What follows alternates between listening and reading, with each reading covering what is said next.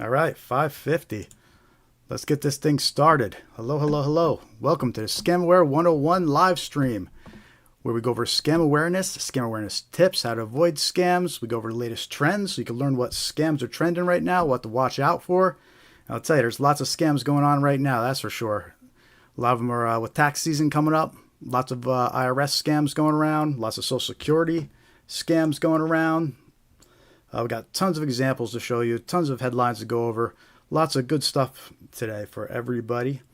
In the meantime, before we get started, if you can, just click the heart, say hello in the chat, let me know where you're coming from, how you found us.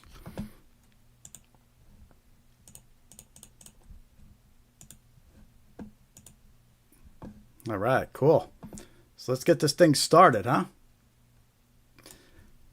Oh, and I encourage everybody to participate, right? I want to hear your stories. Let me know if you've been scammed, if somebody you know has been scammed.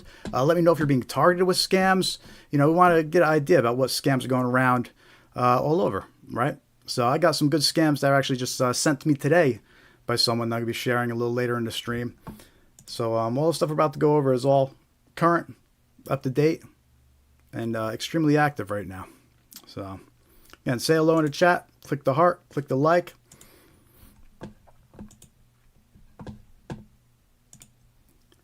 All right, headlines. Let's get started here.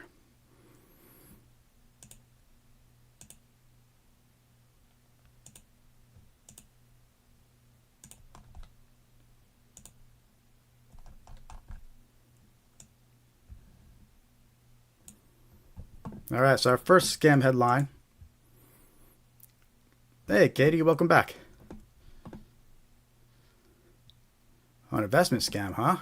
I'd love to hear about that one, Katie. Hey, and also, if you want to send over examples, I'd love to get more examples to use. Hey, Nat, welcome back. Good to see you. Thank you for joining. Thank you for joining. Good to see you. Good to see you. And I'm doing something different this time, too. I have two live streams going right now. One is in this vertical format that you guys are in the chat, but I also have the regular widescreen format running as well in a separate live stream. So we'll see how this goes. Hopefully everything doesn't crash and burn, but we'll see. So, all right, so let's get this started. First headline we got. Sandra Bullock, right? So every week we're running into celebrity impersonation scams. In the previous weeks we had Keanu Reeves, right? We had Johnny Depp. We had Tom Hanks. And this week we got Sandra Bullock, right? So Sandra Bullock is warning fans of social media scams.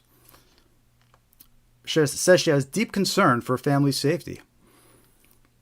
And this one's interesting because the scammers that are impersonating, they're actually impersonating her sister, which is kind of interesting. That's a new approach. They're impersonating a celebrity's sister.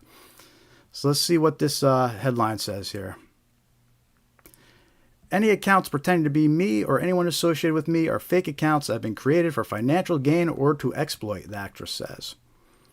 Sandra Bullock is speaking out to warn fans about social media scammers pretending to be her.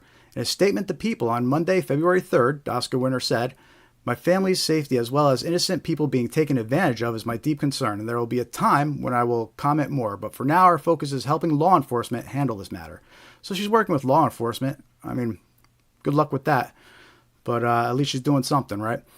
Please be aware that I do not participate in any form of social media. Any accounts pretending to be me or anyone associated with me are fake accounts, and I've been created for financial gain to exploit people around me, adds Bullock.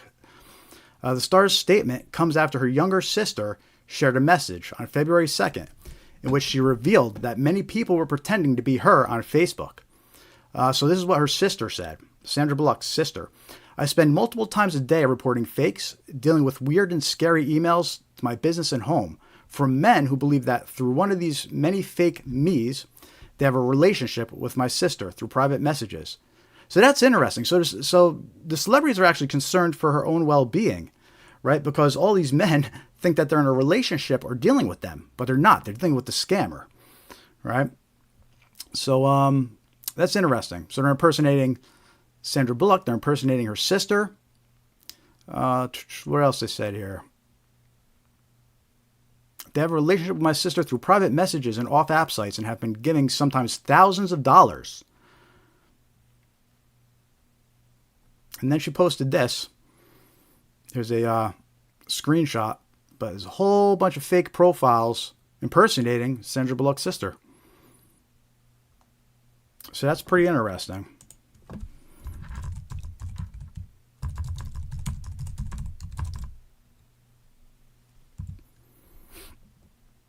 So, another week, another celebrity impersonation scam, right? We got to watch out for those celebrity impersonation scams.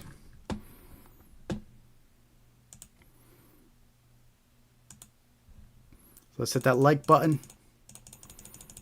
Let's get some activity in the chat here.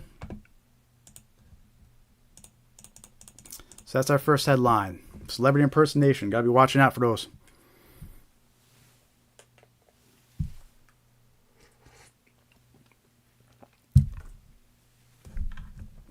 Let's check out our next headline. Another celebrity impersonation one here.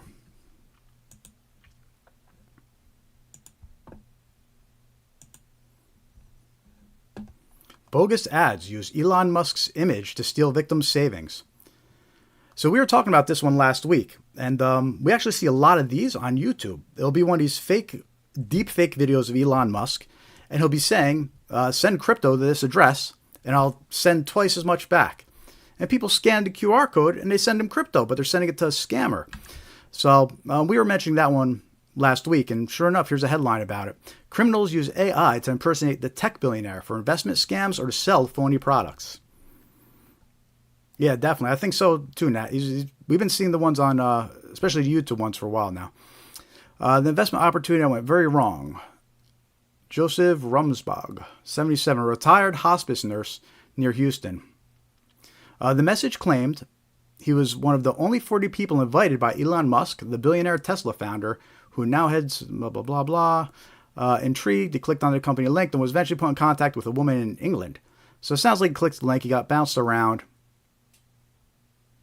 And what he said was a wealth multiplying cryptocurrency, right? So it sounds like the same one we were just talking about on YouTube, where they say you send cryptocurrency and they'll send even more back, but you never get back because it's really going to a scammer. Excited by the opportunity, he agreed to invest $25,000 over the next several months. Wow. Right, that's it, Nat. They're live streams. Yep, absolutely. That's what I'm referring to. Those are the ones I see too. And usually they say like SpaceX or something like that. But yeah, yep. By December, he'd given more than 300. Wow. By December, he'd given more than 300,000 to the scammer. Him and his wife's retirement savings. That's terrible. But after many appeals, the so-called Sophia to get his investment back, he finally gave up, unable to pay the fees she required to withdraw funds.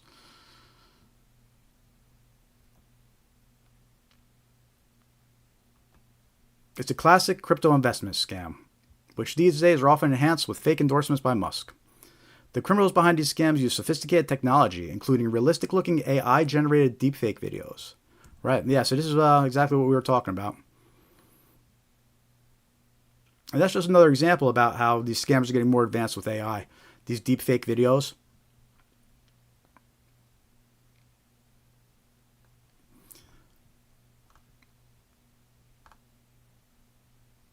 Criminals love to use the names and likeness of celebrities like Vince Gill, Oprah Winfrey, Kim Kardashian. And they also promote ads too. So, the example we just talked about was the crypto example, where you send crypto to, you think you're sending it to a celebrity and it's getting sent back, but actually goes to a scammer. But this article also mentions the fake product endorsements that a lot of these celebrities get used for. Whether through ads for useless weight loss gummies, investment scams. Unfortunately, they now have artificial intelligence to help make their ads look relatively legitimate to varying degrees.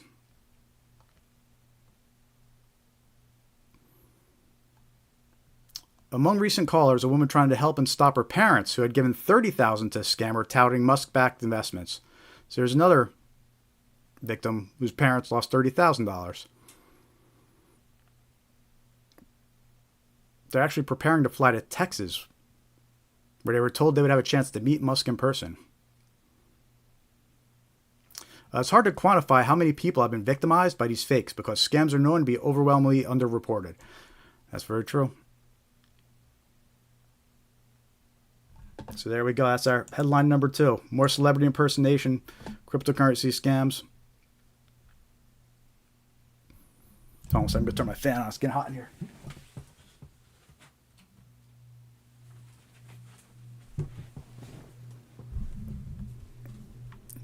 Then they mention another victim. One victim of an investment scam that used Musk's name lost $220,000, and another lost $700,000. Most of the victims appear to be elderly. Wow. I know the fan's kind of loud. It's probably annoying you guys. So turn it down. There we go.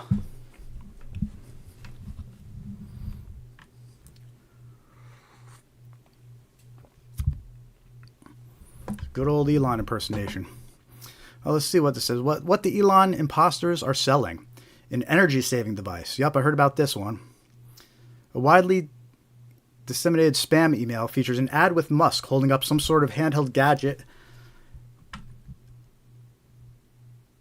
The example I saw was a heater.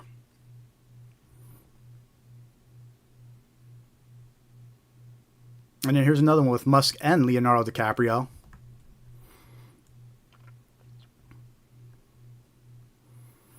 Yeah, so gotta watch out for those fake product endorsements too.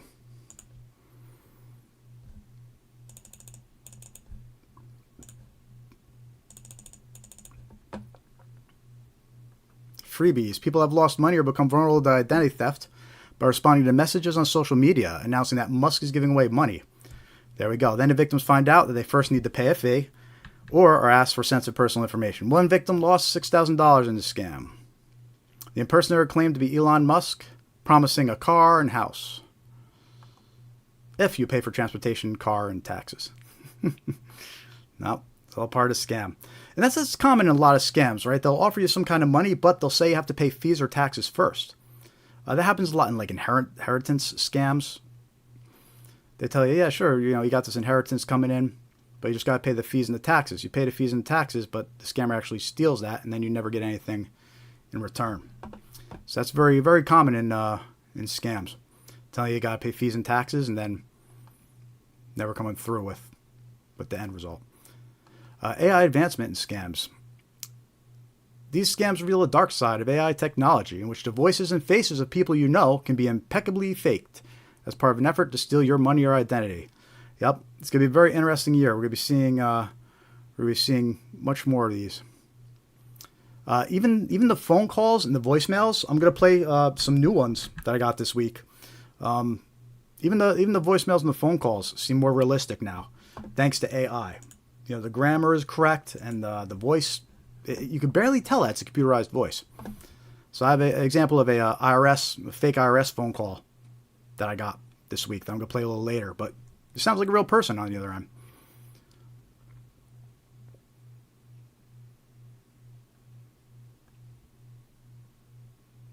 See what else they're saying here.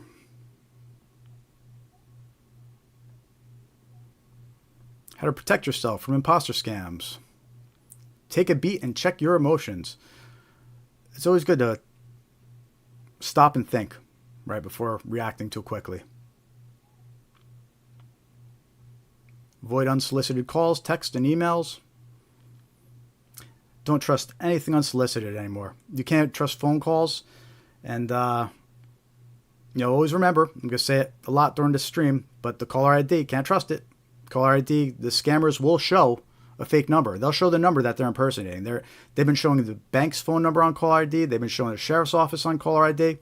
So even if the caller ID looks legit, you can't trust any unsolicited calls.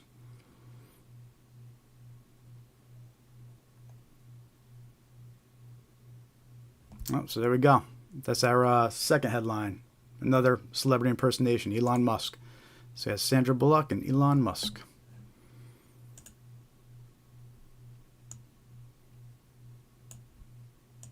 Let's see what we got for our next headline here.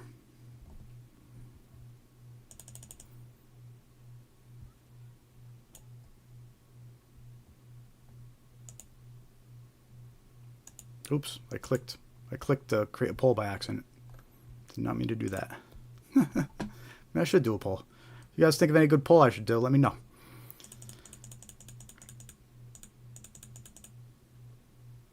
I know what I'm gonna do. Let's do this poll. Have you joined the Scam Aware 101 mailing list yet?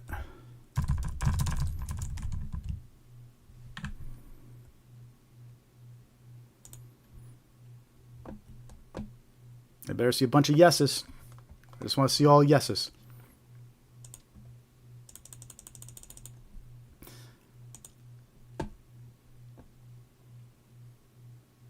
You know, Nat, part of me thinks that Elon's actually running the scams in the background. I mean, what's he got to lose? You know? And no one would suspect it. He just blames a scammer. But anyway. If you're just joining us, say hi in the chat. We actually got 2 streams going. We got a vertical version going and a regular widescreen version going here.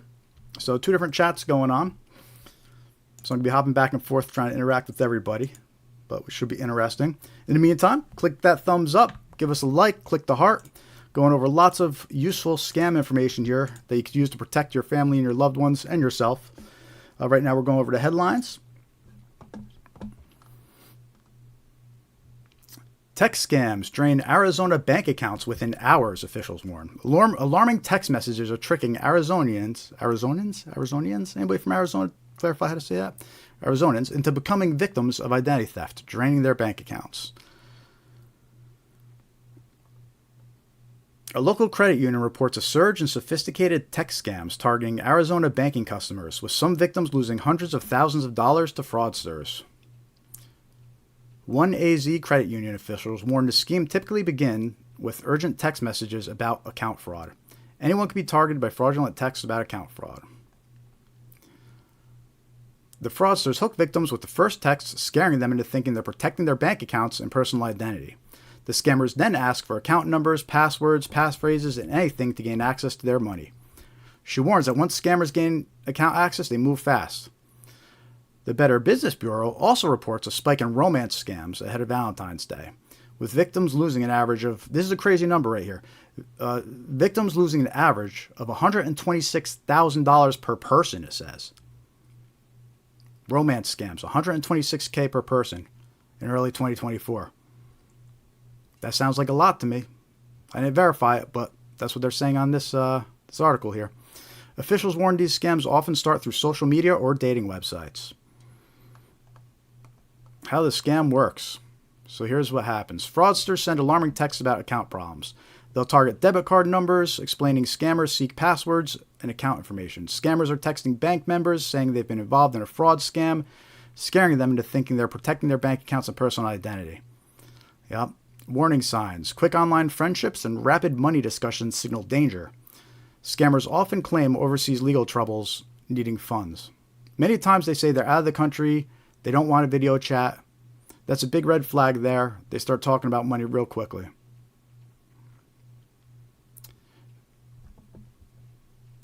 Fast action needed. Banks can freeze accounts and stop payments if contacted quickly after compromise. Yeah, very quickly, because most of the time, they won't.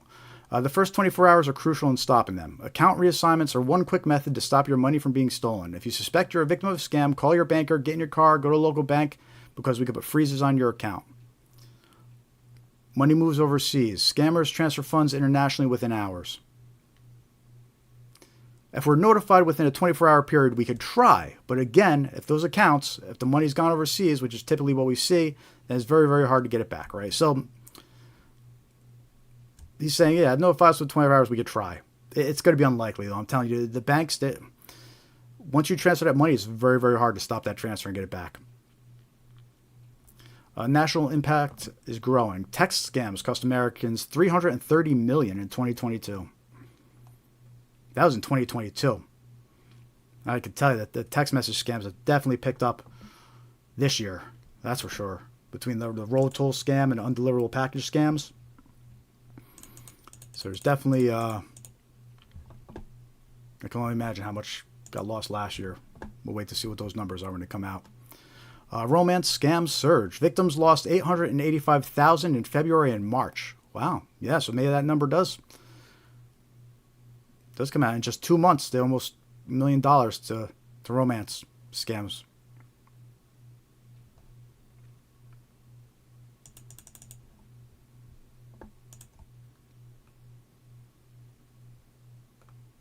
That's it for that one.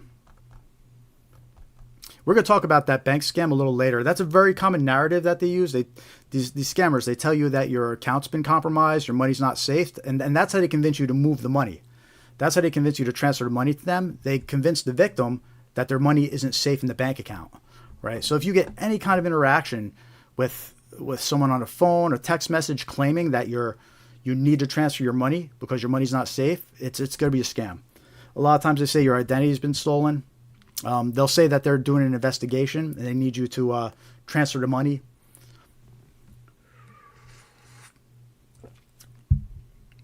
Oh, what is it? I got one poll result and the answer was no. Whoever said no, sign up for my mailing list. Scamaware101.com. Then click join mailing list. We'll send you reminders at the live stream. Send out some good scam tips every now and then.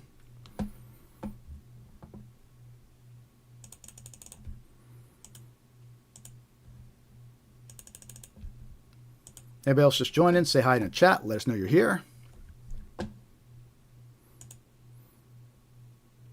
Definitely join our email list on Scamaware 101. You should be able to see the website on my screen right now. Nat, you don't join my mailing list? I'm insulted. It's okay. You join the live streams all the time. I can forgive you.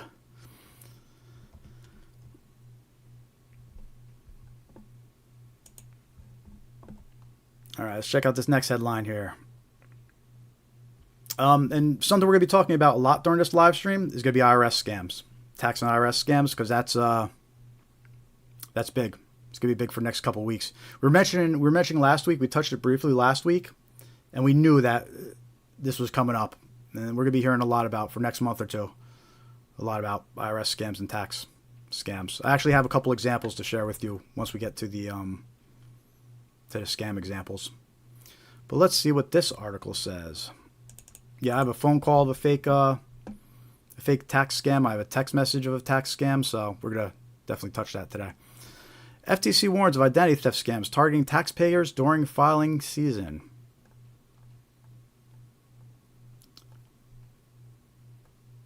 As tax season gets underway, the Federal Trade Commission is issuing a new warning about evolving identity theft scams, urging taxpayers to stay alert. As part of an education campaign for Identity Theft Awareness Week. I'm embarrassed to say I didn't realize last week was Identity Theft Awareness Week. None of the headlines mentioned that until this week, and now it's come and gone. So much for that. So put on the calendar for next year, Identity Theft Awareness Week. We'll have to do something special, maybe a special live stream or something. Let's see. Last year, the FTC filed more than 1 million victim reports who lost more than $10 billion combined. Holy cow, $10 billion combined. Senior investigator with the FTC office in Dallas says scammers are shifting their tactics, moving beyond traditional phone call scams and turning to text messages and emails to steal personal information. These text messages include statements like, how to get your tax refund, or here's information about a tax rebate.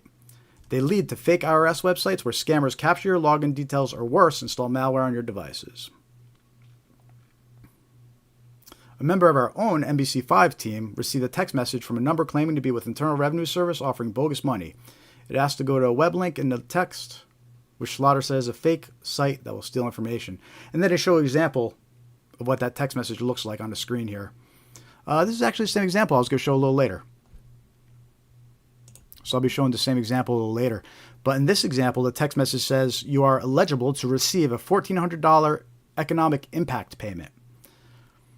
And this is the one we heard about last week, too. This is a common text message that's going around right now. That's an IRS scam. They're saying you're eligible to receive a $1,400 economic impact payment.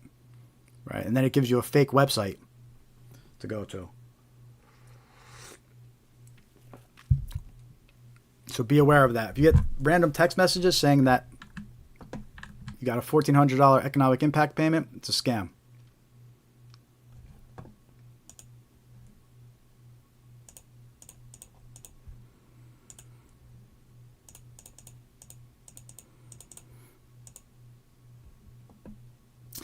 So the thing with the IRS, I think they're going to mention this in either this article or another article that we'll bring up. But the thing about the IRS is that they're not going to communicate over the phone until after they've already sent you notices in the mail multiple times.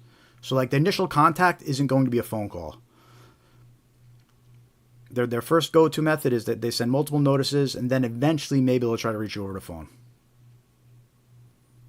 But it's important to know, and it's important to point out, that even if they reach you over, you get a phone call claiming to be the IRS, even if it shows the phone number of the IRS on the caller ID, don't trust it. Tell them to hang up, and then call them back directly to verify. Log into your IRS account and verify that way.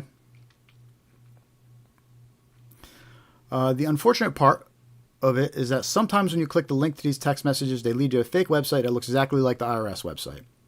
And when you log in with username or password for that website, the scammer is capturing that information. There may be questions that the scammer will ask on this fake website that may actually be answers to your security passwords on other platforms. Right, so what they're doing is they're gathering where the answers to your security questions are. And once they have that information, they can go and reset your passwords and access your account.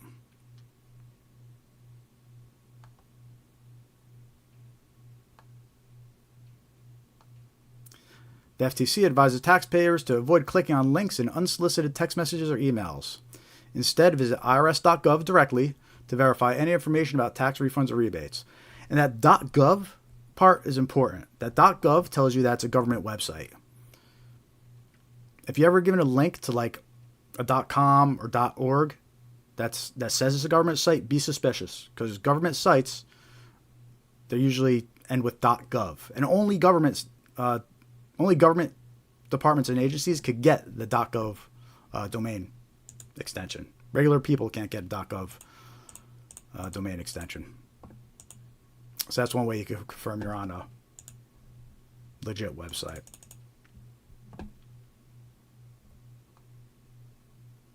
Imposters are also pretending to be FTC.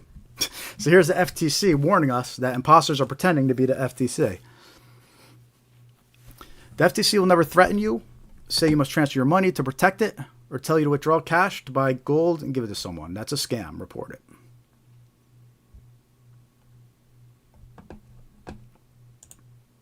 So let's see what they say. How to protect yourself here. Freeze your credit. You know, unfortunately, it's a shame that it's come to this, that we have to go freeze our credit and then unfreeze it when we go to apply for a new loan or apply for a new credit card. But that's what it's come to. We pretty much have to freeze our credit and manually unfreeze it when we go to use it. You can still use your credit cards, but as far as applying for a loan or getting a new credit card, right, you'd have to go unfreeze your credit to do that. But by freezing your credit, it prevents any scammers from being able to get a credit card under your name and loan under your name and all that stuff. If you do want to freeze your credit, on the scamaware101.com website, we have links to all three of the credit agencies, because you have to actually go into each one and freeze them there.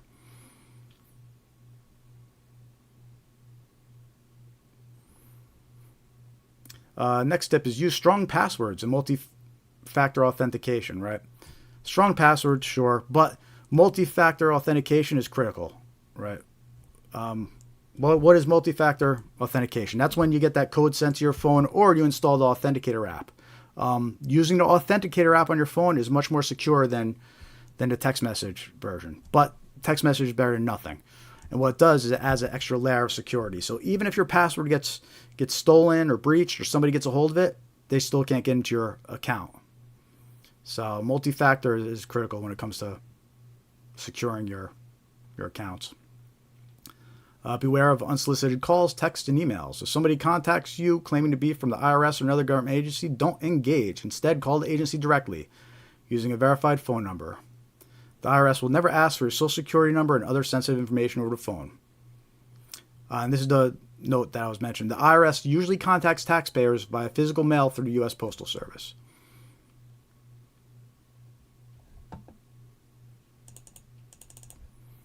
File taxes early. IRS has long advised that filing early can reduce your risk of tax-related identity theft. Basically, you're beating the scammers to the punch, so they can't file and get your refund. Because if you file first, if they try to file, it's going to say you already got your refund. But if a scammer has your info and they file as you and they steal your refund, when you go to file, it's going to say it's already been filed and somebody's got a refund. So they do recommend filing early. This is a good tip right here. Use an IRS PIN. So that is also an option. And if you've been breached, if you know that your information has been stolen and somebody's out there creating accounts and scamming, with your data, you can set a PIN code on your IRS account. And basically, to do any changes, the IRS, nothing can be done if they don't got the PIN code. So that's also a layer of security you could do too.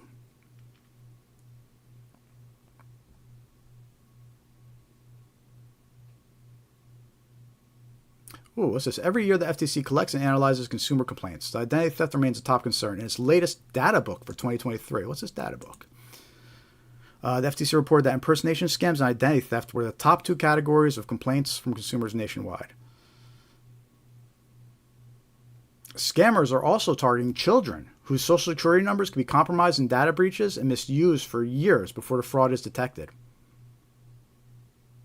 And it's funny because they say, well, it's not funny, but it says Slaughter urges, the guy's name is Slaughter. Slaughter urges parents to consider freezing their child's credit to prevent future financial harm. But your child doesn't even have credit yet, and you're already freezing. It's crazy.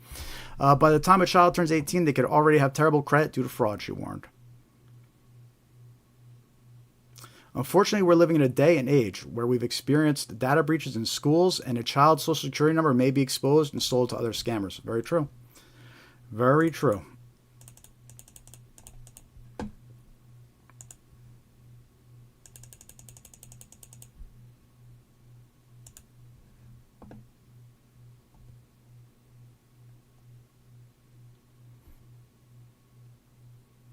It is extremely important that people should report identity theft. Don't be embarrassed about it. I agree. Anybody could fall for a scam. Let's see what this data book, Consumer Sentinel Network Data Book 2023. And there, look at this. What is this? The FTC takes in reports from consumers about problems they experience in the marketplace.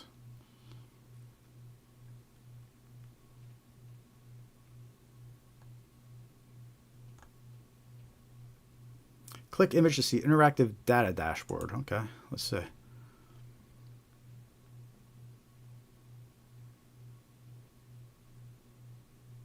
It takes too long. I'll just skip this. Yeah, it's taking too long. Okay. Consumer Sentinel Network Data Book 2023. 5.5 million reports. Top 3 categories: identity theft, imposter scams, and credit bureaus and information furnishers.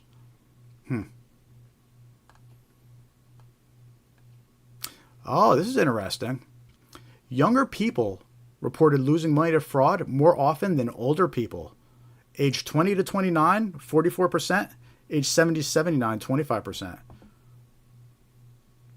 But when people age 70 plus had a loss, the median loss was much higher. Right, because they're getting their whole retirement stolen. That's an interesting fact. Probably crypto and romance stuff would be my guess. What the younger ones are falling for. I'm sure if we dig deep enough, this will probably tell us.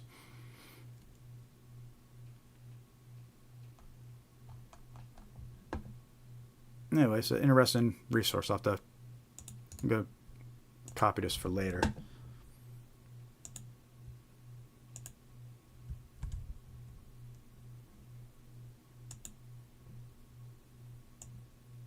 And I'll come back to that. I might add it to my the Scamware 101 resources page.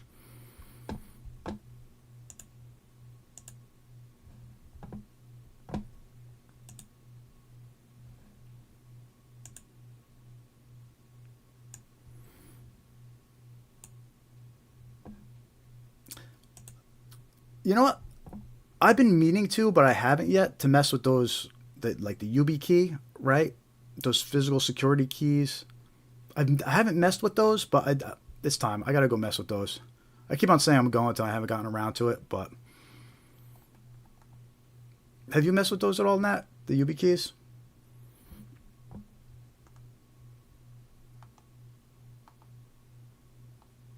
They are great. Cool. I'm going to take your recommendation. I'm going to have to go check them out.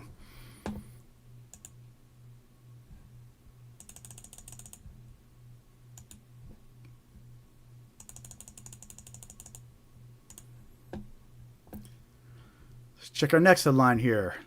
In the spirit of Valentine's Day. So the two scams that were coming up in the headlines this week a lot were tax scams and romance scams because of Valentine's Day. So those two scams are getting a lot of attention in headlines. We're going to mention those a few more times probably.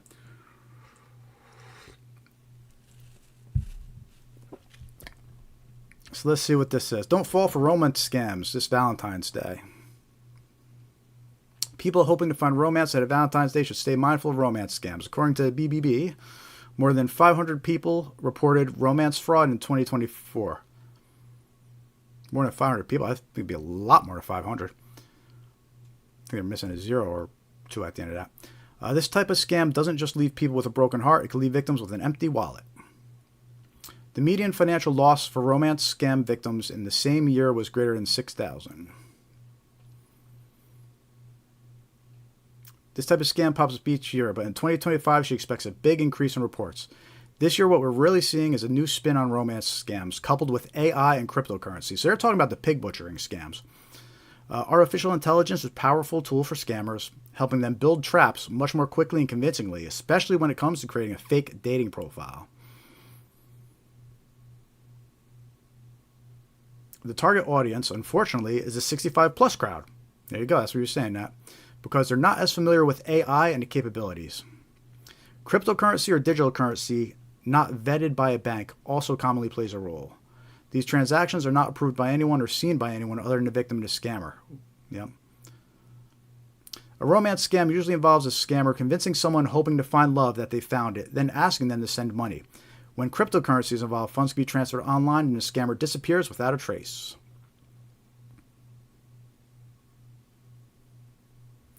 People fall in love and give them multiple different amounts to invest, and that just completely dissolves. There are red flags to watch out for when it comes to a romance scam. A person with an online dating profile who refuses to ever meet in person could be a scammer. That's critical when it comes to these romance scams. Do not send money to someone that you haven't met. Don't do it. The scammers, they have all sorts of excuses. They'll tell you that they're in the military, right? Or they'll tell you that they're overseas and visiting family, and they'll have all sorts of excuses not to meet, right? But that's part of the scam. Do not send them money. If someone is on a dating site, they're open to a relationship, there should be no reason that they keep putting you off and not wanting to meet in person. Very true. A major sign the person is a scammer is a fake profile. To check if a profile is legitimate, people can use an online reverse image search tool. Yep. I think like TinyEye, right, is one. There's a couple of those reverse image lookups. I've used those a couple of times when I was just checking scam texts out of curiosity. But in fact, I'm going to add those to our resources page too. But those are extremely useful because if you're communicating with somebody on a dating site, you could take their image, you could run it through these reverse image lookups, and it will tell you if that image is being used elsewhere. If it's being used elsewhere, you're talking to a scammer.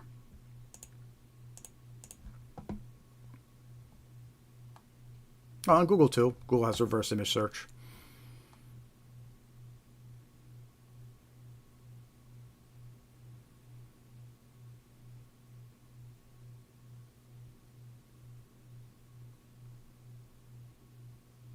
A man recently reported being scammed out of $3,000 while using an online chatbot.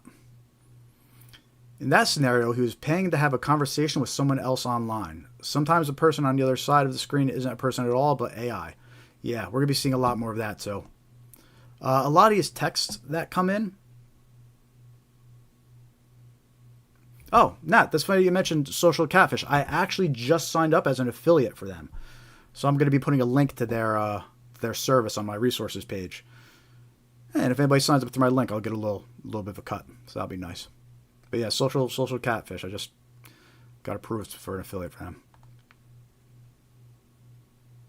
I'm glad you mentioned it too, because I've heard about them, but I didn't actually hear specifically from someone if they've used them or if they were good, right? But it sounds like people who use them or have seen this. Yes, I have seen Catfish, the MTV show. Yep. Crazy show.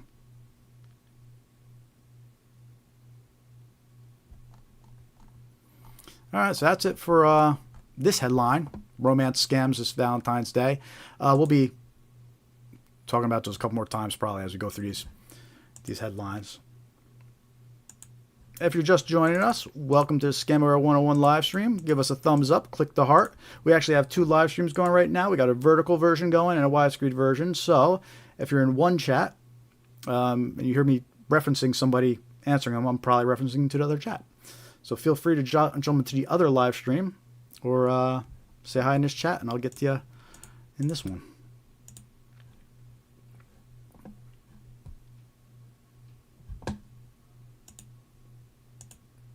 No, here we go. Police Department and IRS warning of tax scams. Let's see what they're saying about the tax scams.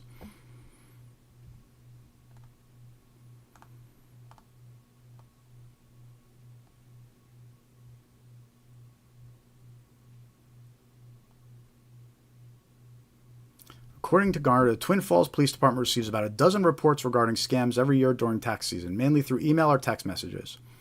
The police department is warning the community now so that people won't be tricked by the scammers. So they're getting ahead of it. That's good. I do like when police and sheriff's office, when they get ahead of these things and they warn people about scams. These scams are traditionally hard for us to reach the source, but please report them even if you're suspicious. The Internal Revenue Service says they will never send an email or text, threaten legal action, or ask for credit or debit information by phone. Rule of thumb, generally, if there's an issue with your taxes, this is the one I was referring to. If there's an issue with your taxes, you'll get a paper notice or a letter in the U.S. mail. It's possible to get a call from the IRS, but that would only normally happen after several mailed or paper attempts have gone unanswered.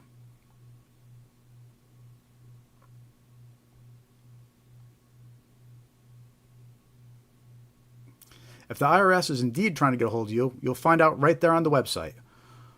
Right? So you just go to irs.gov and log in or register, and you can see what's going on. Which I have used in the past. I have used that in the past, and you actually see they actually have a section where it says notices. You click notices, and you can see all the notices they've sent you regarding anything. The IRS also warns taxpayers to look out for any odd or misspelled web links that could take you to harmful websites. Yep, and that goes back to that .gov thing, right? It's probably not a legit government website if it doesn't end in .gov.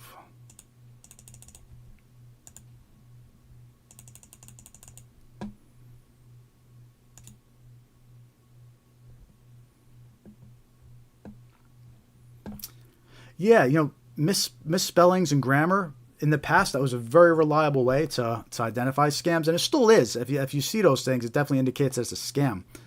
But unfortunately, with AI, a lot of the grammar and spellings and even the capitalizations, AI has been generating it all to look accurate and be spelled correctly for these scammers now. AI is really taking it to another level for these scammers.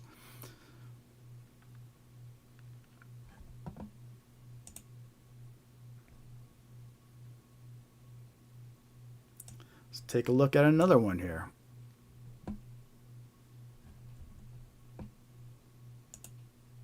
If you're just joining us, say hi in the chat.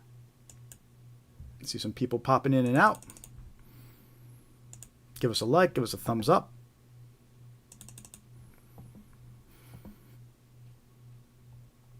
So this says, new text scams target your wallet with fake IRS and toll messages. So this article is just warning about IRS and texting scams.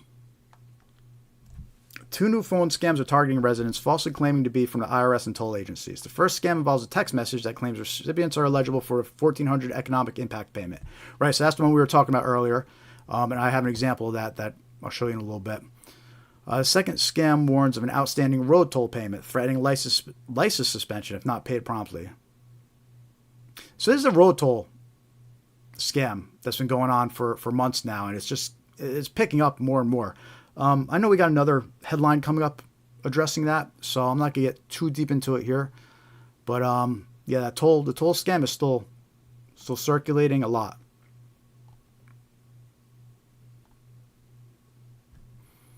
And they have an example of the there's the Easy Drive MA version.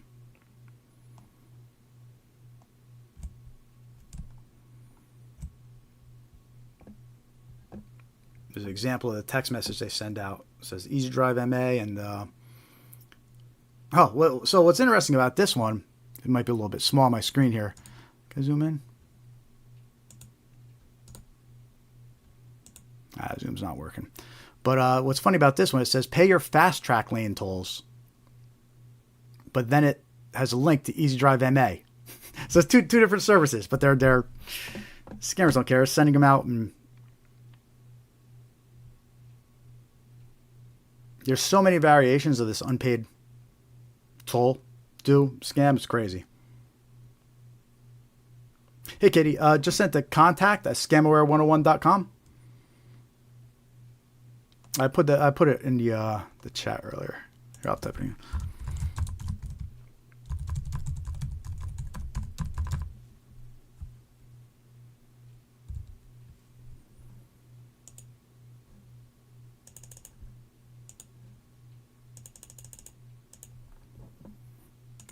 Yeah, I love it. Any examples are great. You know, when we're researching it, I mean, you can find plenty of examples online, but I don't like to use examples from like sources I don't know and people I don't know. I'd rather use examples that like I actually received or someone I know actually received, right? And also it gives you an idea of how recent it is too. Like the examples you find online, you don't know how old or how recent they are. But when you're getting them from a friend, you know, you literally know that they got them a couple days ago or they got them today. So you know that they're active and recent versions of those scams. So I definitely appreciate any examples that get provided for sure.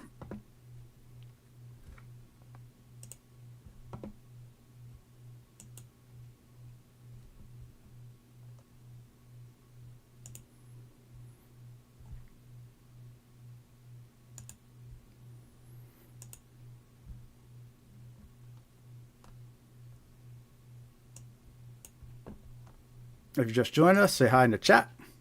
Give us a like, click the heart.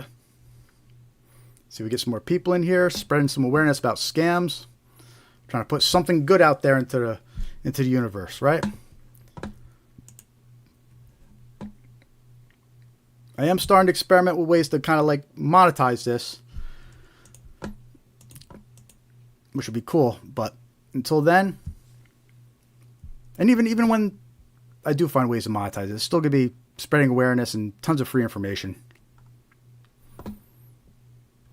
So I didn't start doing this for my. I started Scamware 101 because I just got fed up of reading all these horror stories about mainly it's like older people losing their retirement savings and things like that.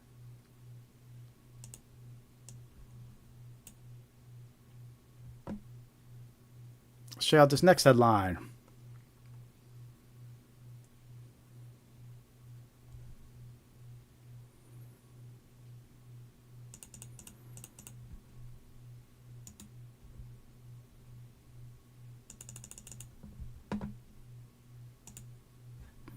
National Grid warns customers of scams. So that's a power company.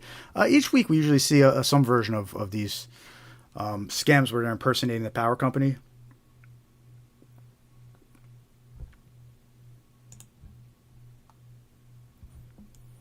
Thanks, Nat. I appreciate it.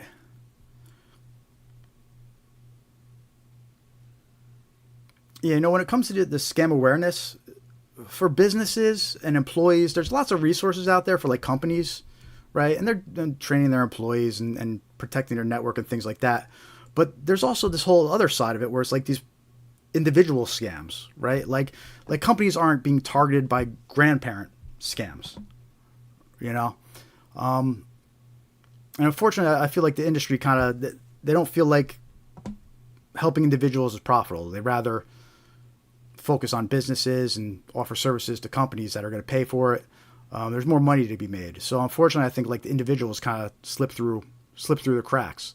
But it's important. Let's see what they're saying here. National Grid says customers should never provide account information or social security numbers to callers claiming to be from the utility. The company says customers and law enforcement agencies have reported receiving contact from someone representing National Grid and threatening service disconnection if immediate payment is not made. Right, so what these scammers do is they call you up and they impersonate the power company. And the caller ID might even show the power company's phone number, but it's a scammer. And they tell you that your power's going to get turned off unless you pay immediately now over the phone. Right. And I think these tend to pick up more in the winter, right? Because nobody wants to have their power turned off in the middle of the winter. Well, nobody wants their power turned off at all in general, but especially not in the middle of the winter. You know, especially like in places like New Jersey. We have family out in New Jersey right now and it's snowing. So, but yeah, these power company impersonation scams, pretty popular right now. We've been seeing them pop up every week. Cool, thank you, Katie. I'll check it out after our live stream. Scammers are using different reasons for demanding money, including past due balances on accounts that are current. But each scam follows a similar set of tactics.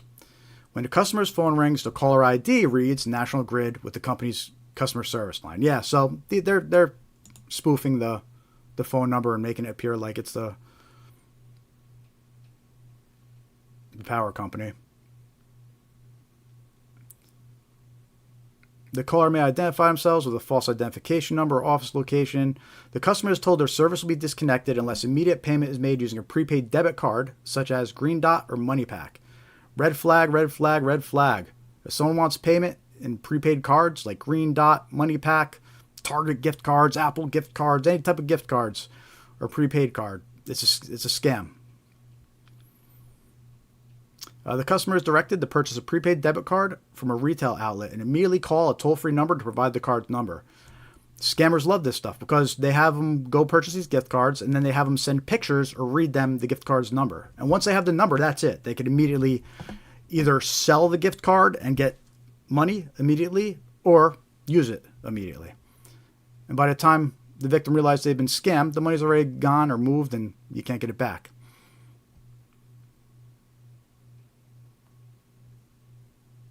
Customers may also be asked for other sensitive information, including their account and social security numbers. Scammers use the anxiety tactic by telling people they have overdue payments, but there is a way to differentiate between a scammer and National Grid. If it is truly a National Grid representative, National Grid knows your account number.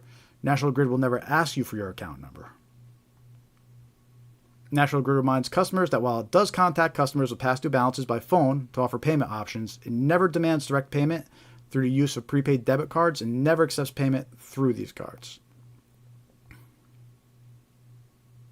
National Grid will also never demands payment with the threat of immediate disconnection. And then we have some tips here. Let's see what these tips are. The company also offers the following tips. Be vigilant. Yes, be vigilant. If you believe you are current on your National Grid account, it's highly likely a call seeking payment is a scam. Protect yourself. Verify you are speaking with a National Grid representative. Ask the caller to provide the last 5 digits of your National Grid account number. If the caller doesn't know your account number and fishes for help, take charge and hang up immediately. National Grid reps will know your account number.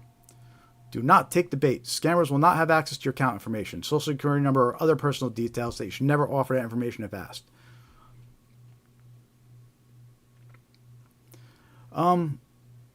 So these tips are okay, but even if you're getting a call and they do know your information, you have to be careful. That doesn't necessarily mean it's actually a power company. Your data could have got out there, it could have got breached, and the scammer might be feeding you information to build trust. So even if someone reaches out to you claiming to be from the power company and they know all this information about you, you still got to hang up and then call the power company directly. There's no avoiding it anymore. You cannot just trust unsolicited phone calls. You can't trust them anymore, period. You always have to hang up and then call back and verify.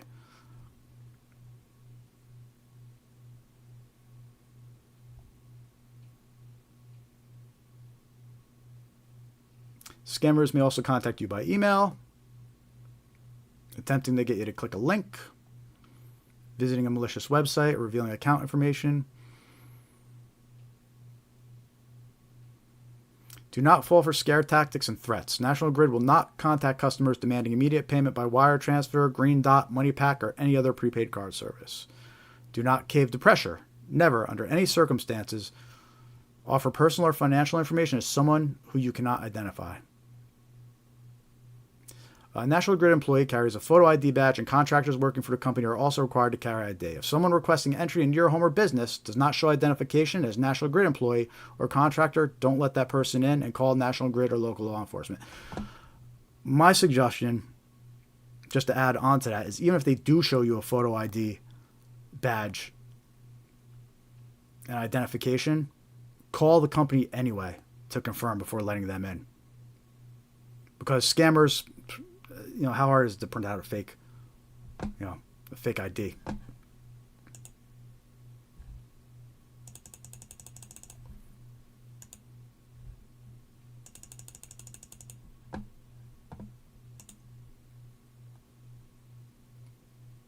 Yeah. So that headline is warning about the power companies and utility companies, the scammers impersonating those companies and threatening that your service is going to be disconnected. And we see that each week. We've been seeing that one pop up. It's pretty common right now. There's other scams too that involve the power company. There's this one scam where they'll actually have you transfer to a different company and not even realize it. So watch out for that one too. And then you get your next power bill, and it's from a completely different company, and it realizes like $3,000 or something crazy like that.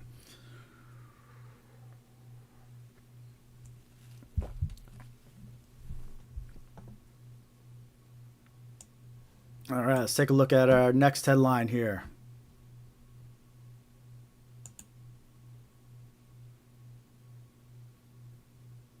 Yeah, no, that's a good process to have in place for that company. That's good of them to do that.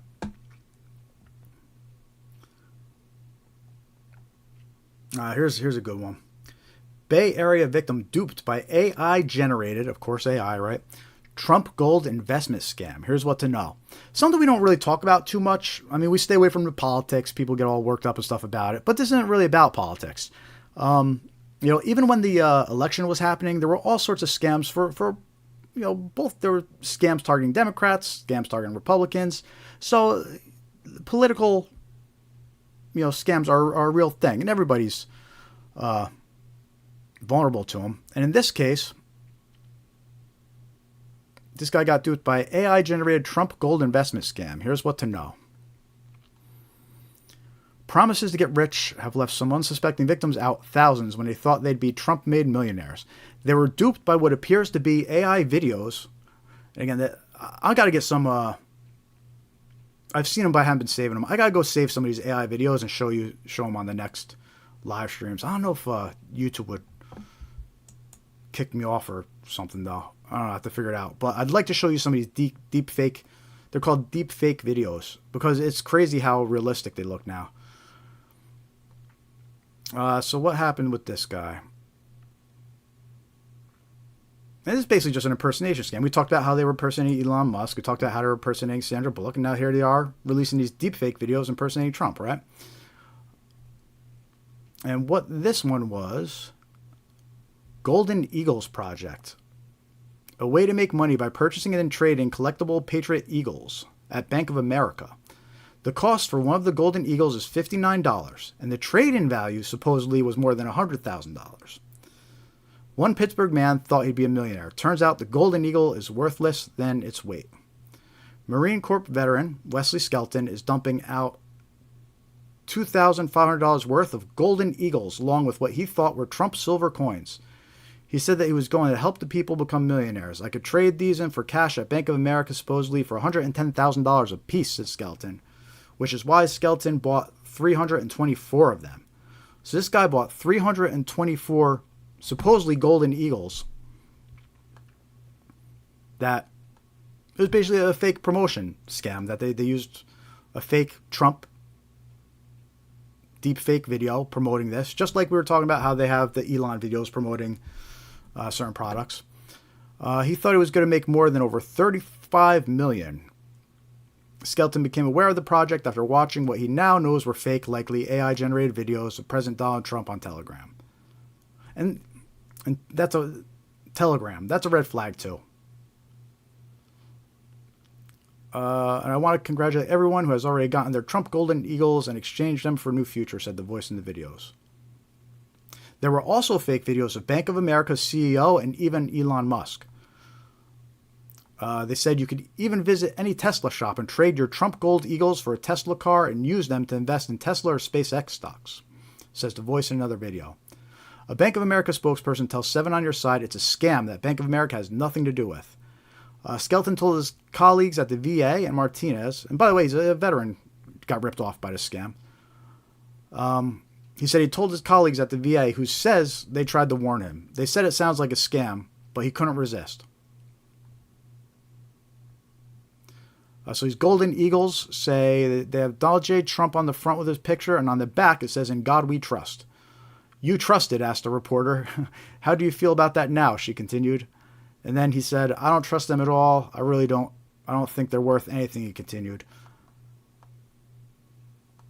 So it's funny. Well, it's not funny. It's interesting because he did receive these Golden Eagles, but they weren't golden and they weren't worth their weight.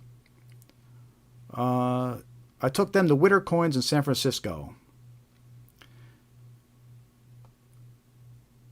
He said he had doubts even before we tested the items. It's clearly just from the feel, not gold, referring to the Golden Eagles. And the silver coins feel more like nickel too, said Chandler. Using a precious metal analyzer, we got our answers.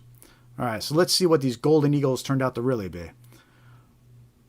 We see we have predominantly copper, a little bit of iron, a little bit of nickel, and just trace amounts of other metal, cobalt, and silver. There's effectively no silver, said James Andrews, Witter Coins showroom manager, referring to the coin Skeleton thought was silver. Yeah, so the Gold Eagles weren't gold and the silver ones weren't silver. They were copper, iron, and a little bit of nickel. I would say you could just use these as a paperweight. The Golden Eagle, we have almost the whole middle of the periodic table here, but no gold, said Andrews. Andrews said it was not even worth $1. Ooh, not even $1. I was angry. Now I laugh about it because it's not real. It just isn't real, says Skeleton. Not real and too good to be true, Chandler says. In all things money, you could bet your last dollar when that's the case. Just run as fast as you can. Skeleton didn't get very far with the seller. They haven't responded to 7 on Your Side investigates either. The credit card processor agreed to refund a couple of his purchases that were within the last 30 days. He says he got around $600 back. Yeah, it's not compared to what he spent, though.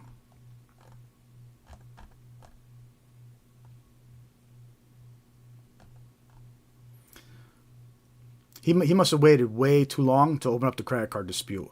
Because a rule of thumb is, well, not a rule of thumb, but it's if you pay with your debit card or bank account, transfer money, withdraw money, pay in some other way, it's very, very hard to get that money back. But if you use a credit card, usually you could dispute the charges and the credit card company will side with you. So it is a lot easier. You get a lot better results disputing credit card purchases than you would bank account transfers and things like that. But unfortunately, it looks like he waited too long because he only got $600 back. And how much did he spend here? Let's do the math real quick. So he bought 324 of them, $59 each. Let me do some quick math here.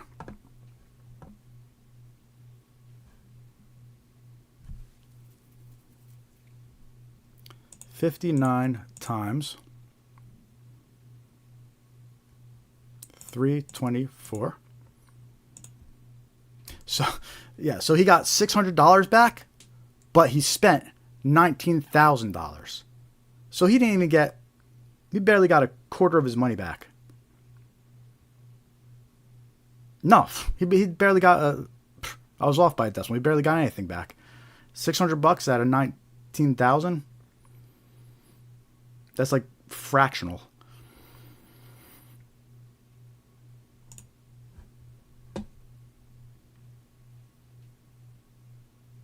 And again, this was a military veteran.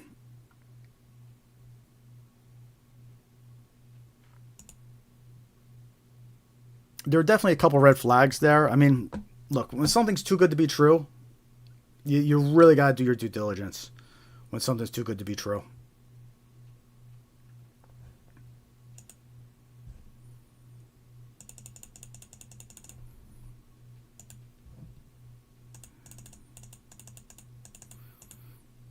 I mean, he seems to be okay with it now. He said that he laughs about it now, but that's a lot of money to lose. But I'm glad he shared his story, because that's actually the first time I'm hearing about these golden eagles, right, and that type of scam. So I am glad he shared his story. And that goes back to the way we treat victims, right? A lot of these victims, they're embarrassed. They don't want to share their story. But I always commend them. When they come forward, they share their stories. Because that's how we learn. That's what we learn what the scammers are doing. We learn how they fell for the tricks.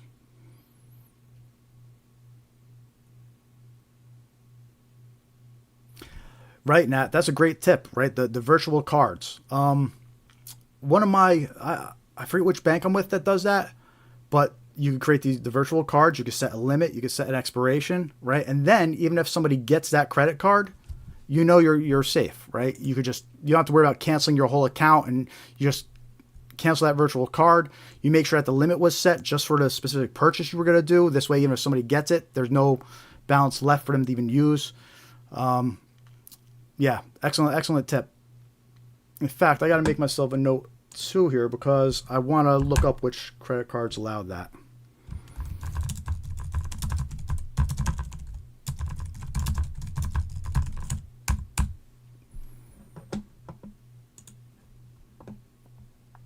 Hey, Deb, there you are. Welcome. Good to see you. Got a lot of good stuff we're going over. A lot of new scams popping up this week in the headlines, and I have some new examples that I'm going to be sharing too that were just provided to me this week by friends.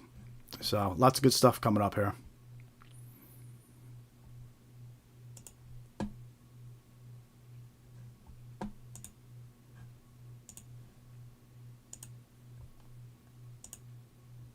So we're about halfway through the headlines here.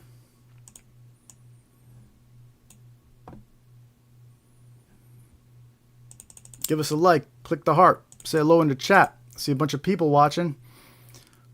Don't be shy. If you haven't yet, subscribe to our YouTube channel. Got a lot of good videos coming out in the future, and we do this live stream every week. Think about maybe doing it twice a week. We'll see. You know, it's crazy because I'll be scrolling through all these people doing their live streams, and they'll literally be just sitting there doing nothing. It'll be like someone smoking a blunt or something like that, right? And they got more views in the chat than I do. So we gotta crack the code and get more views in here. We're doing something good. That's why I'm messing around with the two types of streams. We got the vertical stream going and the wide stream going here. I was hoping that would maybe pull more viewers in. Hey, Dorothy. Just as I mentioned, smoking a blunt, look who comes in. Thank you for joining. This is great. We got all the regulars here. We got Nat here. We got Debbie here. We got Dorothy here. I'm pretty sure John's here somewhere. Usually John's talking. I don't know where he's at, though.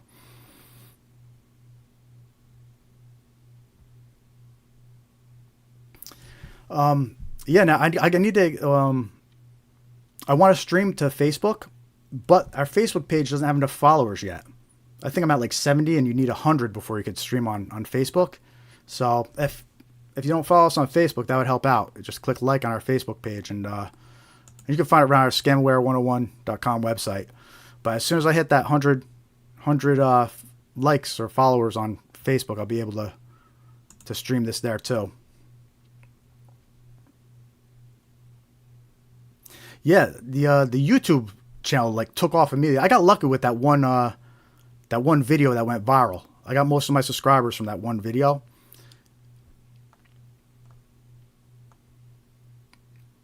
But I got more coming. We'll have some more videos going viral. All right, let's see what this next headline says. Illinois iPass users report more Illinois tollway scam phishing texts. So this one is interesting. I know we already mentioned the road toll scams, but I thought this one was interesting because this is for Illinois tollway iPass, which isn't one that we typically heard about in all the examples. This was actually the first time I heard about iPass being impersonated. I did have text message examples of, Illinois, you have a unpaid toll, but it didn't specifically mention iPass. So it's interesting how these road toll text messages, they've been around for months, but they've changed and they evolved and they've come out with different versions and they're still going. So I think that there's got to be multiple groups behind this scam. They all put their own little twist to it, I think. We'll be going over this one more too. I'll show you all the examples I have. We go over this one every week. To the regulars, you've probably already seen all. Well, I got a few more examples I'm going to show you haven't seen yet. So, but anyway, let's see what they're saying in this article about it. Illinois tollway officials first warned of the phishing scam in spring of 2024. Yep, that's when we started seeing it popping up. They received text messages from an out-of-state number claiming they had unpaid tolls owed to the agency. The latest messages appear to be from a 219 area code, according to screenshots of text. It's irrelevant, though. It doesn't matter what area code it's coming from. It's irrelevant. Illinois Toll Road. Your vehicle has an unpaid toll bill for 2024. See, like the text changes. Usually that's not the text that is usually used in these scam text messages.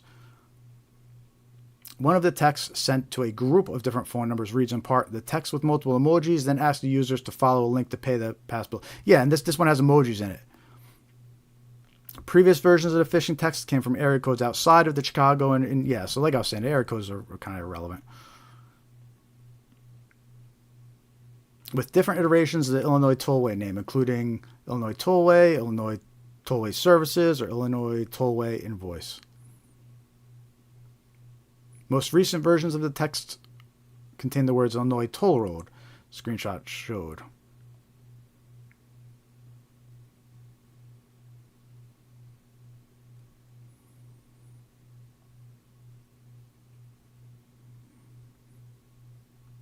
Let's see, any other info here that we should talk about this one? Because we are going to go into this one in more detail later with the examples once we get through the headlines. What to do. When you recognize a phishing message, do not click on any links or attachments.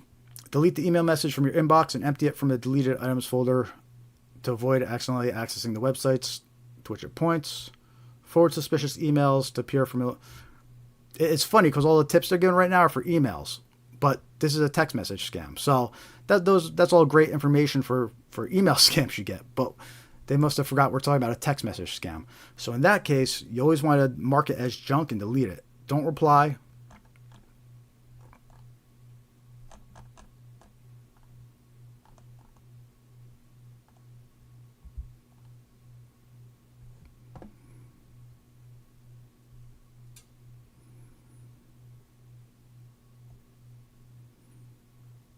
Oh, awesome, Nat. Thank you for all the kind words. I tried to lay this out in a way where every week, even if you join every week, there's still something new. And the headlines definitely allow us to do that. Because literally a couple hours before the live stream, I go and I search for the headlines, and I only search for headlines from within the past week. So this way I guarantee I'm getting newer warnings and newer headlines to go over. Even though a lot of times they're the same scams, it's still a good way to kind of measure which ones are trending right now.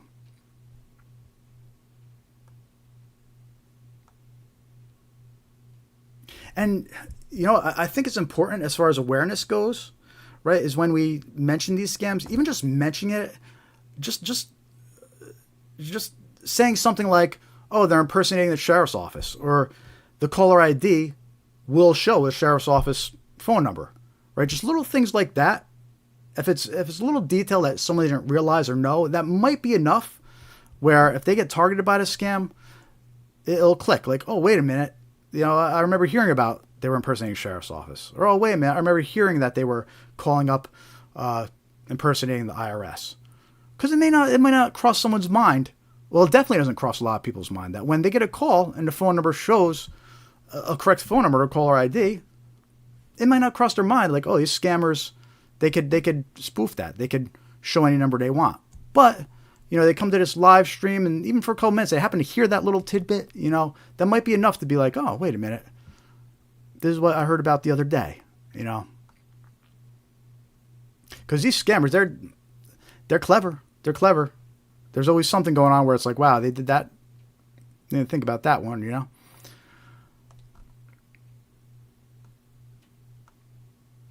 What to look out for. Many phishing emails. They're still talking about phishing emails. It's great info for phishing emails. Many phishing emails request personal information such as credit card or account information, passwords, etc. Legitimate emails will never ask you to perform security-related changes to your account or send emails to collect usernames, passwords, email addresses, or other personal information through email. That's a long run-on sentence here, but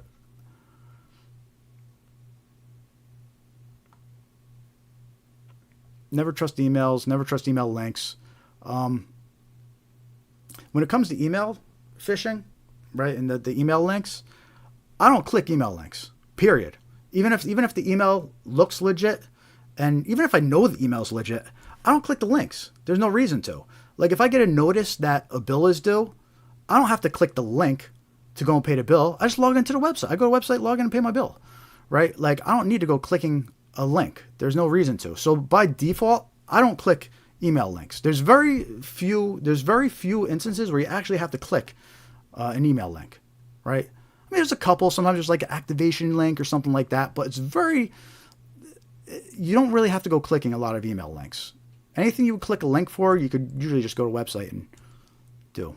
So it's a good habit just to get in the habit of going to the websites directly and handling your business that way, and not even clicking the links that come in an email.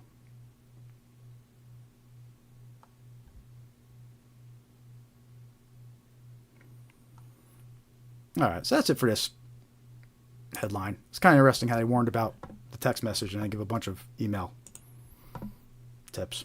But good info anyway.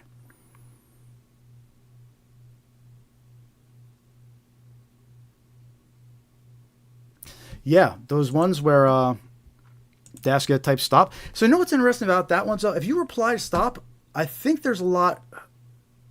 I'm curious because some of the cell phone providers, doesn't that actually like block it on the cell phone provider's end too?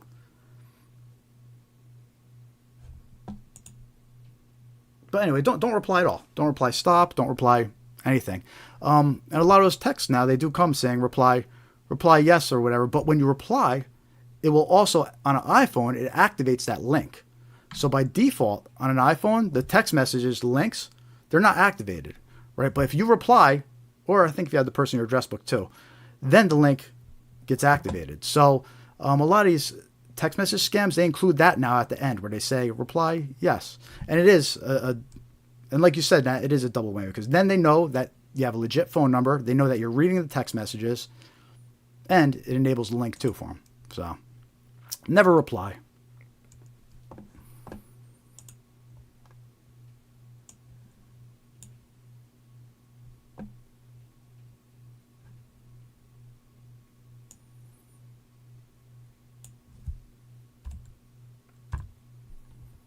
So this article was interesting. Power cut the site of global billion-dollar scam industry, but will halt the swindling. So apparently in, was it Bangkok or Thailand? Thailand cut electricity supplies on Wednesday to several areas in neighboring Myanmar. I'm probably saying it wrong, Myanmar. But apparently there's whole like areas in these cities and towns that is like a scammer community. At least one of the scam compounds was still operating. They always find a way. Their online scam factories, maybe run by Chinese crime syndicates, have proliferated in Myanmar, which has been in a bloody civil war, right? Now, what's interesting about this article, not only is it that there's actually cities where it's like scammer cities where they just live there and do that for a living. A lot of these scammers are actually forced into doing the scams. So what this article says is, often lured by the promise of well-paid jobs and other enticing opportunities, workers routinely held against their will and forced to carry out online fraud schemes in heavy guarded compounds, where former detainees say beatings and torture are common. I mean, we're getting kind of dark here, but that's pretty crazy what they're doing. They're holding people hostage and forcing them to run these scams.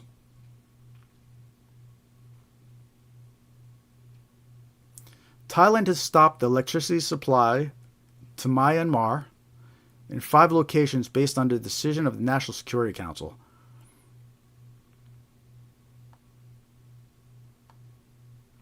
One of those locations was in the town of Mayawati.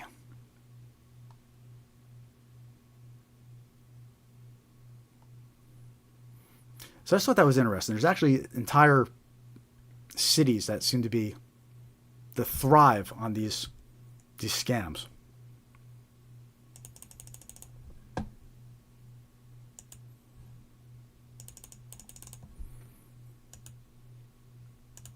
By the way, if you're just joining us, click the like button, hit the heart, say hi in the chat.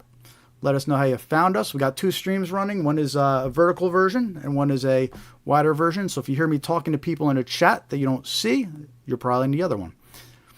But say hi in the chat. Give us a thumbs up. Click the heart. Just trying to spread some awareness about scams here. So anyway, it's a pretty long article, but I just thought those little details were kind of interesting, so that's why I included this one.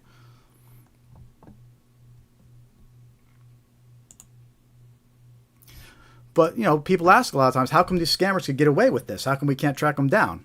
Well, there's an example. You know, they're in a city, in a country that's having a civil war. You know, how are we going to stop those scammers?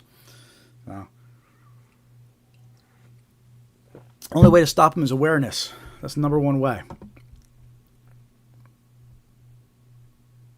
Now, I'm glad you mentioned Aura. I've been seeing Aura pop up, and I haven't used them at all yet. They seem pretty new, or at least they're getting some attention because of Robert Downey Jr.'s the spokesperson now.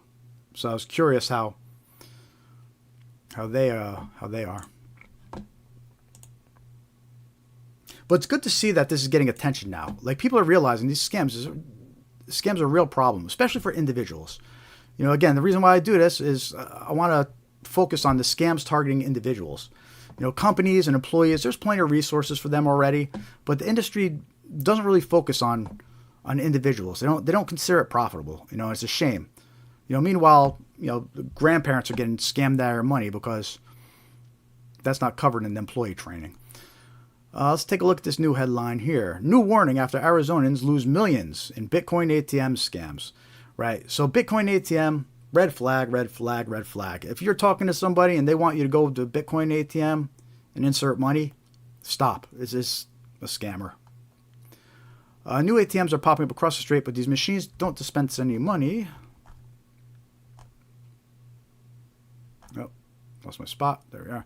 Instead, you deposit money and get cryptocurrency in return. But thanks to scammers, some are finding ways, once they make that deposit, the money is gone forever. It really sounded legitimate, Tamara said. So here's a victim. She thought she was doing everything right. She had a problem with her PayPal account and said that she Googled the number for customer service. Things quickly went down from there. So this is where they use that narrative that somebody's in the account. They tell you that your money's not safe in your own account. You need to transfer the money out. That's how they fool the victim. And that's what happened to her.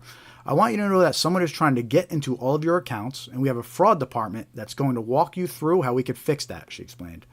Glarum said the man emailed her a copy of his work ID, right? So that's what we were mentioning earlier. The scammers, they'll just provide fake IDs. So, but his next request should have raised a red flag. In order for me to catch this person, I have to duplicate all the transactions that he did. And I said, well, why do you need my money? He says, well, we want to pretend like he's getting the money so that we could catch him. Glarum was instructed to purchase several gift cards, that's red flag number 2, right, in varying amounts. Then she was told to take more money out, putting it into a Bitcoin ATM. So there's red flags all over the place there, right? Gift cards, Bitcoin ATM. If those details start coming up in a conversation with somebody, you got to reconsider who you're talking to. I was getting really nervous about all this going on, but he seemed like he was legitimate. She said, "Don't worry, I'm not going to take your money. Your money is safe," she continued. She lost nearly $28,000. $28K. It's one of the 24 recent incidents involving unregulated Bitcoin ATMs. In total, just in, I guess the town is Peoria? Peoria? That's one problem with these headlines. There's always like countries and cities I can't pronounce. But anyway, just in this one town or city alone, it says last year, police says families lost nearly $1 million. That's just in this one town. The FBI found people in Arizona, so in the state, reported losing $325 million in 2023. And that's just what was reported. $325 million. One state. Experts say there are about 600 Bitcoin ATMs statewide, and as the number grows, so do the risks.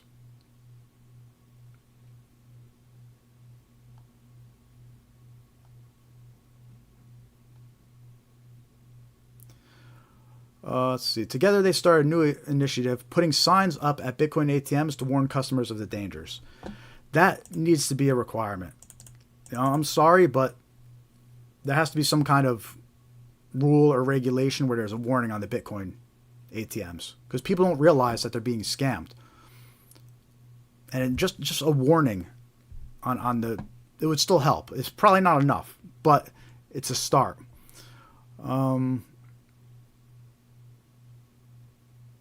Together, they started a new initiative, putting signs on Bitcoin ATMs, warning customers of the dangers. They are Hollywood actors, and they can figure out your mood in about 2 nanoseconds once they get on the phone, referring to the scammers. He's calling them Hollywood actors, which is true. They do this for a living, too, so they know what to say. They actually started doing that in the series of questions. I think they're going to mention that later in this article. It was really eye-popping at the beginning, just how much nefarious activity, how much fraud happened. All right, so Zervos worked at Digital Mint, a company that used to own and operate Bitcoin ATMs. Zervos said that ATMs would flag new customers who were making large transactions, running them through a series of questions to determine if they were being scammed. See, so that's good. It's good that that company would take some initiative. Maybe 2 in 10 were legitimate. And that says maybe 2 in 10 were actually like, I know what I'm doing. So that means 8 out of the 10 transactions were scammers. But most Bitcoin ATM operators don't have precautions like that in place in Arizona. They're not required to. Instead, customers often go through a series of prompts on the machine, which advocates say are easy to swipe through.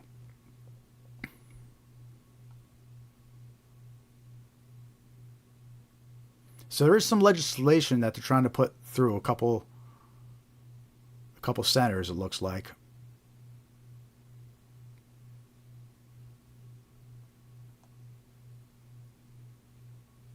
Cutler asked Glarum when she knew she was being scammed. And she said, when he said I'm putting the money back in, and it never went back in, Glarum responded. So by then it's too late.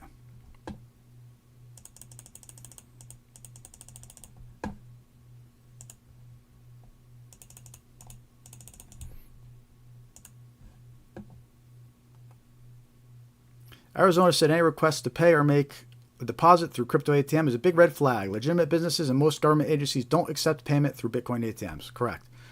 Keep in mind, whether it's crypto or an online service like Zelle, if you send money to someone you don't know, it's virtually impossible to get back.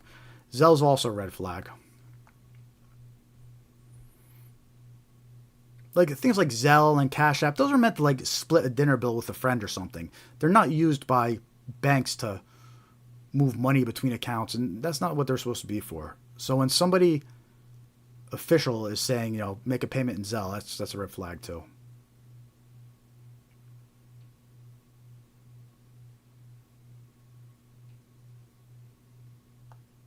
In Arizona, there's a bill to regulate these machines called HB 2387. It would impose a licensing requirement for Bitcoin ATMs beginning next year. I'm not going to read the bill. Operators would have to maintain detailed records of transactions for the last 5 years. It would also set a transaction limit of $1,000 a day. It's still but that doesn't really, well, I guess it would help limit the damage.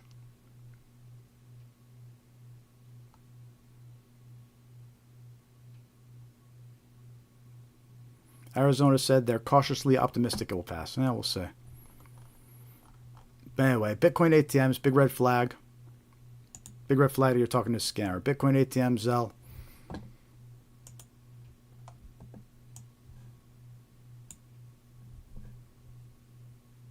See some more people join in. Welcome, welcome, welcome. Click the thumbs up, click the heart, say hi in the chat. Going over the latest scam headlines, seeing what scams are trending. This is where you could recognize them and protect yourself and your loved ones from becoming a victim.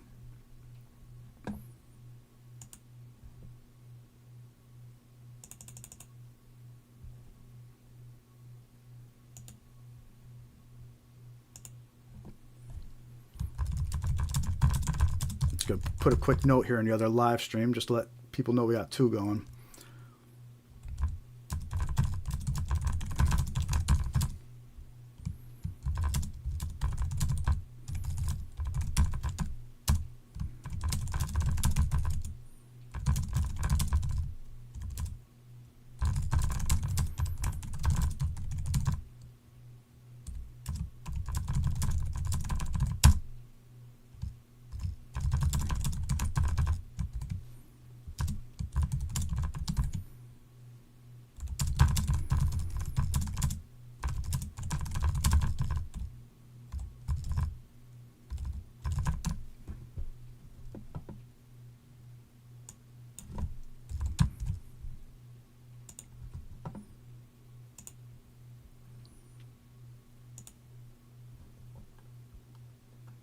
All right, cool. Let's check out our next headline here. BCSO. And then still got a decent amount to go. Well, we got like 8 more left. BCSO warns of deceptive phone scams demanding money from citizens. Authorities said scammers recently threatened to hurt victims. This one's interesting. It's sad, too. Authorities said scammers recently threatened to hurt a victim's family if they didn't send them $5,000. Texas. So here we are in Texas. Watch out for this one. Deb and Nat, are you in Texas, too? Are you both in Texas?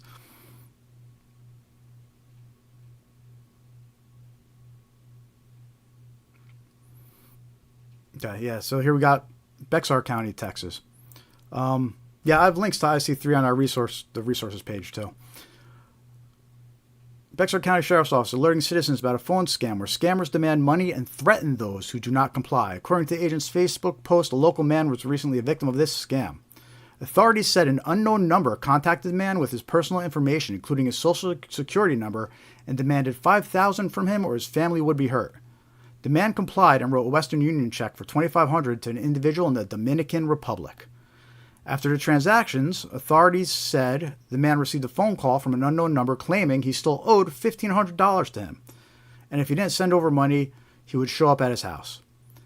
So these scammers don't stop. Once they get you once, you're added to suckers list and they're going to keep on coming after you. Things escalated more for the victim when he received a video via text message of 3 males with masks and guns, authorities said. To make matters worse, the victim noticed unauthorized deposits of $1,500 from his PayPal account and $500 from his Cash App account to another account. Authorities said they recommend hanging up and calling law enforcement if you receive a similar call. Yeah, so these scammers are calling up people, and what they're doing is they're scaring these victims because they know information about them.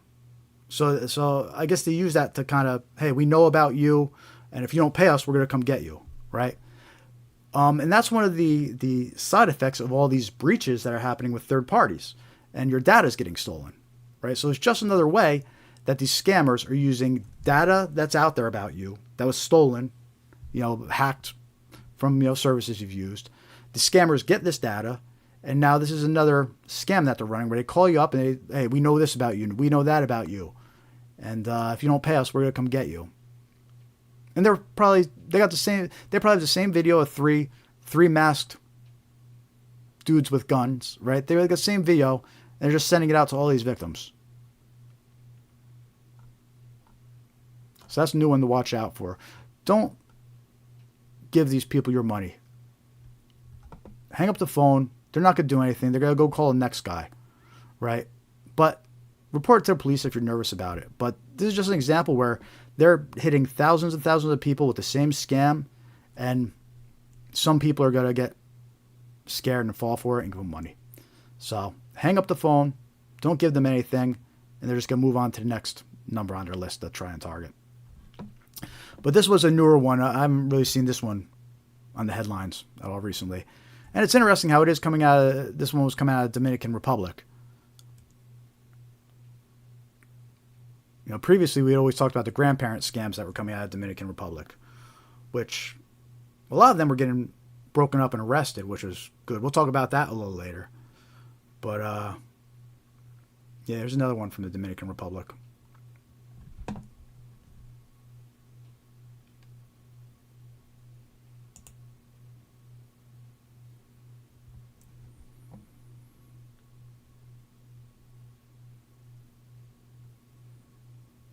Thank you, Megan. You're the best.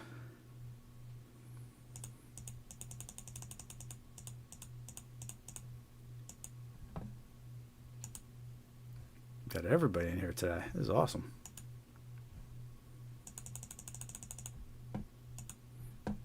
See some people in the other stream too. So say hi in the chat. Give us a thumbs up. Click the heart. Tell us how you found us. Subscribe to our YouTube channel. Oh, also, I haven't mentioned it. If you go to our scamaware101.com, you click join mailing list. We have an email list. Won't spam you, won't send you junk, but we do send out reminders of the live stream, and we're going to get some scam awareness tips going out. So definitely join our email list. You go to scamaware101.com and click join mailing list. It will send a confirmation email, so you might have to check your junk folder for that confirmation email, because you got to click that link to activate it. Because I'm not going to have somebody signing everybody up to my mailing list if it's not real. So I'll put that extra step in. Not scamming me with a bunch of fake email addresses.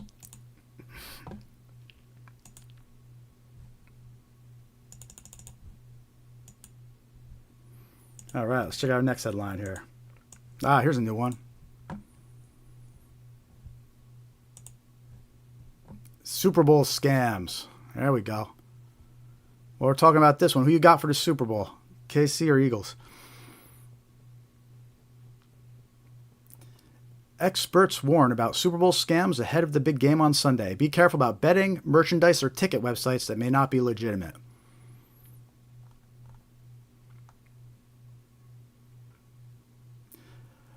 So I think usually people that bet on games, they have their sites that they use and they know they're reliable. But in the case of a Super Bowl, there's probably potential for a lot of people that don't necessarily usually bet, might want to bet on a Super Bowl. And they're probably getting pulled into these fake websites and scamming websites. So if you do want to bet on the game, watch out for those fake websites.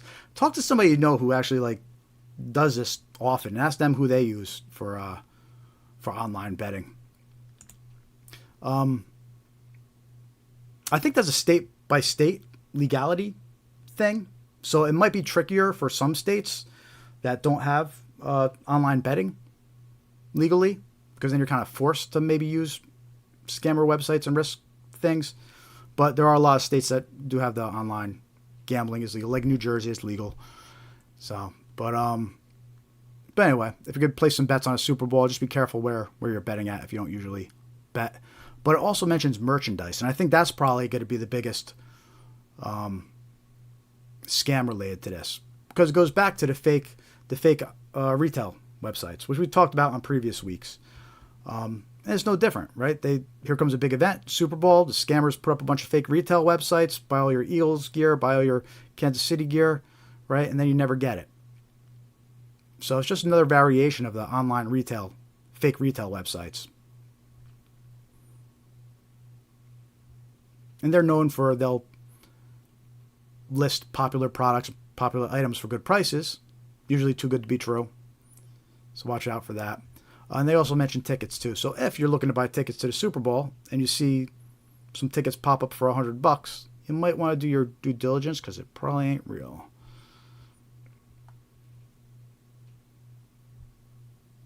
So it's easy to get caught up in the hype of merchandise, betting, tickets, or last-minute trips. Scammers know that. They want to catch you in a moment of weakness. The BBB scam tracker, which we'll talk about later, has received dozens of complaints around big games for people getting ripped off. For betting, scammers will get you to place a bet online, then make up excuses when you go to redeem money. Some scammers will want you to deposit more money to get your winnings.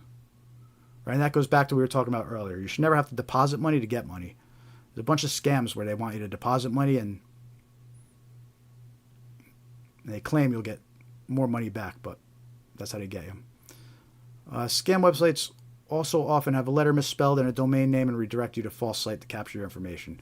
That's a good tip. You got to watch out for that. You might be thinking you're going to a legit betting website. You got one letter off. You spelt it wrong. It'll take you to a fake website. The scammers do that. They'll purchase websites, and people they'll get a typo. They'll put a typo in when we're going to a website, and they won't realize it. They'll think they're on a legit website, but they typed it in wrong.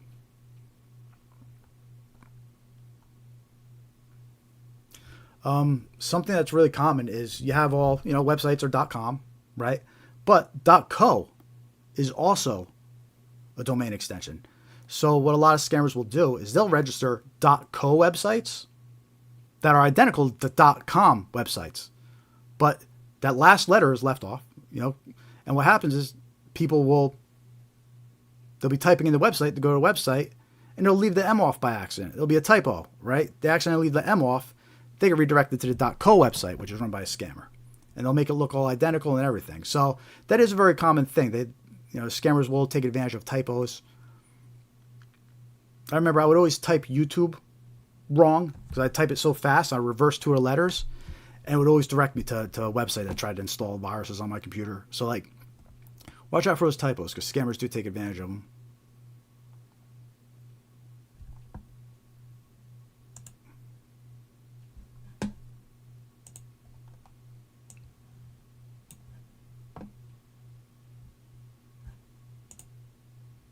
Virus Total. That's a good website. I'm going to add that to my list here of to add the resources to. Because last week we were talking about a few of these additional resources, but I didn't take notes. So at the end of the live stream, I was like, shoot, I forgot what all the resources we were going to add. But this time I got Notepad in front of me. I'm taking notes. I'm going to add these additional resources to Scamware 101. Keep on building it out. Let's take a look at our next headline here. And then we got 5 more left. Shirts police warn of spoofing phone call scams impersonating department. Police urge residents to hang up if they receive a scam call. So this article, it doesn't tell you what the scammer is doing, but they are warning you that it does show the sheriff's phone number when they're scamming you. So when they call up impersonating the sheriff's office or Border Patrol, it sounds like, it will show Border Patrol and the sheriff's office phone number on the caller ID. As we mentioned earlier, and I'm sure we'll mention it more, can't trust the caller ID. The scammers know how to manipulate that. So this article doesn't say what the scam is, but there are fake arrest warrant scams going around right now and fake jury duty scams. And that's probably what that's in reference to. We saw a lot of warnings the past couple of weeks from various sheriff's office and law enforcement offices about these scammers calling up. They're impersonating the sheriff's office. Caller ID shows the sheriff's office phone number, and they tell you there's a warrant out for your arrest. Sometimes they'll say you missed jury duty, and that's why there's a warrant out for your arrest, right? But they'll demand payment over the phone. Otherwise, they'll say that they're going to send a deputy over there to arrest you. So they're using fear, and they're trying to get people to react quickly without thinking. So that warning is probably what that one's all about. We did a video on those fake arrest warrant scams and fake jury duty scams. It is on our YouTube channel. And we do mention they're spoofing the phone numbers, making it look like it's actually a sheriff's office calling. And they're also providing fake paperwork too. They'll provide fake paperwork that looks like it's warrant for arrest and legal documents, right? So definitely check out that video, and you'll see some of the examples of the paperwork and what's going on. I included three different warnings from 3 different sheriff's offices in that video. So that scam's pretty popular. And last week we actually, we'll talk about the grandparent scam a little bit. There's some versions of that one going around. All right, 4 more headlines.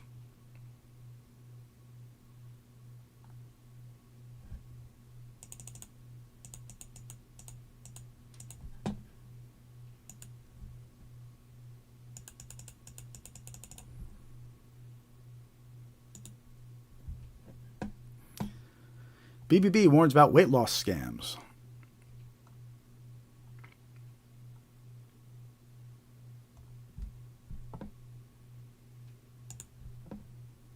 Scammers are taking advantage of people trying to get a hold of popular diabetes drugs used for weight loss. So that was Ozempic stuff, and I think there's a couple other different ones that are similar. In some cases, scammers are threatening the customers. So this is kind of interesting, right? Diabetic drugs like Ozempic and Mounjaro have become widely popular for losing weight, so much so that at times diabetics can't even get their hands on the medication. It's so popular right now, and anything that becomes hugely popular, scammers pick up on because they know it's a method to get scammed, right? We've seen a lot of scam websites pop up that say you don't have to have a prescription to get this medication. Mitchell explains, here's the deal. You have to have a prescription to get these medications. So if you find a website saying, hey, we could give you Ozempic or one of those drugs without a prescription, you're looking at a scam. You have to have a prescription. Some people even turn to overseas sellers to get their hands on the drugs when insurance companies don't cover the cost. The cost can be difficult. Some of these medications can be expensive. We really do recommend that you stay in the States and don't go overseas for these medications. The likelihood that you'll receive them is slim. See that? See what they did there? The likelihood is slim when they're talking about weight loss. I see what they did there. No pun intended. You might not get the medication if you order it from another country, but when you try to... So this is where it gets interesting, right? You might not get the medication if you order it from another country, but when you try to ask about it, the BBB said, in some cases, the scammer starts threatening you. We have had customers report that they purchased a product on a website and they're not receiving those products. So what happens is it turns around that the scammer then starts threatening the consumer, saying, you bought this prescription illegally. If you do not pay me X amount of dollars, we're going to sue you and turn you into the government. Things like that. That's not going to happen. It's just another scam tactic, scare tactic, to get more money out of the victim. So there's levels, right? There's levels. First, they'll scam you because you'll be trying to order medication from another country. And they'll scam you, they'll take your money and never send the medication. But it doesn't stop there because they're greedy. Then after that, when you say, hey, what happened to my order? Then they threaten you and say, you broke the law and we're going to report you unless you give us more money. So these scammers are always finding ways to layer one scam on top of the other.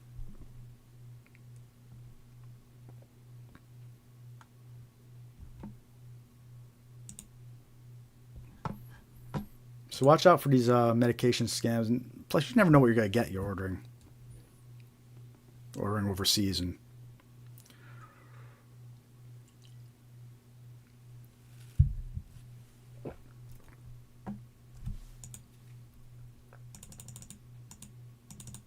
to those just joining us, welcome to the Scamware 101 live stream. We do this every week, spreading awareness about scams. Protect yourself and your loved ones. Right now we're going through the headlines.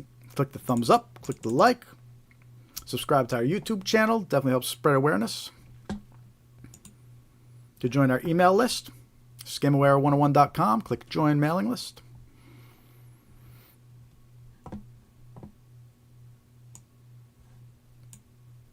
All right, 3 more headlines, and then we'll go into some of these scam examples, some newer ones this week that I have for you.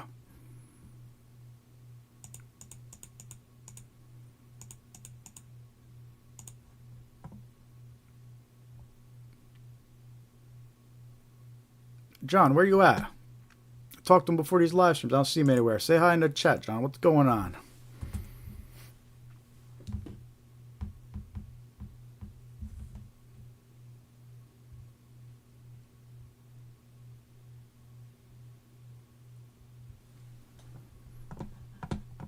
South Hadley woman fighting bank to recover $20K loss on alleged scam. Right. So this is where we go back to how hard it is to recover money when you send it from the bank or when you transfer it.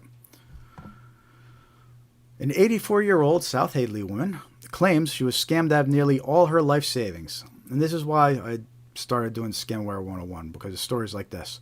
She has now turned to Western Mass News for help since her bank seemingly refused to. Despite doing everything she and her family can to get the money back, banks have found a loophole that keeps them off the hook when it comes to most scams. That's true. I mention this every week. The bank likes to they try to tell you that, your family, they tell you that your money's insured and safe, right? But if a scammer tricks you into transferring the money, that's not insured. That's not covered. And it's very hard. The bank, they try to say, if you let us know soon enough, we'll get it back. But very rarely do they, right? So it's very, an ounce of prevention is worth a pound of cure when it comes to scams. Because much harder to get the money back than it is to, recognize these scams and prevent it from happening. Despite doing everything she and her family can to get the money back, banks have found a loophole, keeps them off the hook when it comes to most scams. But legislation is currently on the table to change that. We'll see if that legislation goes through. I very highly doubt it. In July, Madeline Slade got a text asking if she authorized the payment to Geico. Then a call from Jordan purporting to be with the Bank of America fraud department. So it sounds like this is a version of a fake order scam. We did a video on those too. And a fake order scam is when you receive a text message, a phone call, or an email that claims an order was placed on one of your accounts. And then it instructs you to either call a number or press 1 to dispute the charge. If you call that number or press 1, you actually be connected to a scammer. It's all part of the scam. There was no order placed. That's why it's called a fake order scam. But once you're on the phone with the scammer, they start feeding you this fake narrative. Your identity has been stolen. Someone has access to your account. Someone's placing orders. We need to transfer your money out of that account to protect it. Right? That's how they convince the victims to transfer the money. They tell them their money's not safe. The victim thinks that they're transferring it to the bank or an agency, but they're actually sending it to a scammer. And then the bank's not going to help you. Madeline was tricked into disclosing private bank information, thinking she was verifying transactions. Her daughter, Sharon, even sat on the call. Sophisticated, very professional, so there wasn't anything initially, obviously, that clued us into that there was not an actual Bank of America fraud representative, Sharon explained. So $20,000 was taken out. It turned out it went down to South Carolina, and then from there it went to somebody who was in prison in Florida. So even somebody in prison is able to scam. Since July, Sharon and Madeline's son, Mark, have gone to multiple bank branches, have spent countless hours on the phone with fraud representatives, and have sent more than a dozen letters to Bank of America. So here you have 3 different people spending all that time trying to get this money back, where if they just had maybe attended this live stream, they would have learned what the red flags were and not falling for it, right? But now they got 3 different people trying to get the money back from the bank. We've been going back and forth with them trying to get some kind of an answer. You talk to somebody at Bank of America, they go, oh yeah, we're going to check it out. Then 3 or 4 weeks later, get another denial letter, she explained. Madeleine was eventually repaid the 2 $3,000 transfers and a $55 Zaxby's meal. Oh, there we go. She got her Zaxby's meal. If those transactions are fraudulent, what about the $20,000? To give me back that, but not to follow through on a wire transfer is just mind-boggling, Madeleine said. So so she did a wire transfer. Money's gone. You do a wire transfer, you're not getting it back. Why did Bank of America deny the claim? It basically said, it fits the general practices of my mom's banking behavior. I'm not quoting that language. I don't have the letters in front of me. The challenge is my mom has never done a wire transfer, said Mark Slade. So the bank says it fits her banking habits, but she's never done a wire transfer before. The banks don't care. They don't care. They're not in the business of giving you money back after you transfer to somebody. After trying local lawmakers, lawyers, police, the FTC, even the FBI, seemingly no one could help Madeleine. The last place the Slades thought to turn was our newsroom. You name it, between Mark and Sharon, my children, we have tried everything. We never heard back from Richie Neal. We never heard back from Ed Markey, said Madeleine Slade. We reached out to Bank of America for comment on December 19th. It wasn't until January 24th that we got a statement, which read, in part, Here we go. In cases like Ms. Slade's, we attempt to recover the stolen funds from the receiving account, but there is no guarantee once the client has authorized payment. So even just getting a statement out of them took over a month. After lots of digging, we found out why it's been dead end after dead end and why Bank of America is legally not liable. In July 2024, U.S. Senate Subcommittee questioned, here we go, this is where we talk about Zelle, questioned the three biggest owners of Zelle, JP Morgan, Wells Fargo, and Bank of America. You do the absolute minimum required by law, said U.S. Senator Richard Blumenthal of Connecticut. Led by Blumenthal, the subcommittee members pressed on failures to protect consumers from fraud.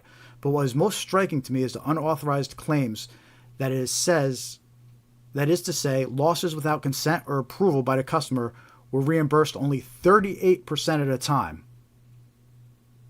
Right? So when the customer transfers money to a scammer, according to this, they only get reimbursed 38% of the time, which is down by 62% in 2019. Those claims are required to be reimbursed, he added. They're not, though. On August 2nd, the Protecting Consumers from Payment Scams Act was introduced, yada, yada, yada. If passed, don't hold your breath. If passed, it would put more guardrails on the Electronic Fund Transfer Act. And this is the key right here. The Electronic Fund Transfer Act, which currently does not require banks to reimburse customers tricked by scammers. The bank doesn't tell you that when you're opening your account, right? They tell you that your money's safe with us. It's insured. You're like family, right? But they don't. But by the way, if you transfer money, we're not going to do anything to help you or get it back for you.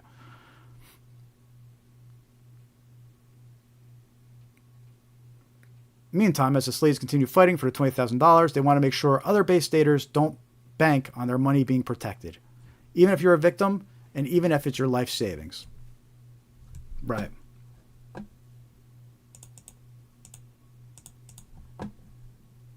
So there you go. That's why awareness is so important. It really is.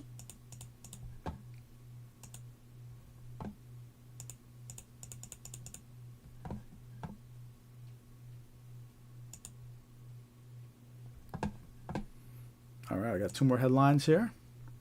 Then we'll get to some of the good stuff. There's a long headline session here. These are the most popular social media scams and how to avoid them. There we go, social media scams. We don't talk about these enough. Eventually, I want to get a video done about these. Millions of people lose money to scams that begin with a direct message. We show you how to recognize the most common scams and protect yourself on Facebook, Instagram, and other social platforms. All right, so let's do it. This is a pretty big article. It's not really a news headline. I'm just going to see if I can pick a few key details out on this one.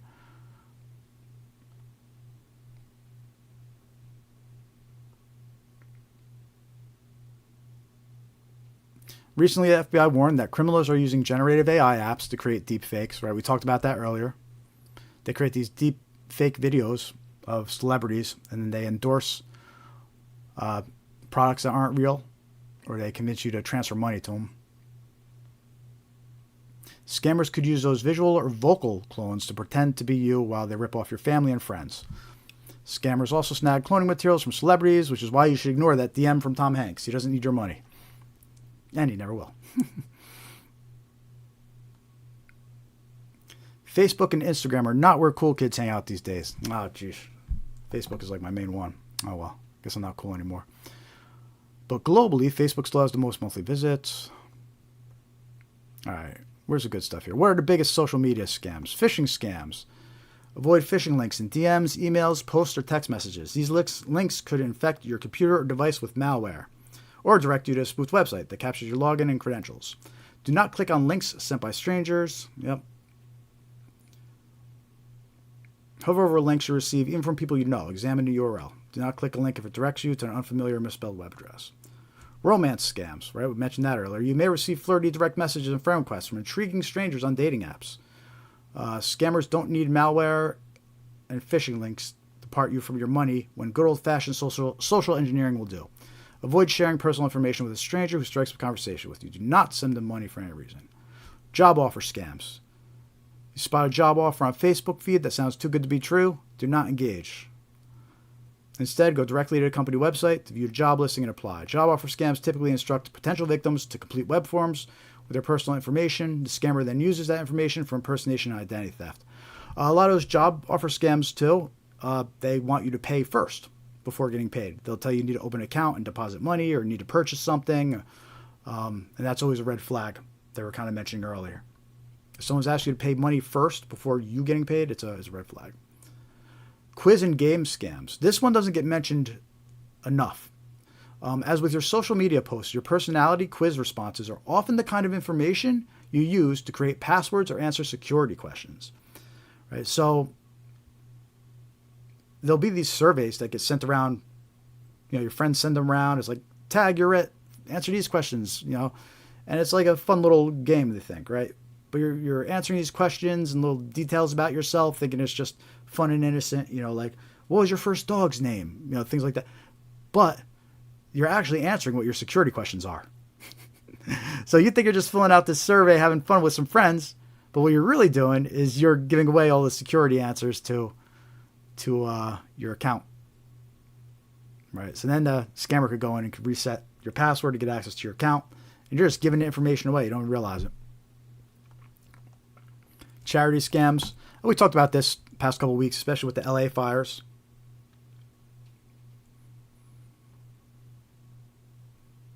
Anyone could create a page on GoFundMe or a similar charity website. So definitely vet the fundraiser before contributing to a cause. Investment scams. Scammers promise massive return for small investment and disappear. Never ever give strangers money online. Brand collaboration requests. Every budding influencer receives a torrent of spam messages on Instagram offering payment for product promotions. Some offers may be legit, but many contain phishing links. If you want to work with a brand, ask the brand manager to contact you via video chat to ensure you speak to a legitimate company. Get your financial agreement in writing and hire a lawyer to review it before signing it. Selling followers and likes. A scammer may ask you to pay a nominal fee in exchange for like or follow packages and then steal your financial data when you send details. Build your audience organically and keep your payment information out of the scammer's hands. So there's some good tips. And what's this? How to fend off social media scammers. Evaluate your privacy settings.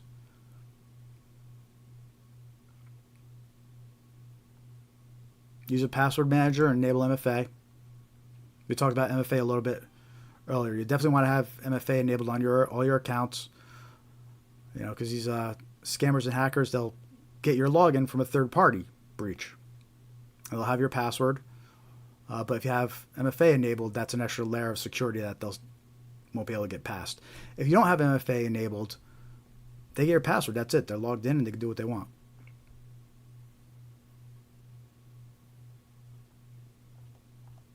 Keep track of third-party apps. Oh, yeah, for sure. You always want to be careful what third-party apps you give access to your Facebook page. And what I mean by that is, there's those services where it's like log in with Facebook. Log in with your Facebook account. Log in with your Google account. And when you do that, those third-party apps get linked to your social media page and have access to a bunch of information about you. So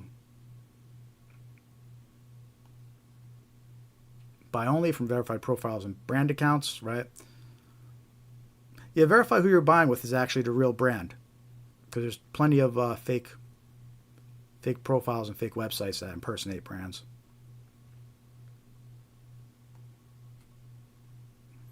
Perform quarterly name searches. Impersonation can happen to anyone. To avoid the damage of someone using your name, photos, or other personal information, make a habit of searching Facebook and Instagram for your name. It takes just a minute and is an easy way to identify and report imposter accounts. Also, take it a step further. You could Google yourself. Google your name, and you can actually set Google alerts for your name. So if suddenly some website or webpage gets listed in Google that has your name, you'll get an alert from Google Alerts saying, there's a new search result that includes your name. Decline friend requests from strangers. Absolutely.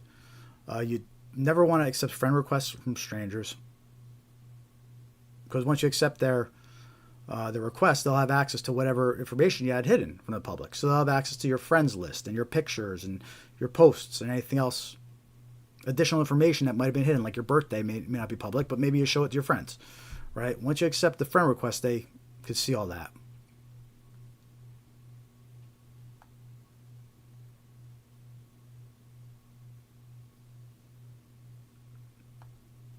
Yep, that's a good tip, Nat. Have I been pwned? Yep. We link to that on our resources page, too. We mention that every week. We'll definitely be mentioning that once we do the resources.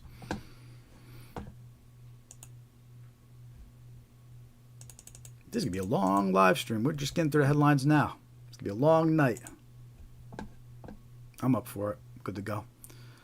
Well, and this last tip, this is kind of funny. Bonus tip: lie. Right now, you might be saying to yourself, every company and criminal already has all my information. Let them fight over selling my private photos, videos, other information forever, right? But if you lie and put all this fake information about yourself out there, it'll mess up the data they have on you, which is kind of an interesting approach. Scam the scammers by lying on your social media profiles. It's perfectly legal. It is perfectly legal to poison your own data. People who know you will know that's not your real birthday and you don't live in Costa Rica. Confusing scammers with information that conflicts with existing data may make you a less attractive mark. You can always remove yourself from scamming scenarios by cutting back on social media. And you know what? It's probably going to get to that point eventually where they have so much data on us. It probably will get to the point where you could pay a service to release all fake data about you and kind of, poison the data. That might be the only way to really kind of slow down some of these scammers.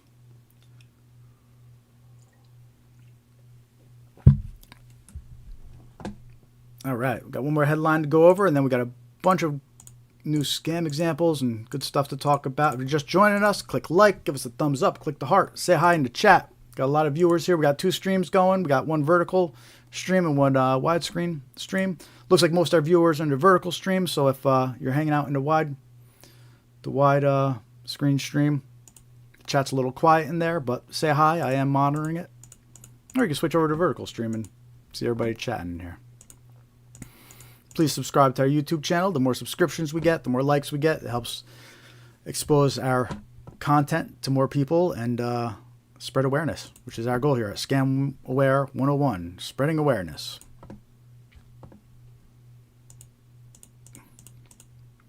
Click that like, click that heart. Also, join our mailing list. You go to scamaware101.com, click join mailing list. It's free. We send out live stream reminders. We'll be sending out scam awareness tips and alerts soon. And we won't spam you too much, I promise. You can always unsubscribe.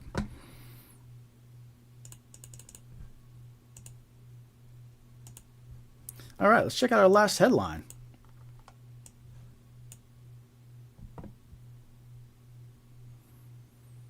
This one's for me. Palm Beach residents. Surge in scam attempts targeting Palm Beach residents prompts warning from police.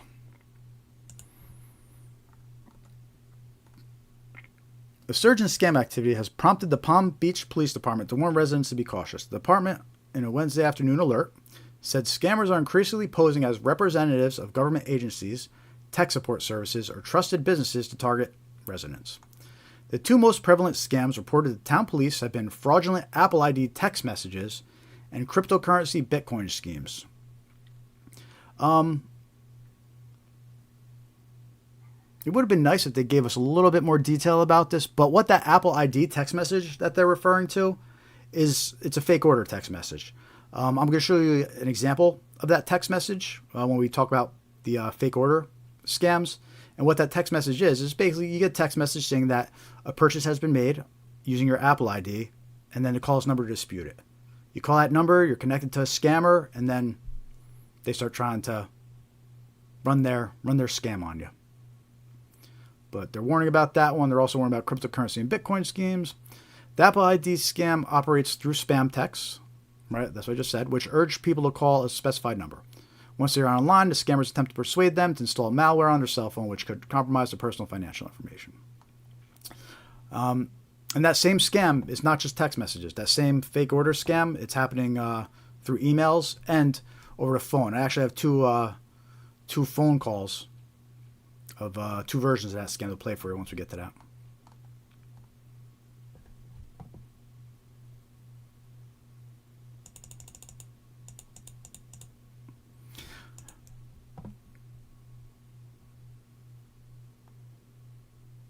The cryptocurrency scheme usually involves calls, texts, or emails claiming a person's bank account is being investigated for narcotics activity.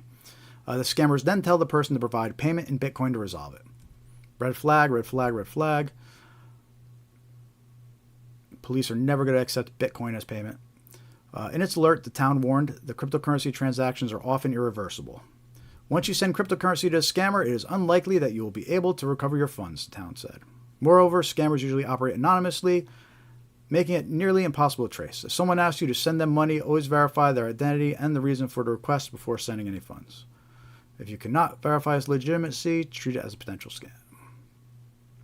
No legitimate organization, the town continued, will ask to be paid with gift cards over the phone or online, or ask people to click on text links to download software on their cell phone. If it seems odd, suspicious, or too good to be true, it probably is. We encourage you to discuss scams and scam safety with any friends or family, especially those you feel may be at higher risk of being successfully targeted. We also recommend you have them subscribe to the Scamaware 101 YouTube channel and watch the weekly live stream. Well, there you go. No, I'm just kidding. I added that part in, but it's true. All right, cool. So that's our last headline here.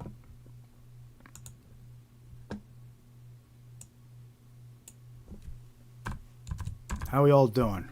A lot of good stuff. A lot of new headlines there and scams that typically don't get warned about.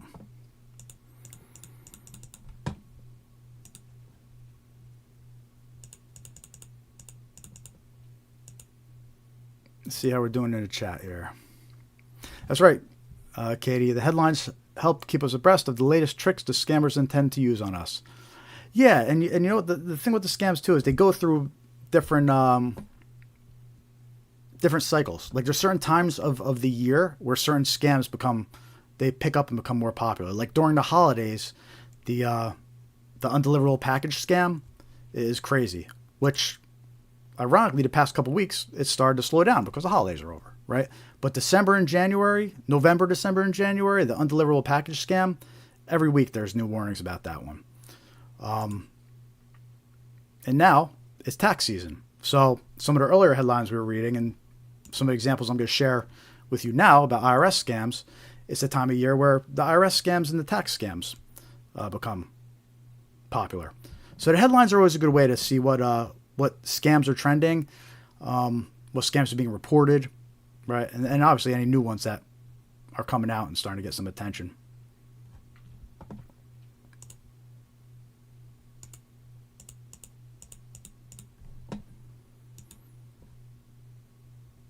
All right. Usually at this point I take a coffee break, but I'm not going to because we're definitely past schedule here. So I'm just going to keep on going. I think I still got some coffee left.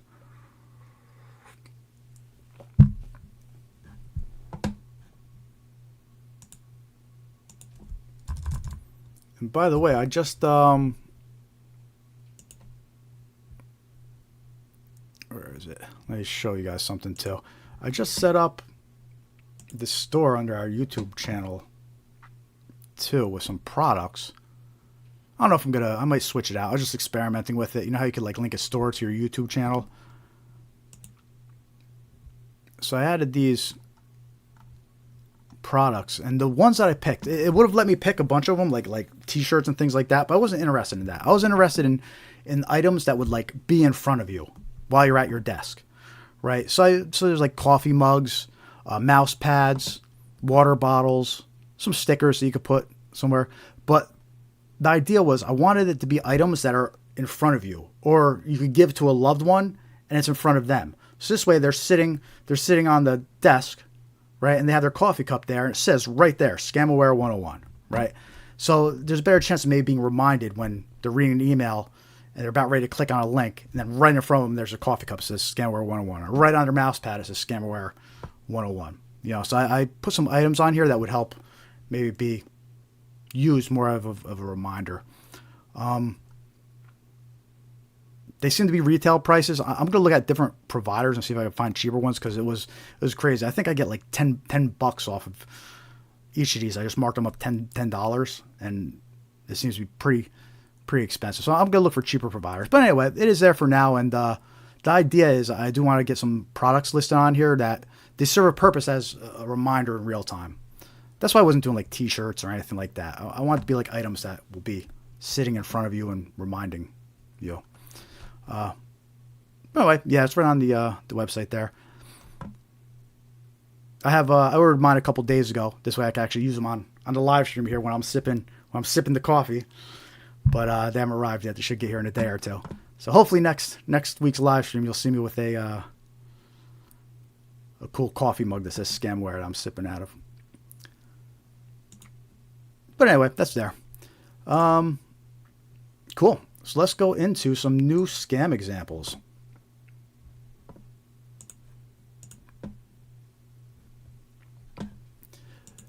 So we'll go over our usual scams, but I have some new examples that I figure we'll do first for this live stream. And I actually got a new example today from a family friend, and it was a good one, so I wanted to make sure to include it on this live stream.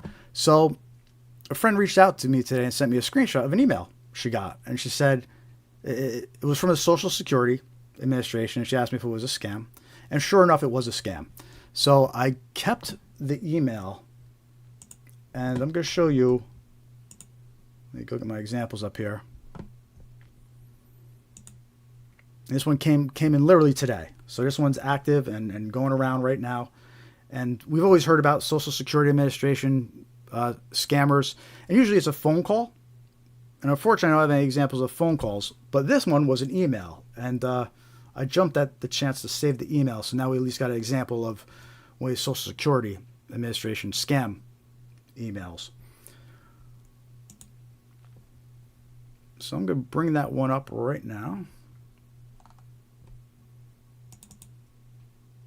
And the Social Security scams tend to pick up this time of year too, because I think at the beginning of the year changes start going in effect for Social Security. So I think those scams tend to pick up at this time of the year as well.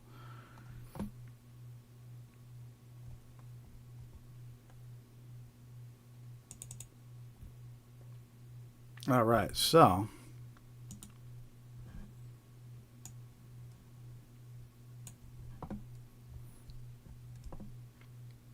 here is the email that she received. And as you can see in the screenshot, it's this is the mobile screenshot. And it's a little trickier to realize that it's a scam email on your mobile device, right? Because you don't see the from address. You just see kind of like what they said, Department of whatever, right? And the links. So you can see that it's got a link that says, that looks like it's SSA.gov, right? And SSA.gov is a legit government website. That's their website. But that's not what the link actually points to. So this was the email she received. I had her forward it over to me. And this is what's actually going on with it, right? So I showed the actual email address that it came from, which is something you always need to do, right? You always got to click on the from name and actually see what the email address is. Even though it says it's in this case, it's Department of Information Services. But even if it said Social Security Administration there, you got to click on it and see what the actual email is, right? That's how you identify if it's really from them or not, right? So in this case, you click on that and you see it's actually an email address at safaricom.co.ke, right? So right away, you know that's a scam email from that address, right? And then you move the mouse over the link, because even though the text says that it's SSA.gov, if you actually move the mouse over the link and see where it points to, don't click it, but you could see where it points to, you see it points to this gibberish website domain, like L1NQ.com. It doesn't really point to SSA.gov. So this is claiming that it's a report, right? So this email says, get your new information now. To see your statement, please download the file from this link. And it's got ssa.gov/forms/your report. But again, that link doesn't really point there. The link actually points somewhere else. We hope you find your new statement useful and informative. Thank you for using the Social Security Administration services. Please do not reply to this email as we are unable to respond to messages sent to this address, right? But then, and one of the red flags it says down here is, this file works on computers only. So that was definitely a red flag. When I saw that, I was like, this file works on computers only. That's a red flag right there. So I don't know what happens when you click the link. It's going to take you to this gibberish website, and I'm not going to click the link, but it's probably going to take you somewhere to install malware on your computer. Either that or it's going to try to trick you into putting in your user information. Yep, always got to hover over the from address to see, the from name to see what the email address is, and always got to hover over a link to see where it's actually supposed to go. Because again, is this example, because it looks kind of legit, right? I mean, to someone that doesn't really deal with the scam stuff every day, and it could be considered legit, or at the very least, it could indicate that maybe somebody got into your Social Security Administration account, and that's why you got this notification. So there's a couple things that this could have indicated, right? But you move the mouse over to from address, you see what the actual from address is. It's not from SSA.gov. You hover over the link, it doesn't actually point to SSA.gov, right? And that's how you could tell that this was a Social Security scam. And this one dated today, February 6th. So this one is literally circulating right now. Like this was only a few hours ago earlier today.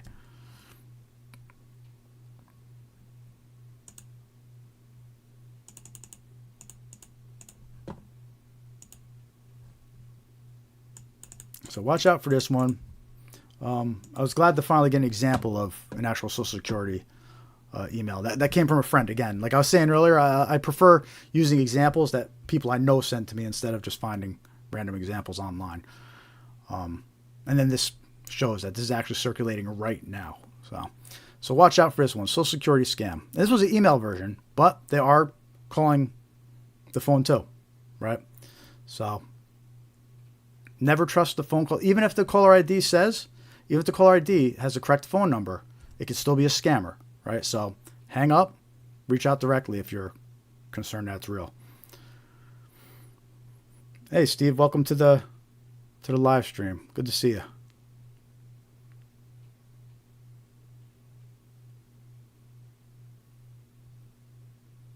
Ah, there you go. That's a good tip.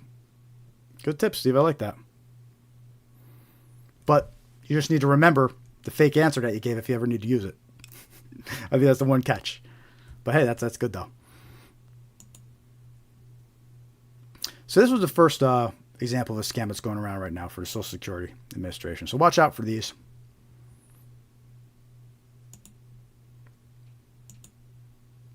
Now let's talk IRS scams. I have two different examples of two IRS scams that are actively going around right now. And by the way, if you're just joining us, click the like, click the heart, say hi in chat. Subscribe to our YouTube channel. It'll help spread awareness. That's our goal here, is just spreading awareness. The more likes we get, the more subscribers we get. The YouTube algorithm will show our content more and in turn spread awareness. So you could help spread awareness by simply clicking like and subscribing to our channel. And join our mailing list, of course. Scamaware101.com. Click join mailing list. Won't spam you too much, I promise. Oh, and follow us on social media too. Couple action items for everybody. All right. We're on Facebook, Blue Sky, X, Threads, Instagram, and YouTube, obviously. All right, so let's take a look at some of these IRS scams. So the first one we'll start off with, and this was, we mentioned this one in the headlines, but this one is circulating, currently circulating. And it's a text message that goes out, right? And it says they claim to be from the Internal Revenue Service. It says, you are eligible to receive a $1,400 economic impact payment. Please provide your accurate personal information. We will deposit the amount into your bank account or mail a paper check within 1 to 2 business days. And then it has a link to a fake website. And what's interesting about this, I'm not sure if you can see the link. It's kind of small. I'm going to see if I can make it big enough for you to see. But these scammers used a little clever trick, right? So they use, for the link, they put www.irs.gov, right, to make it seem like it's linking to the .gov website, but that's actually a subdomain, because then it goes subsidy-ion.com. So the actual domain name is subsidy.ion.com. It's not a .gov. It's not a .gov website. It's a subsidy-ion.com. That's the website. But they put a subdomain where it's www.irs.gov.subsidy-ion.com. So someone that just takes a quick glimpse at this doesn't realize, oh wait, that's actually just a subdomain. That's not the real domain, irs.gov. They might fall for it thinking that they're getting linked to the actual irs.gov website, where they're not. And that's a clever trick that scammers have been using for a long time now. They'll purchase a domain name, and then they'll add subdomains to it to make it seem like it's a .gov site and whatnot. But anyway, back to this scam that's going around. The whole point of this text message, right, is they claim you have an economic impact payment of $1,400. And they want you to be like, oh man, $1,400. I'm going to click that and fill out my information right now. Right? But then they either steal your information or install something malicious onto your device. So this one, we're being warned about this one a lot. This one popped up in the headlines multiple times today, and even a lot of headlines I didn't include because I already had them, covered in headlines. But I saw it pop up a lot more in addition to the headlines that we went over. So be aware of these text messages claiming, there's a $1,400 economic impact payment. And by the way, the IRS would never send you a text message like this either. They would reach out through mail regarding anything, related to your account. They wouldn't send you a text message like this. So definitely be on alert for these. Warn your loved ones. It's tax season. People will fall for this, right? Especially if they think that there's $1,400 that they could get. But they think they're going to get $1,400, and the scammers actually clear out their bank account and take their life savings. So this is the first example of a IRS scam that's circulating right now. So watch out for these texts and warn your loved ones about them.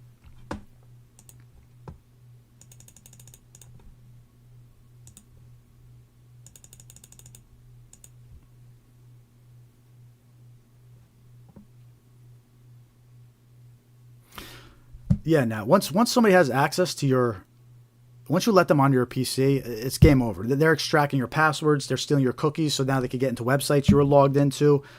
They're stealing your data, and they could blackmail you, your personal information, your private photos. Like it's not good. It's not good. They get access to your email.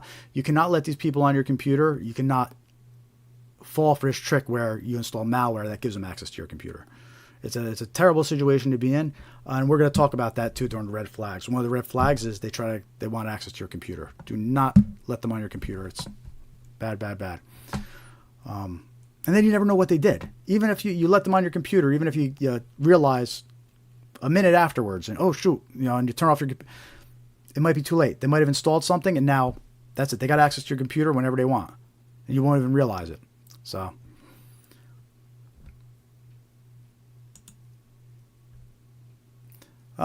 that's one example of an IRS scam going around right now, and I'm sure we're going to be seeing this. We're probably going to see this one every week for next 2 months probably.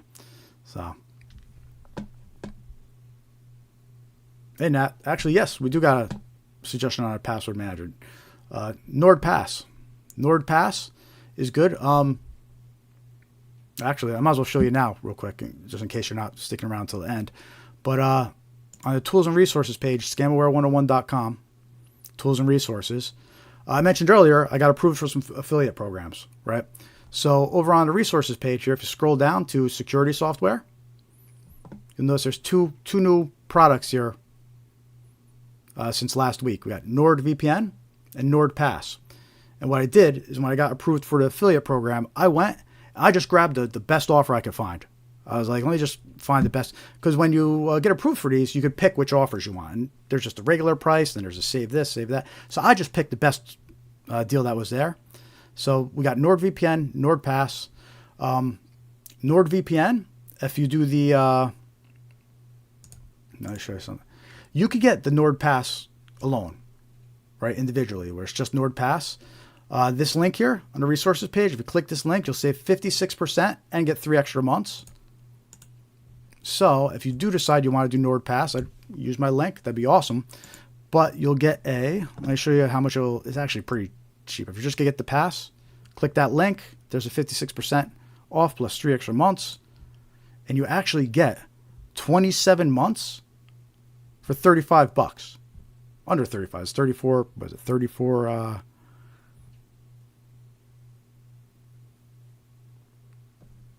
34.83.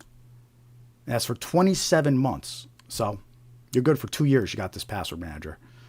So, and that's like 50%, 56% off the regular price and includes 3 extra months. So $35, you got this password manager for over 2 years. But you might want to consider, and it doesn't make a difference to me, but there's also a link to NordVPN, right? So if you're interested in having a VPN as well, we have a sponsorship link there or affiliate link. You actually say 72% off a NordVPN and you get 1 extra year. So that comes out to, and the reason why I'm saying NordVPN is because that actually includes the password manager too. So if you were considering getting a VPN or interested in getting a VPN, you'll get the password manager too as well. There's no reason to pay for both if you're going to get the VPN, right? And that's included with their Plus version here. So if you just wanted a VPN, click that link, and for $81, you're good for 2 years. You have the VPN for 2 years for $81, which is good. But I recommend going with Plus for an extra $20, right? So $105, 2 years, $105 includes the VPN, but it also includes a password manager. So if you're interested in getting a VPN, choose this one, and you get the password manager too. So, but if you just want the password manager, we have the link there as well, and they're pretty good. And these were the best deals I could find while I was searching for the deals to put on there. So if you're interested, appreciate it. Click my link. I get a little bit of a cut. That's nice. And I have NordVPN. I like NordVPN. I had no issues with it. It's good. It's a good software. So, but again, there's NordPass as well. But anyway, I was going to save that to the end, but since you were mentioning it, I'll mention it now. But anyway, and I'm not going to recommend anything that I don't trust and I've used myself. I'm not just going to pick random stuff and list it here. But anyway, let's get back to these IRS scams. There's a few more affiliate links coming. I got approved for Delete Me, which is cool. So I'll be getting a link put up there for Delete Me, and there's a couple other ones as well. But anyway, cool. So let's check out our next IRS scam that's circulating right now. And this is a phone call. This is one that I received, right? So this is the voicemail that was left for me. I'm going to play it for you right now. And what's funny about this is my friend in a totally different state, right? He actually reached out to me a couple days ago and he sent me a recording. He's getting the same calls, right? So these calls are they're dialing everybody. They're saying the same thing and they're trying to get people to call back. But anyway, let me play this phone call for you. And this basically is a scam company. It's a scam company saying that they're going to get you forgiveness on your taxes. And what's shady about it is on the call, they say, we detected that you owe taxes, that you have overdue taxes. So they're using that whole technique where they're trying to scare people that hear this. They're trying to scare them into thinking, oh, wait, what, I have taxes due? I didn't realize I had taxes due, right? And then they offer forgiveness. So they're trying to scare people. Then they're like, call us now and get forgiveness. And but anyway, let me play the call for you. I'm actually curious if anybody else in the chat has been getting this call because a lot of people have been telling me the same. They've been getting the same call. All right, so here's the voicemail that was left for me recently and my friends. Let me know if you can't hear it. I'm going to hold up the mic to speaker. Hi, this is Lindsay Carter from the Activation Department. Give me a call back at 833-850-2527. Our records indicate you have some back taxes owed. You're now eligible to apply for them to be forgiven with the Zero Tax Balance Program. Any back owed taxes can be enrolled to be forgiven through this program. But we do need to sign up this week. Just give me a call so we can start the process. It's really quick. And I'll keep your file open here. So my number is 833-850-2527. If you've already resolved this, call back and press 2 to be removed. Can't wait to speak with you. 2. Were you able to hear that? So there's a bunch of red flags in that voicemail, right? First they're saying you got to call back this week. They're only going to be able to take care of those back taxes for you this week. So they're trying to get you to, they're trying to instill a sense of urgency, right? They're telling you they found back taxes due. So they're lying. Maybe in some cases is right, but they don't know that. They're just leaving that on every voicemail saying that, so they're trying to scare you. They try to scare you. Oh my God, I got taxes due. And we get cleared up for you if you call us back within a week. So they're trying to get that sense of urgency instilled as well, right? And there's a bunch of different versions of that phone call going around right now, but it's the same voice and it's the same storyline. And what's interesting about that, yep, exactly. Urgency is always an indicator. And what's interesting about that call is an example of what AI is doing, right? Because it almost sounded like that wasn't a recording. It almost sounded like that was a real person. And the way it's phrased is like, oh, I'll keep your file open for you. Give me a call back. Here's my phone number. Could be pretty convincing that you think it's a real person leaving you a message. But that's what they could do with AI now. They could generate that script, right? That where it sounds convincing. They could use AI where the voice is convincing. It doesn't sound robotic at all anymore. But it's reality. It's just a scam robocall. It's just going out to everybody. It's leaving the same message for everybody, and it's trying to get people to get scared, sense of urgency, and a call back immediately. Right. So watch out for that call. It's definitely going around. I had multiple friends report the same call to me, and that recording was actually one that I received specifically too. So that's the second example of an IRS scam that's floating around this week. And then I have a newer example as well. So, and this was one that I received again. I got a phone call claiming that, well, I'll play it for you. It's basically that they're impersonate Comcast. They say there's a discount. And I got to call back within a week or whatever and get the discount before it expires, right? But the thing is, I don't have Comcast. They're not my provider. I've never had Comcast. So it's a fake call. It's a scam. And there's a couple indicators too. But let me play that call for you. Just bear with me. Let's find it real quick.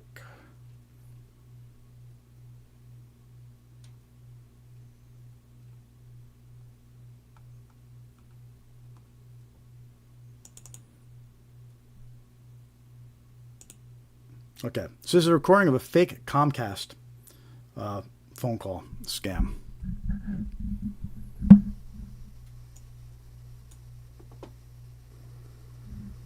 Hello, this voicemail is from Comcast Xfinity. Your current 50% discount on your monthly bill will expire by the end of the day. To maintain your reduced rate, call the number on your caller ID immediately. This is your final reminder to act. Call back now. Thank you.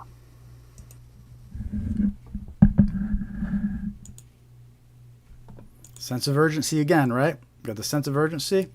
And then, and the other red flag, which I've been noticing on a lot of these calls, is they say call the number back displayed. Instead of leaving a real number, they say call the number that was displayed back.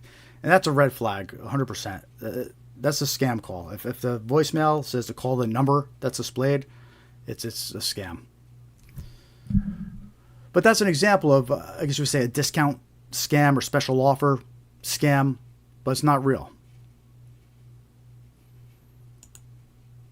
And in this case, they're just calling everybody, saying they're Comcast, right? And they figure, eventually, some of the people that reach are gonna have Comcast and think, oh, gee, I better call, right? They know that not everybody's gonna have Comcast, but they know that some people will, and that's the whole idea. They're just,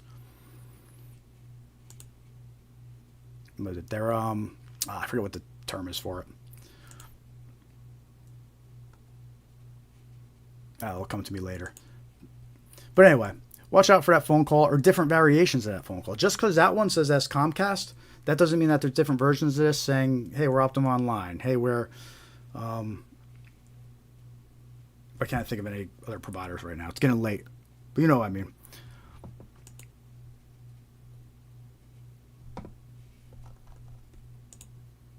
So those were some newer scams that we usually don't cover on these live streams. I mean, they just came in this week. I got the examples this week, and I want to take the opportunity to share those newer ones with you, especially for the people that are here every week. I'll start boring you with the same old stuff.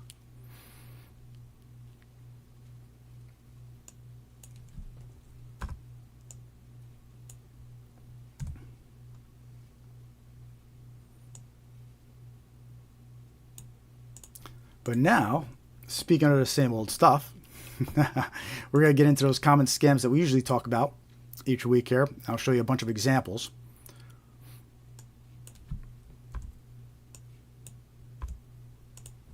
For the newer folks that are here for the first time or will be joining for the first time. By the way, if you're here, click like, click the heart, subscribe to our YouTube channel, participate in the chat, say what's up, tell us where you're from, share your experience with us. Have you ever been scammed? Do you know someone that's been scammed? What scams have you been getting targeted with? You know, what red flags have you used to identify these scams and avoid becoming a victim?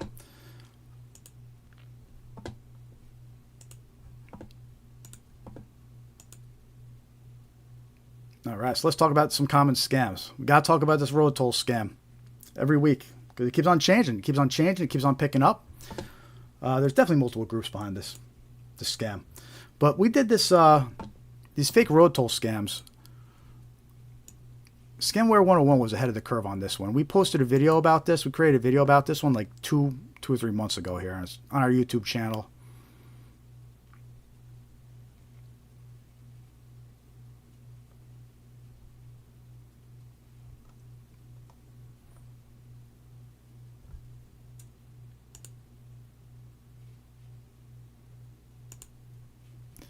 Two months ago. Yeah, so 2 months ago we created this video about this unpaid toll scam that's impersonating SunPass, Peach Pass, Quick Pass, Good to Go, Easy Pass, NTTA, that's North Texas Tolls or North Texas Transportation Association, something like that. But Drive Easy Maryland, Fast Track. So this scam's been out for a while. We released the video about 2 months ago. But it's evolved since then. There's been newer versions of the text message still coming in. But the rule still applies, though. You get these text messages as a scam. So let's take a look at some of these examples.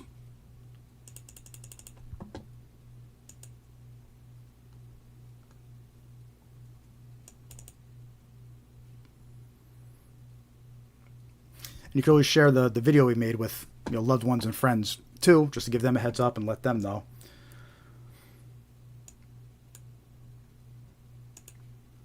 So I have an example of the scam, but then I have an example of a real text message that may be received from these services. So first let me show you a bunch of examples. This is the original version of the scam that's been going around. Hopefully you can see on my screen. I made it zoomed in, made it a little bigger. Right? But these are 9 different versions of this scam. We got the California toll services. Our records indicate your vehicle has unpaid toll invoice.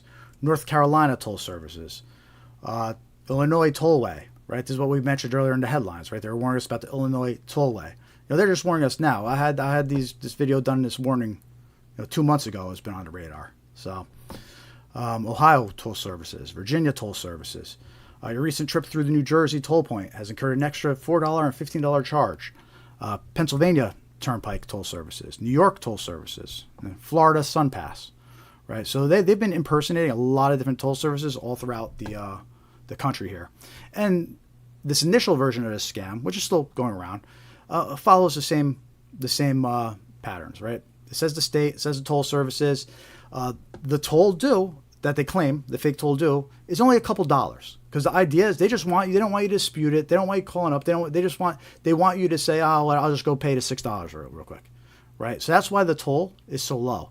And then all these examples, they include a threat of additional fees if you don't pay. And the fee is 10 times more than what the toll they're saying is due.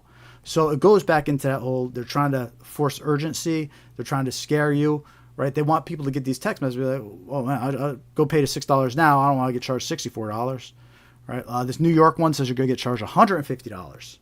You'll go pay the $5 now. Otherwise, you're going to get $150 charge. Yeah, definitely, Nat. I'm going to make a note about that. We actually linked to one of the places that you can report to, but I'm going to make a different section because there are different places you could report to scams to.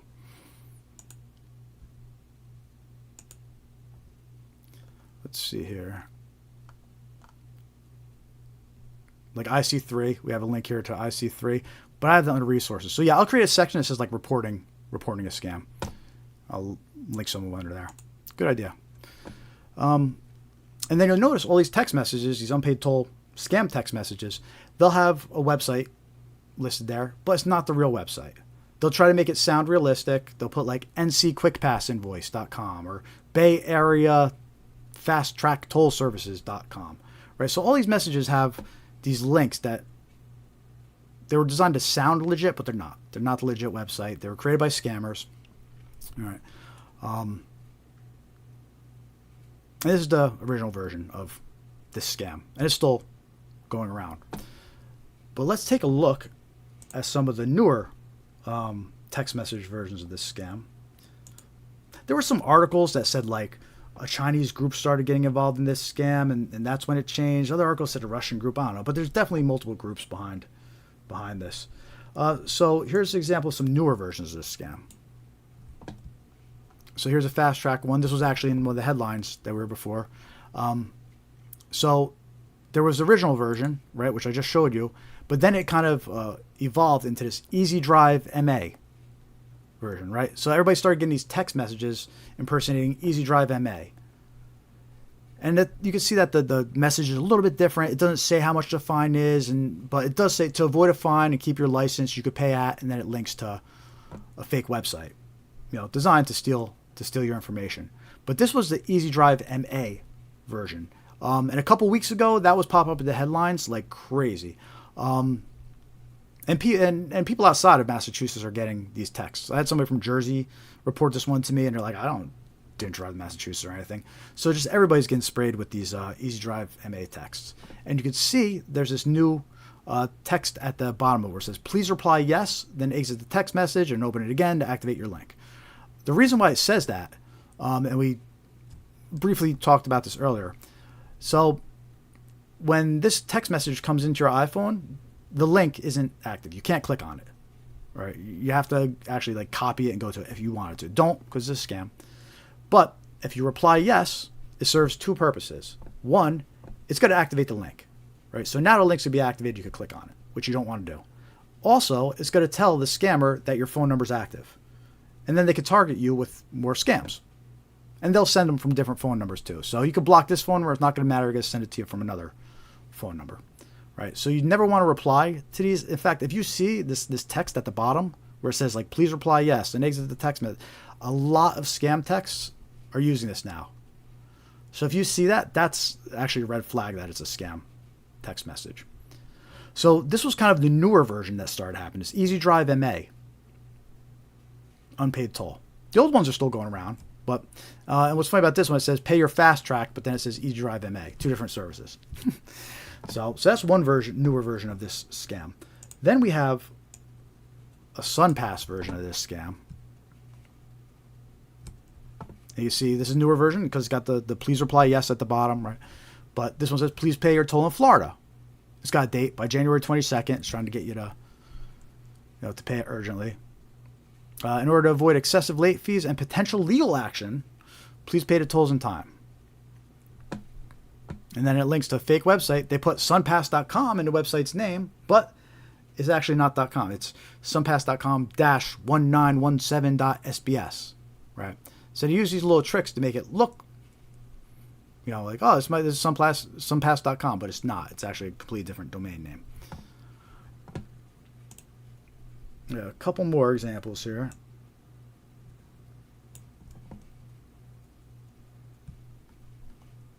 There's another example of the Easy Drive MA one. This one actually says the amount, $6.99 it says, and then it links to the fake website. Has that text at the bottom again. So there's so many different versions of this one scam going around right now, which tells me that it's profitable. The scammers are making money off it. People are falling for it. Otherwise, there wouldn't be so many different versions of this scam happening. I think we already looked at that one.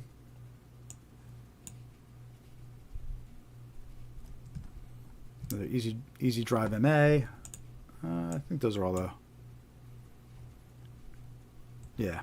All right, and I got one more example of this one. Now, unfortunately, I can't just say that these toll services will never send you a text. Because unfortunately, some of them actually do send you a text. But they're not to say you have an unpaid toll, right? So on my screen, you could see a version of the fake text. And this is actually the newest version. It's the Illinois Tollway version that we saw the warning about earlier.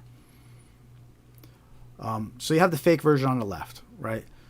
The fake versions are coming from a real phone number, whereas the real versions over to the right is coming from a short code number.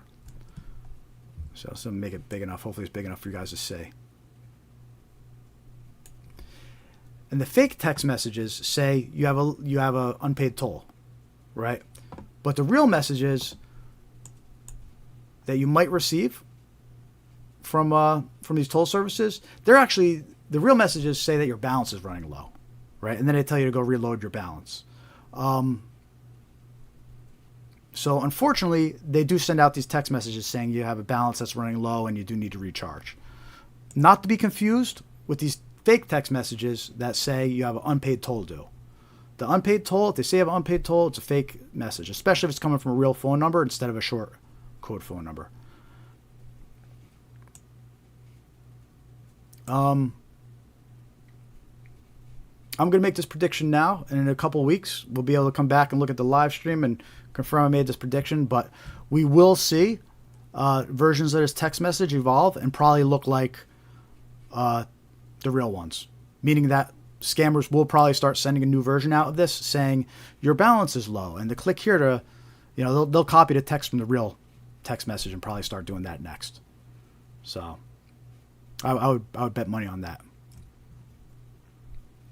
So don't trust any of these messages, right? So if you get a text message, even if it says your balance is low, we're going to get ahead of this right now. If you get a text message that says your balance is low, right? Even if it's a real text message, decide right now in your head that you're not going to click that link, right? If you get a text message that says your balance is low, what you'll do is you could go to the real website, go directly to the real website, right? And check that way. Don't click on the link that's in the text message. But anyway, so you can see there's lots of different versions of this unpaid toll scam going around. And it seems like every week there's a new variation of it. So be on the lookout for it. Warn your friends.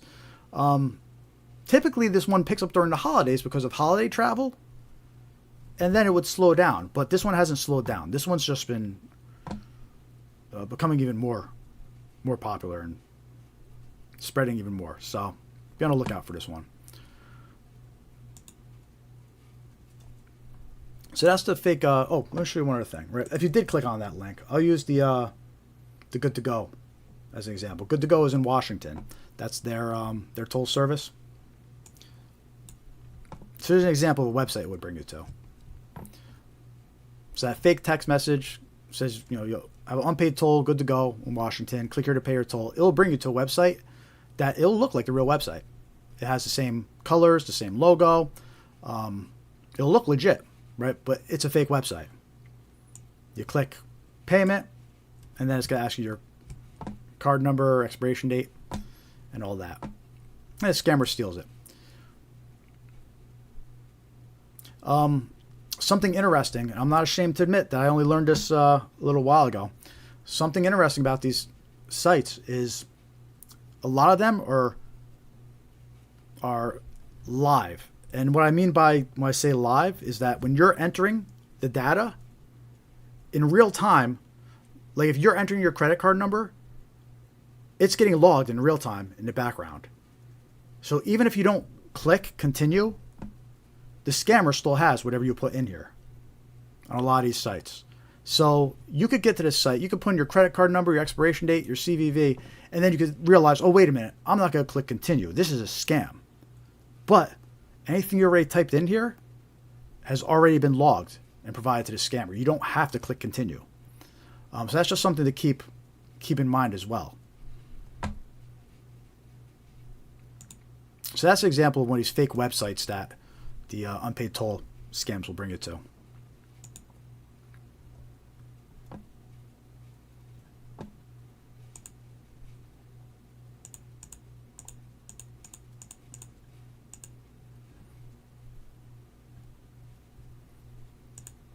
Yeah, I'm pretty sure whatever link that was is a dead link now. It's not active anymore.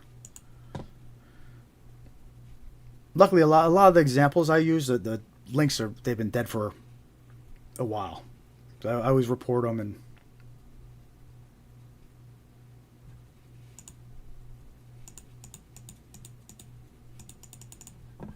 anybody just joining us, click like, click the heart, say hi in chat, subscribe to our YouTube channel, help spread awareness.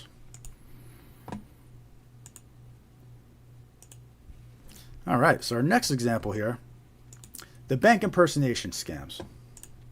So, the examples I'm about to show you now, these were actually provided by a friend of mine, and we discovered some information, confirmed some information about how this scam works. We even talked to the bank to confirm a few things. But the bank impersonation scam. So,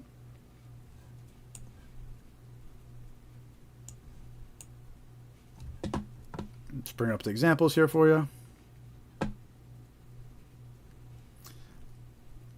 Okay, so I warned you a bunch of times. I'm going to keep on saying it. You can't trust the caller ID. And people are falling for this bank impersonation scam because of the caller ID a lot of times. And the story I'm about ready to share to you, this happened to my friend, and she reached out to me. We confirmed a few details, right? But basically what happened is she got a phone call. Before she got this text message, she got a phone call. The caller ID showed the phone number of TD Bank, right? So the scammers are calling, and they are showing, they're spoofing the phone number to show the bank's phone number, right? So she gets this call. She doesn't answer it, though. But she did confirm the number shown was the bank's phone number, but it was a scammer, right? So she didn't answer. Immediately after not answering, she got this text message. And the text message is a scam text message. You know, it's one of those text messages that it makes it sound like there's been activity on your account. Did you attempt this transaction? Reply yes or no. A lot of you have probably received these texts before. Sometimes when you're traveling, you go to use your credit card and you'll get a text message, you know, saying, did you make that transaction or not? It's a good security feature. But anyway, the scammers now are sending text messages that look similar to that. So the scammer calls her phone, shows the bank's phone number. She doesn't answer. She immediately receives a text message afterwards. And this is the text message, screenshot of the text message here. Right, and it says, verify TD bank card activity. Did you attempt a transaction for $250 at Walgreens? Reply yes if recognized, or no if not, or stop to stop messages. Right. Well, she knew it was a scam, but we wanted to reach out to the bank and just confirm the details. How could we tell it was a scam? Right. Well, the bank actually gave us some useful information about how to tell that these text messages aren't legitimately from the bank. So first of all, the text message came from a real phone number. If this had been from the bank, it would have been one of those short 5-digit numbers. It wouldn't have been a real phone number. It would have had a short 5-digit number if it was from the bank, right? So that was indicator number one, that this is a fake text message, right? Indicator number two was if this had been a real notification from TD Bank, it would have had some mention of what account they're referencing. It would have put like the last 4 digits of the account or some kind of indicator letting you know what account they were talking about. So if it doesn't have that, that's also an indicator that it's a scam.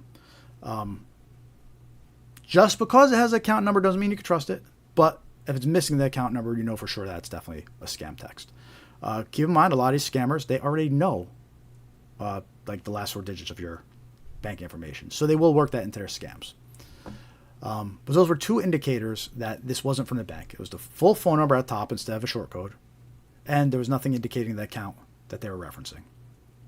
And then there's a little bit of capitalization, like see how the N in not is capitalized, like the capitalization is a transaction, the capitalization is off. So that's a little bit of an indicator too.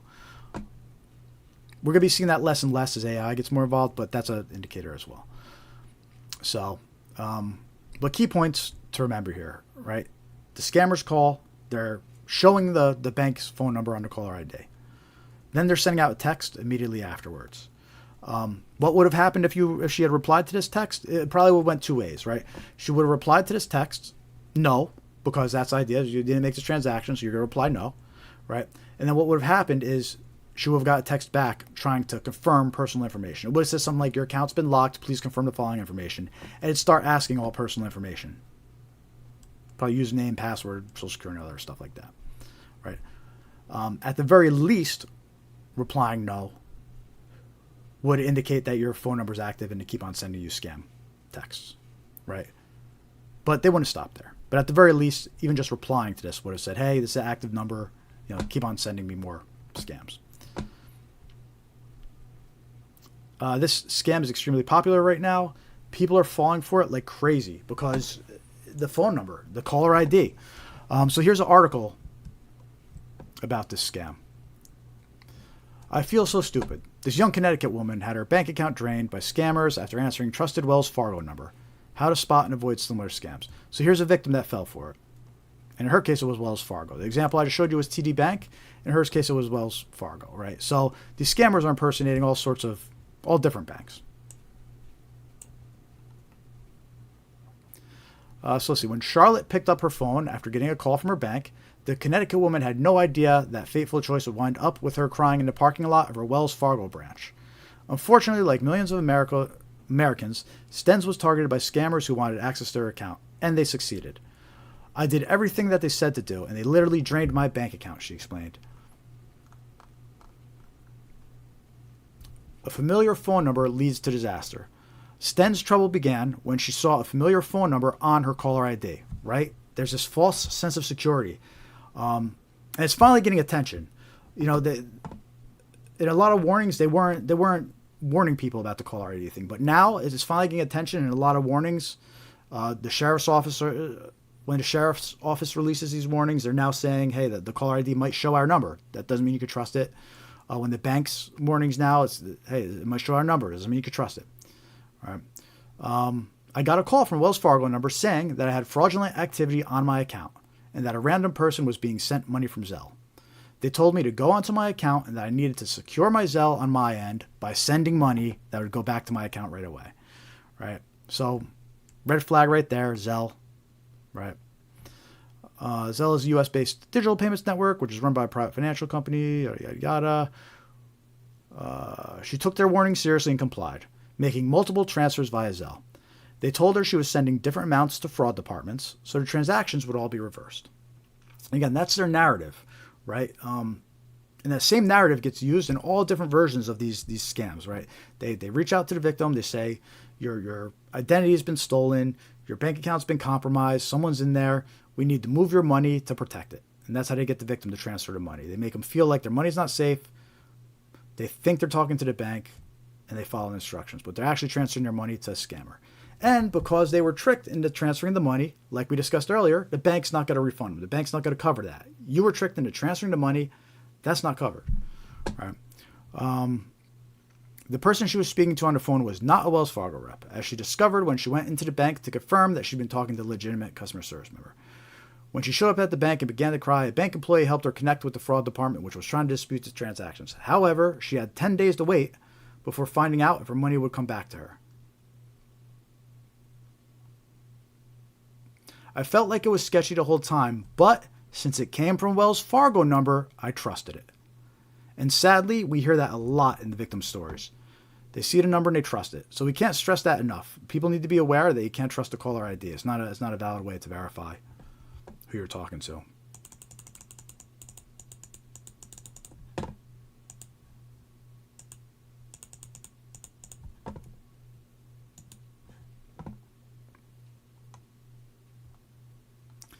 What else does this one say? Anyone can fall victim to the scam.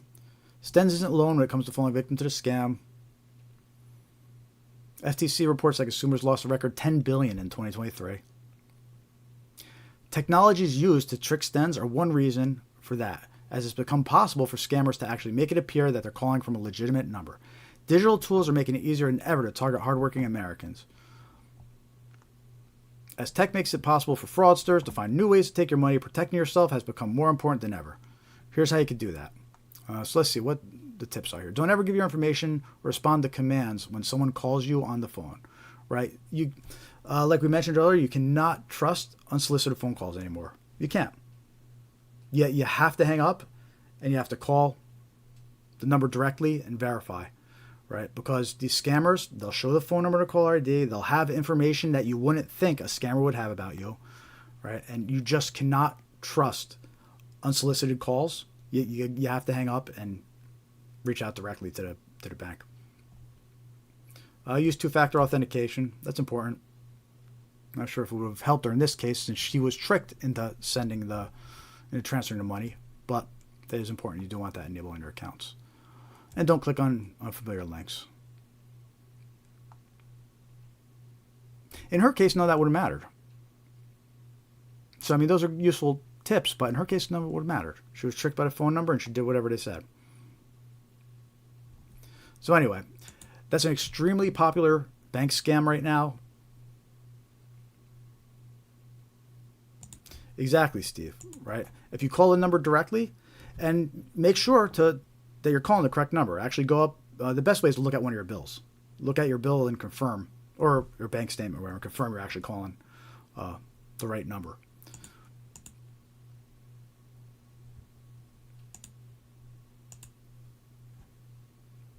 So yeah, that bank scam is extremely popular right now. And the narrative, it always seems to be the same. The narrative is always your identity's been stolen. Somebody has access to your accounts. You need to move your money to, we're doing an investigation. We're investigating fraud. You need to move your money to protect it. Right? So that narrative is a red flag as well. Let's talk about our next common scam here. The arrest warrant and jury duty scam. We did a video about this one. It's definitely worth checking out. I mentioned it earlier. Lots of warnings about these fake arrest warrant jury duty scams. They call you up, and it's another case where they're impersonating a sheriff's office, and they'll display the sheriff's office phone number on a caller ID, right? And they'll tell you that there's a warrant either issued for your arrest already, or they'll say something like you missed jury duty, and they're going to issue a warrant for your arrest.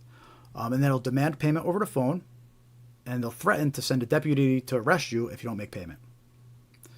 So that's an extremely popular scam.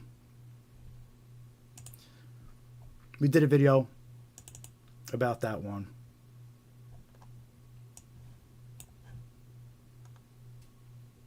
Give you some key takeaways here from that video, actually.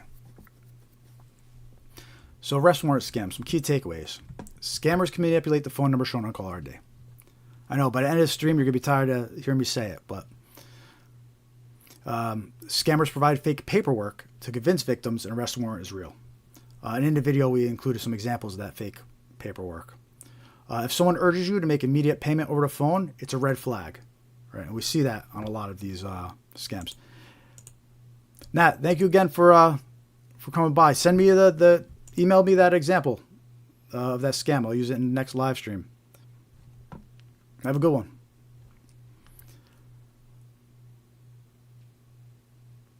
If you get a phone call claiming a warrant was issued for your arrest, ask for the name of the organization that issued the warrant, hang up, and call the organization directly. Do not engage with the scammer who contacted you. Right? Again, this is an extremely popular scam right now, so watch out for this one. There were a lot of these were reported in Texas, but I mean, it's nationwide. You know, there's no reason they could just do it in Texas and not anywhere else. They're doing it everywhere. But the warnings were coming out of Texas, which was good. Maybe that's good of Texas to be on it and warn people, you know, to get ahead of it. So watch out for these fake arrest warrant scams. Warn your family, friends, and loved ones too.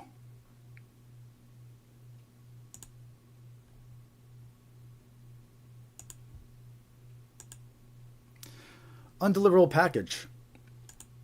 scams, text message scams.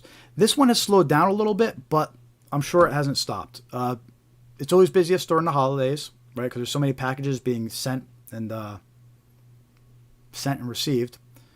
And this undeliverable package scam, it's either a text message or an email usually. I have examples of both for you.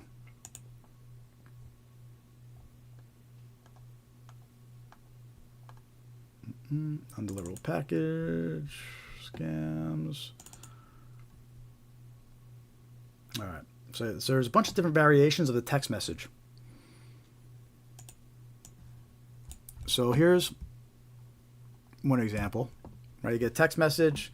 Due to invalid address, you have a package that needs to be delivered, but it has been suspended due to incorrect delivery address. If you do not update your address for 24 hours, your package will be returned to sender. Right, and then it includes a link to a fake website, and it's going to steal your credit card information. What the website does, it asks for a small redelivery fee. It'll ask for like $2 or $3 fee for redelivery, but they're actually stealing your credit card details. So that's one example of a text here. Here's another example. This one's very similar. You'll notice at the bottom it has that little please reply yes, NIGS SMS text at the end of it. That's always a red flag. Yeah, that's there because it's trying to get you to activate the link. This one's similar to the last example. It's just this says 12 hours instead of 24. And something to keep in mind, even though these examples are USPS, the same scam could be used for FedEx, DHL, UPS. It's just, in this case, they were using USPS. Here's a little trick that they used. This was an example that actually was sent to me. This one targeted me, so I screenshotted it. Someone started a group chat, and they named the group chat USPS. So it gives us a different look. You receive the message, it says USPS across the top. So it might trick someone into thinking, oh, well, this looks legit. It says USPS across the top, right? But it's not. It's actually a group text message. It was renamed USPS, so it looks that way. And then there's the message saying, your package doesn't have a house number, transportation is interrupted, please update. And it's got a link to a fake website. And then two other examples of this text message. In these versions of it, they'll send over with attachments. So in the message itself, it won't have the link, but it will have an attachment. If you open that attachment, there'll be a link to the fake website in there. In this example, it's an HTML attachment. And then here's an almost identical example. In this example, it's a PDF attachment. And they'll do this because if the link's inside of the attachment, the text message might not get filtered out, right? If the link is in the text message, the system might filter it out. But if it's inside the attachment, it'll get through. You open the attachment, click on the link, and it's no good.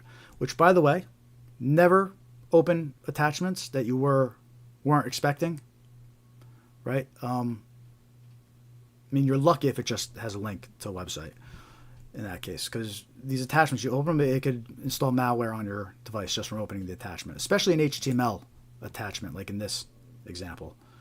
Right, so that's cybersecurity 101. Do not open attachments that you weren't expecting, even if they're from somebody you trust. If you weren't expecting it, confirm that they actually sent it to you first. Especially if it looks suspicious, like with a strange name like this. It says file underscore and a bunch of numbers. Right. But anyway, so these are a whole bunch of different versions of this undeliverable package scam. And what happens is if you click that link, it's going to take you to a fake website. There's an example of one of those fake websites. And it'll look like a USPS website. It'll have the same colors, the logo, a fake tracking number. So you try to make it look legit, right? And then you enter your information and credit card details, and the scammer actually gets it then. And again, something to keep in mind, a lot of these fake websites, as you enter your information, it gets taken in real time. Right, so you don't even have to click the continue button. You enter your credit card, your shipping address, and you say, oh, wait, this is a scam. I'm not going to click continue, but it's too late. They actually already get your information. Anything you type in here, they'll get. So this is one example of the fake website that it might link you to. And here's another example of one of the fake websites it will link you to. See, in this one, it's saying a $3 redelivery fee. So people think, okay, $3, whatever, no big deal, right? But they don't realize they're giving there's no package. You're actually just giving your credit card details to a scammer. Who's still with me? Click the heart. Say what's up in the chat. If you're just joining us, click like, subscribe.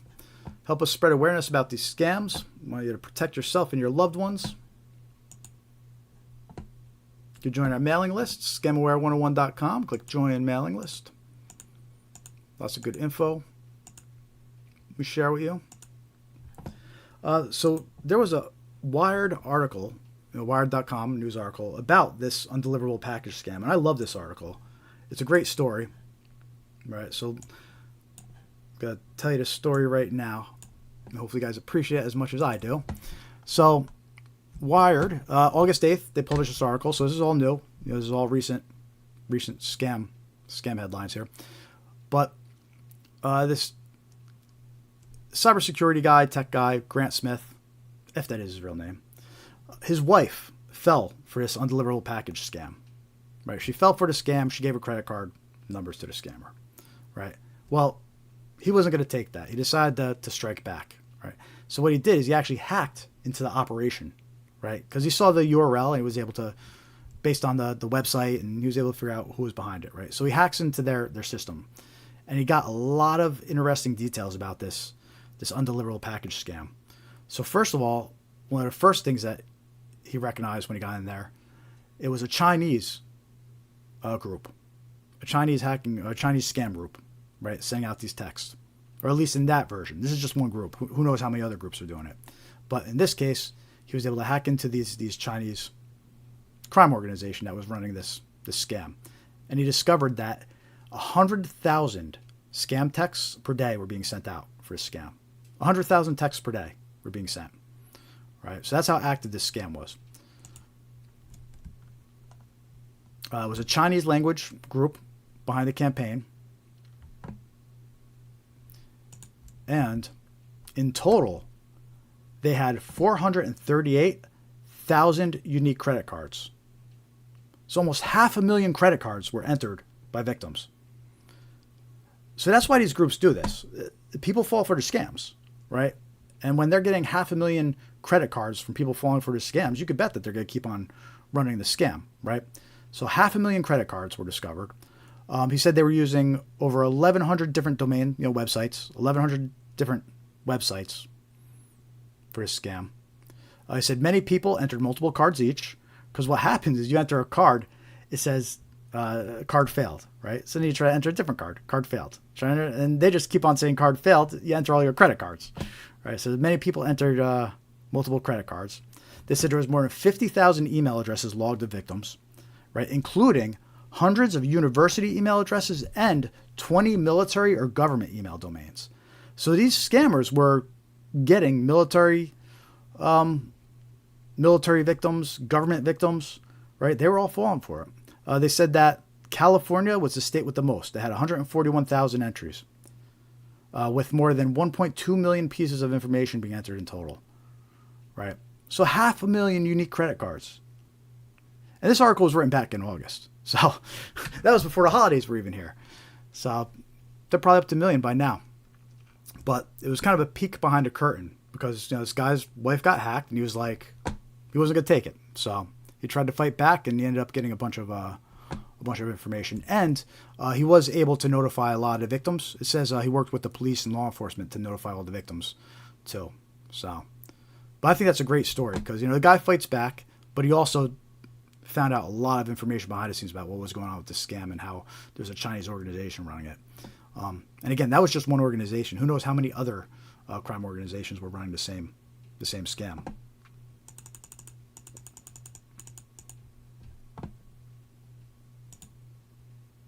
So that was a text message version of this scam. But there's also the email version of this scam. So let me get some of those examples up. And this one's a little different. And by the way, we did a video about the scam too. So a lot of the scams we're going over, we have videos on our YouTube channel. And we're going to continue doing more videos. So definitely subscribe if you're not subscribed yet. So in the email version of this undeliverable package scam. There are the versions where it says, you got to pay a redelivery fee, just like the text message version. But this version was unique. So, in Scamaware 101, we did this as an exclusive. We were the first and only people to report on this version of this scam. And it was up all during Black Friday and the holidays. And then the websites were taken down, right? And I think that they were taken down because they're just going to run the scam again later. A lot of times these scammers, once they're done running the scam, they'll take the sites down. This way they can reuse them later when they're running them again. But we were the first and only to report on this specific version of the scam. I'm pretty proud of that. We did a write-up on our site and released a whole video about it. But in these two examples you could see, here's an email that came in November 16th, right? So it's still recent, a couple months ago, right before Black Friday. And here's the email that impersonates FedEx. And it says, "We're sorry, your package appears to be delayed." But what's different about this version of the scam is instead of saying, click this link to update your information, what this version of the scam says is, get your compensation product, right? So this email basically says, hey, we're sorry that your delivery was delayed, but we're going to give you a compensation product up to $100 value, right? FedEx doesn't do that. A week later, same email, except it has the UPS logo on it, right? Obviously from the same scammers, November 22nd. Right, and it's the same deal. Sorry, your package appears to be missing. Get your compensation product now. Right, but UPS and FedEx do not offer compensation products. This is a scam. So what happens is when you click on that link to get your fake compensation product, it's going to bring you to fake websites. And here's some screenshots of the initial page it brings you to. Right, FedEx, we're sorry, your package appears to be missing. Gives you a fake tracking number, fake dates, all that. And then another button to get your compensation now. You clicked on the UPS one. Here's the UPS one. Same deal. It's got the logo, same text, same tracking numbers and details, right? And then when you click on the get your compensation now, it would actually bring you to these fake retail websites offering all these different products. I'm going to show you those screenshots in a minute. But what's interesting about this scam is it starts as an undeliverable package scam. Right, you receive the emails saying you have an undeliverable package, but then it evolves into a fake retail website scam. Right, so I'm going to use this to talk about the fake retail website scam that this leads into. So you click that link in the email, and now it turns into a fake retail website scam. So here's some screenshots of the fake retail website.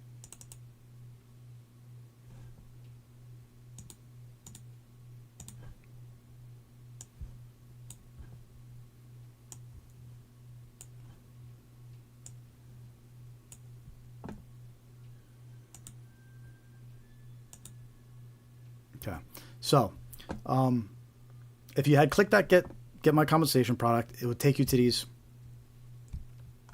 fake websites that were designed and put up specifically to steal your information, right? And you can see at the top it's got the Black Friday sale banner up top because again this was all happening during Black Friday, like week before Black Friday or two. And what's important to note here is that now we're talking about a completely different scam. We were talking about an undeliverable package scam, but now it's evolved into a fake retail website scam. So there's many ways that you get pulled into a fake retail website scam. There's emails, right? Maybe undeliverable package email, or maybe you get an email saying special offer, right? There's ads. These scammers, they'll purchase ads. They'll purchase ads on social media, Facebook and Google, for example, right? So you'll see these ads with incredible offers, and they could direct you to these fake retail websites too. And as you can see here, they're offering a pair of wireless headphones that are supposedly valued at $175, right? But they're saying free, just pay for shipping. That's a red flag, right? If you're seeing an offer for a product, it's like $100, $200 value, and they're saying you get it, just pay for shipping. You shouldn't really do your due diligence. Most of the time it's gonna be a scam, right? So here's the example of the wireless headphones. There's the page it takes you to. You put your shipping information, all that, and they want your payment information. And they will charge you. This website will charge you. They'll charge you $8.95 that they said they would. It's all part of looking legit. So you'll see, okay, you'll see the chart. Okay, great. $8.95. I guess I'll just get my headphones in a week. But the headphones never arrive. And then the scammers, they start going crazy with your credit card, purchasing everything they want. All right. So here's the headphones page. There's one of their products they were offering. Here's a portable heater. That's another product they were offering. Coincidentally, the same exact $175 value as the other products. Just pay for shipping. All right. And you see same banner across the top. And then earbuds, wireless earbuds, which are a hot item. Right. And same deal, same banner across the top, and just pay shipping, $865 or $869. You save $175. So coincidentally, right. So see what they did here? It's a bunch of fake pages with products designed to steal your information, and they're offering you deals that are too good to be true. And that's something you need to always keep in mind. If a deal looks like it's too good to be true, it probably is. Right? So you got to do your due diligence. If you see a deal like this, research it. Go look for reviews. See if other people actually made purchases through a site. Now, in this case, these sites were registered and put up specifically for this purpose, and they were brand new. There were no reviews or no anything on it, which is just as bad as having negative reviews. If there's no reviews, that's a red flag too. And you could also notice, it's probably too small on the screen, but each of these pages are actually on a different website, right? So this one is on luxuryproductportal.com. This one is technojoyhaven.com. So the scammers register all these different websites. They register them. They have a whole bunch of them queued up, right? One gets shut down. They just switch to another one. That's what they do. So that's a fake retail scam. Definitely watch out for them. One of the key takeaways, if it says just pay for shipping, be suspicious, right? Now, I'm not talking about the just pay for shipping. Like, there's been like maybe somebody's offering you a free book or something like that. Those are more likely to be okay. Those could be legit, right? But when they're offering you a $175 product, just pay $8, should be red flags. Too good to be true. And just because you're seeing like ads pop up on social media, they weren't vetted, they weren't checked. Anybody could go pay for advertising and link to anywhere they want. And that's what the scammers do. So watch out for these fake retail websites. And this actually goes back to we were talking about during the headlines portion of this. We were talking about the Super Bowl scams to watch out for. And one of those scams is look out for these fake retail websites selling, fake merchandise or merchandise that they're not going to even send you, right? Because a lot of people are looking for deals on Super Bowl merchandise this time of year. Everybody's looking for the Eagles gear or Kansas City gear. And by the way, nobody told me who they're rooting for at the Super Bowl before. Come on, who you're rooting for? Let me know in the chat. And give me a like and a heart and a thumbs up and all that good stuff. If you're just joining us, thank you for joining us. Scamware 101, we're spreading awareness about scams. Please subscribe, like our content, help spread awareness. Also, subscribe to our mailing list. You go to scamware101.com and click Join Mailing List.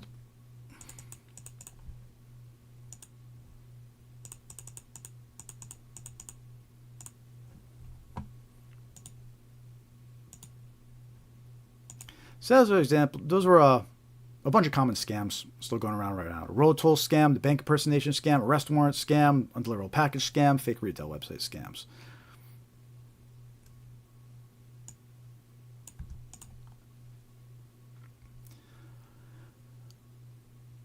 So next on the agenda here, we're going to go over some red flags, and then we'll circle back and talk about more common scams. This is going to be a long live stream. We're going all night. Maybe we'll get some more people on the West Coast joining us late, since pretty much just getting out of work and eating dinner and getting home.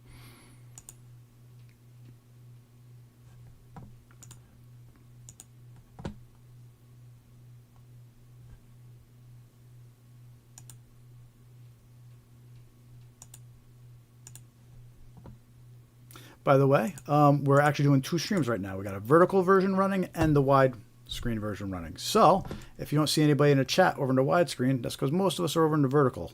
But I'm monitoring both. So feel free to say hi if you're over on the widescreen version.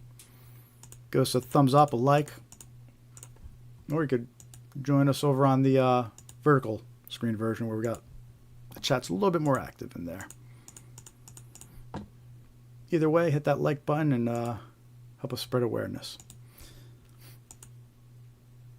Red flags. Let me get my red flags slide up here. We did a video about this one too. So you can always reference this later, or if you find the information useful, we have a video that you could share with your loved ones as well on our YouTube channel.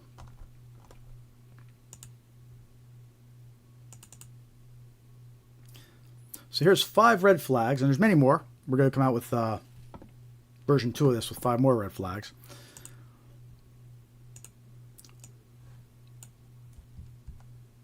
But here's some red flags that you're probably talking to a scammer. So we have red flag number 1. They direct you to a third-party chat app like Telegram or WhatsApp to continue the conversation. And we saw this mentioned in a few of the headlines, some victims that were directed to Telegram. So why do scammers do this? Well, it's easier to communicate with victims in other countries when you're using a third-party app like Telegram and WhatsApp. Right? It's not easy to send text messages back and forth when you're in another country.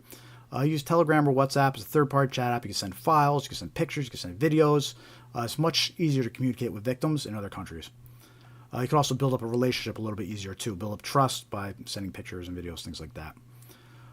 Also, it offers a little bit more anonymity to the scammer to hide behind as well. And some examples of specific scams that is part of their playbook to direct you to Telegram or WhatsApp. Right, you have the romance scams. They're the fake dating profiles, especially with Valentine's Day. Right, romance scams are. We see a lot of warnings out about those this week. Fake dating profiles, they'll lure in new victims, right? But then once they start communicating with their matches, they'll direct them to WhatsApp to continue the conversation, right? And that's a scammer. They're trying to get you onto WhatsApp so they can build up trust, create a fake relationship, and steal your money. Wrong number scams. We'll talk about those in the next batch of common scams we have coming up. Those start with a text message probing for victims. And then when someone replies to the text message, they'll try to continue a conversation and direct them to WhatsApp. So it's a red flag. If somebody completely messages you out of blue, you reply, and they say something like, oh, you're nice, let's keep on talking on WhatsApp, it's a scammer. All right, I'll show you some examples of those text messages shortly. Investment scams, right? They'll direct the victim to Telegram or WhatsApp group to pump up an investment or appear more legit. So on Telegram, those Telegram channels, there's tons of bots. They're not even real. Right? So there'll be these fake channels that are pumping up an investment with all these bots showing interest in this investment, and they'll use that to trick someone into thinking that the investment is legitimate. So that's red flag number 1. If they're directing you to Telegram or WhatsApp, be suspicious.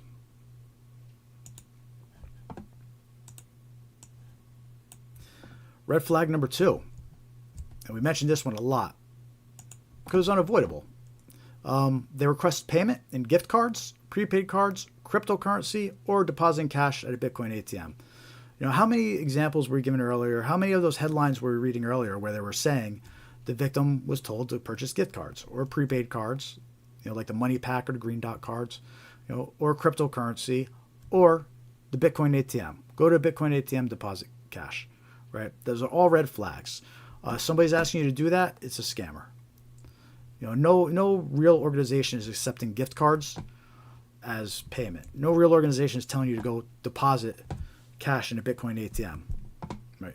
You know, maybe one day crypto will be at that point where, you know, everything's getting paid in Bitcoin or whatever, but we're not there yet. Right? So those are major red flags.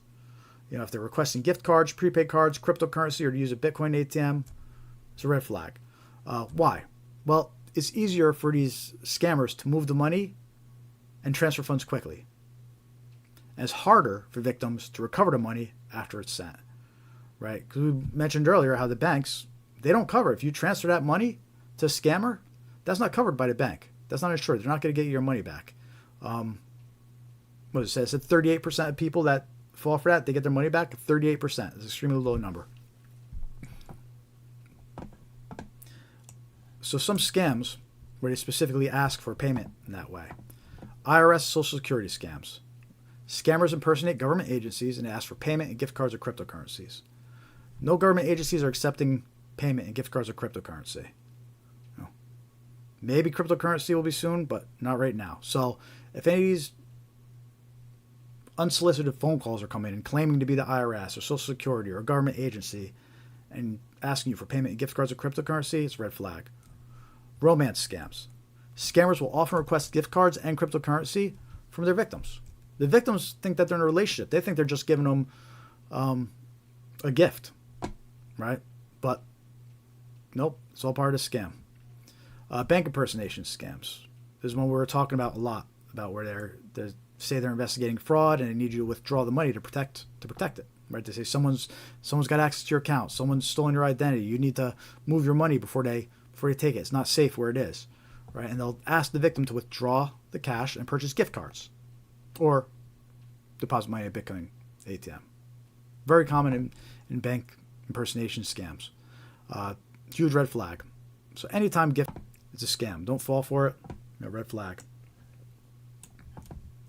Red flag number 3. Oh, and we haven't talked about this one at all yet today. So red flag number 3. They ask you to provide a code that was sent to your phone by text message, right?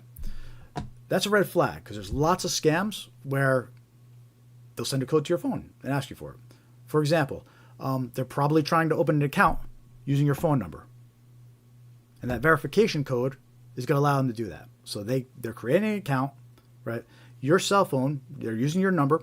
Your cell phone gets a text message with the verification code. If you provide that code back to the scammer, you allowed them to link this fraudulent account to your phone number, right? They might be trying to log into one of your accounts that's associated with your phone number, right? You go to log into an account, it sends your phone number or PIN code. If you give that PIN code to the scammer, they're going to be able to access your account, right? They might be trying to reset your password. They go to reset your password, it sends your phone a code. If you turn around and give this code to the scammer, then they're able to reset your password. And this scam is extremely common on marketplace websites. Facebook Marketplace, Craigslist, buyers and sellers. How the narrative goes is they'll say, I just want to verify your phone number. I just want to verify your identity. I'm going to send a code to your phone. But what they're really doing is they're going to register your account. The code that goes to your phone is for that account. You give it back to them. You just authorize them to link it to your account. You should never provide codes sent to your phone to a stranger.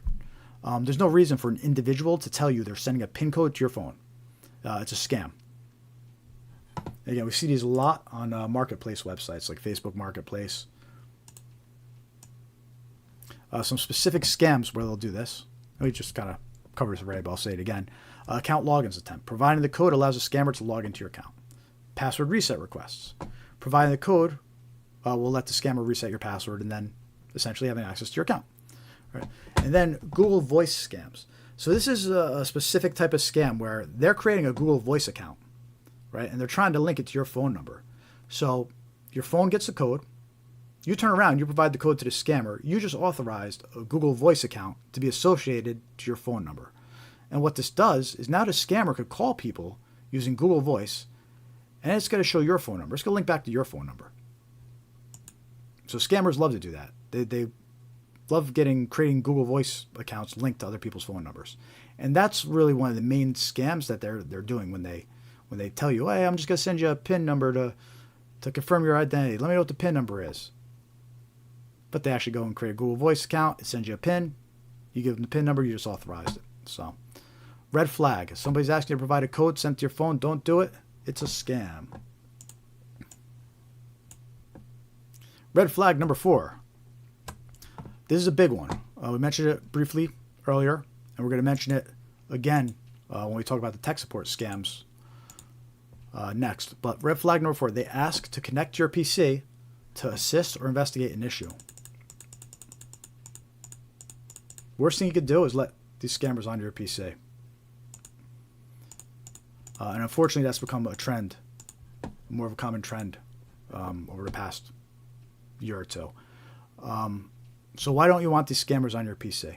Right. Well, once they get on your PC, they can extract your passwords. If you have passwords saved in your Chrome browser, for example, which by the way you should never do. You should never have your passwords saved in Chrome or Firefox. Use a legit password manager.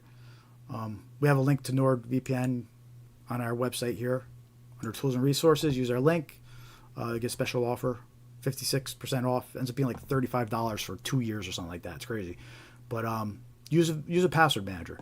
But anyway, scammer gets on your computer. They could extract the passwords that are saved in Chrome and Firefox. Right? They can steal your cookies, which will let them get into your websites as if they logged in. That's how they bypass MFA. They steal your cookies, and it fools the system into thinking that they're already logged in. They'll steal your files, encrypt your files, threaten you, right? Because you let them on your PC, they have access to your pictures, your financial documents, right? Lots of sensitive information. They'll attempt to access your online banking websites. Once they're on your PC, they're going to ask you to open your bank accounts. And they'll tell you, let's review your bank accounts for fraudulent activity. Log into your bank accounts. Meanwhile, they're stealing your logins and your bank account access. So never let these scammers onto your PC. Never let I say that like you know it's a scammer. A good rule of thumb is never let anyone on your PC that's not your IT guy, right? Everybody should have their own tech, their own IT guy, whether it's your local computer shop or the IT guy at work or a family member that's good with computers. Anybody else that wants to get on your PC, do not let them. Especially if it's just some random person on the internet or some pop-up that says you have a virus, right? Don't let them on your PC. Some specific scams where that's part of the playbook, where you try to get onto your PC. Fake virus alert, tech support scams. And we're going to talk about this one next when we talk about some more common scams. This one is huge. A lot of people are losing their life savings to this. A lot of older folks fall for this fake virus alert scam. Basically, they get a pop-up that says, you have a virus. Call this number immediately. But they call a number, they get connected to a scammer. And that's when the scammer says, I'll help you remove the virus. Let me connect to your computer, right? And they think they're talking to tech support. They let the scammer on their computer, and then it's game over, right? Fake order scams. We're going to talk about this next, too. You'll get a notification saying that an order was placed on your account. It's fake. There was no order placed. But the notification will say, call this number to dispute it. If you call that number, you're going to get connected to a scammer, and the scammer's going to try to connect to your PC. They'll do it under the guise that they're trying to help you resolve this order issue. And then you got the fake fraudulent activity narrative that we were talking about, where the scammer reaches out to you, they impersonate the bank or some other agency. They say they're investigating fraud. Someone's stolen your identity, has access to your accounts. They'll ask to connect your computer, and they'll help you review your accounts for any suspicious activity. But in reality, it's a scammer, and you just let them on your computer, get them access to everything. Right, so those are just a couple scams that specifically the goal is to get onto your PC. So do not let them. So that's red flag number 4. They ask to connect your PC to assist or investigate an issue. Then we got red flag number 5. They request to keep the matter confidential or secret. So this is common in a lot of scams, right? Scammers do not want you discussing the situation with other people. The more people you discuss your situation with, the more likely you are to be told that it's a scam. You talk to your friends about what's going on. Some are going to be, it sounds a little suspicious. Sounds like it's a scam, right? You talk to your family. I don't know if I trust it. Sounds like a scam. They don't want you talking to people. So they ask for confidentiality. And they think of reasons and stories to get you to believe you got to keep it secret, right? For example, when they're claiming there's an investigation, we're investigating identity theft, right? But they'll tell you, but don't tell anybody. You can't tell anybody about this because then you might blow the whole investigation. You might blow the whole investigation, right? If you tell people. So do not tell anybody that we're investigating this. You got to keep it between us. When you go to the bank and withdraw your money, don't tell them that why you're doing it. Just tell them you're working on a project or something, right? That's what they say. They're asking you to keep it secret or confidential because they don't want you to consult with people and have them tell you it's a scam. And some specific scams where they do this for grandparent scam. That's another one we'll talk about next. The best batch of scams we have coming up next, right after these red flags. We got some good common scams coming next. But the grandparent scam, right? They say a relative or son or daughter is arrested and they need money sent for release. What they'll do is they'll say, for example, say, oh, but your son or daughter, they're embarrassed about the arrest, so they ask you not to tell anybody, right? Which seems like a reasonable request, except it's a scammer, right? So that's how they're asking you to keep it secret. That's a red flag.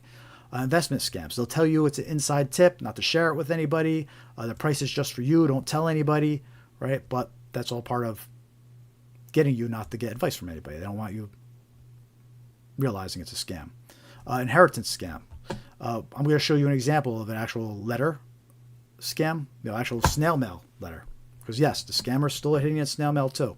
Inheritance scams, a lot of times they'll impersonate law offices, and they'll request confidentiality in the letter, right? Because they don't want you obviously talking to people, because a lot of people realize it's a scam. And there's a fake fraudulent activity. That's the one we were just talking about, where they'll tell you, we're investigating fraud, your identity's been stolen, but you can't tell anybody about this because you might interfere with the investigation. The people at the bank might be in on it, so you can't tell them, right? They're a part of the investigation too. So it's all these requests for confidentiality or to keep something secret. It should always be a red flag. No government agency is going to tell you not to consult someone. Like the IRS isn't going to call you up and be like, and you better not tell anybody about this. Social Security isn't going to call you up and say, you better not tell anybody about this. Right? Those are red flags. So those are 5 common red flags. Let's review them one last time on this list here. By the way, let us know in chat if you've come across these red flags. Have you recognized these red flags and saved yourself from becoming a victim, right? The 5 red flags, right? They direct you to third-party chat app like Telegram or WhatsApp. That's an indicator you're talking to a scammer. Right? They try to direct you to Telegram or WhatsApp. Watch out, it's a red flag. They request payment in gift cards, prepaid debit cards, cryptocurrency, or depositing cash at a Bitcoin ATM. Red flag. They ask you to get gift cards. Any mention of Bitcoin ATM, you got to stop and reanalyze what's going on. They ask you to provide a code that was sent to your phone via text message. It's going to be a scam. Very, very common on marketplace websites like Facebook and Craigslist. You never give a code that's sent to your phone to a stranger. They ask to connect your PC to assist or investigate an issue. Major red flag. That's the whole point of a tech support scam. They want to get on your PC. Right? So you should only let specific people onto your PC that you know and that you trust. You certainly shouldn't let strangers, that you just, there's a pop-up on a virus pop-up on your computer that says call this number. You don't let them onto your PC. And we'll talk about that scam shortly. And they request to keep the matter confidential or secret. Right? Big red flag. Because they don't want you talking to people. The more people you talk to, the more likely you are to be told it's a scam. So, 5 red flags.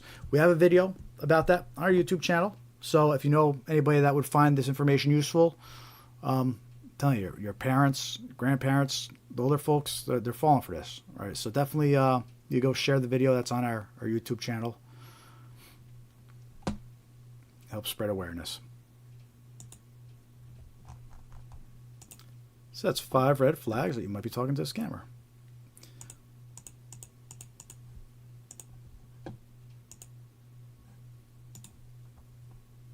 Next up, we're going to go into some more common scams here. But first, if you're just joining us, thank you for joining the Scamaware 101 live stream. Our goal here is to just spread awareness. We do this live stream every week. We release videos on our YouTube channel covering the latest scams. Hey, we want you to protect yourself and your loved ones. So it's a lot of an ounce of prevention by being aware is worth a pound of cure. I'm telling you, you take a little bit of time to be aware of these things. It's going to save you hours and hours and hours of headache and lost money if you fall for a scam. Please subscribe to our YouTube channel, like our content. Give us a thumbs up, click the heart. To also join our mailing list, you go to scamaware101.com, click join mailing list. It won't spam you too bad, I promise. Also, you can follow us on Facebook, Threads, Instagram, Blue Sky, and X. If you can't find us on there, our username is Scamaware101 across all of them. But if you can't find us, we have the links around scamaware101.com. Around our homepage, we have links to each of our social media profiles. So, I appreciate a follow or a like. It would help us out, help spread awareness. Who's here? Say hi in the chat. Let me know you're still here.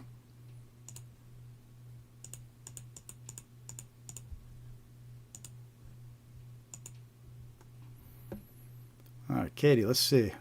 This information helped me. Oh, awesome. Targeting me. Look for red flags that were present. Cool. Yeah, I'm going to look at that email after live stream. Two red flags I saw an investment scam that targeted me were reference to third-party app. Oh, there we go. Right, the reference to the third-party app and keeping the information confidential. Yup. Excellent. I'm glad you spotted those two. Definitely two red flags. Oh, look who it is. It's John. Nice of you to join us, buddy.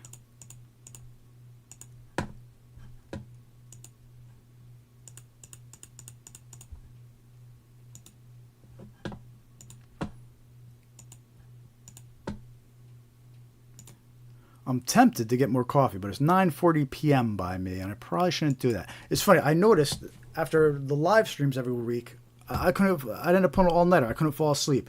And I thought I was just excited because I have so much fun on these live streams, talking to new people, and that's fun. So I thought maybe I wasn't falling asleep just because I was excited. But then I realized, wait a minute, I'm drinking like a gallon of coffee during these live streams, and that's probably why I couldn't fall asleep. So instead of having a coffee break, I think I'm just going to go right into the next batch of common scams.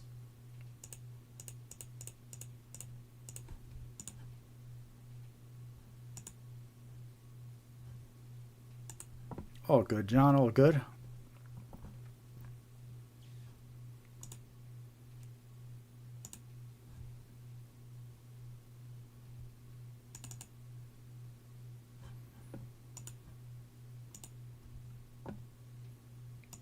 Oh, also, for those just joining us too, we just added this this store to our YouTube channel with some items. And I purposely, I made sure to pick items that would stay in front of people, right? Like, because I want to remind people to stay alert for scams. So in our store, we have mouse pads, mugs, water bottles, coffee mugs, right? Because these are things that you would typically like have on your desk, and I think it's a good way to just stay alert and remind yourself, right? You're sitting there, you get a shady email, and but then you have your coffee mug right there. It says Scamaware 101. You're like, oh, wait, I'm not going to fall for that email, right? So I tried to pick products that would be, helpful reminders they would have in front of you. And some stickers too. You could throw stickers on anything. Prices are a little high. I think that's the vendor I picked. So I'm going to experiment and see if I can find some vendors that are cheaper. But this is just a first run. And anyway, if you want to scoop one up, they're there.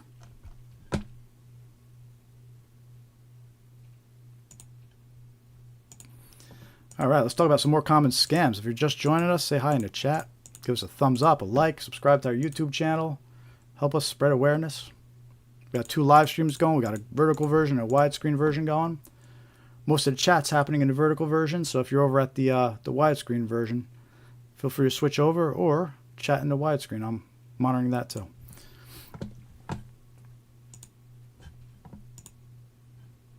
And without further ado, let's go into our next batch of common scams.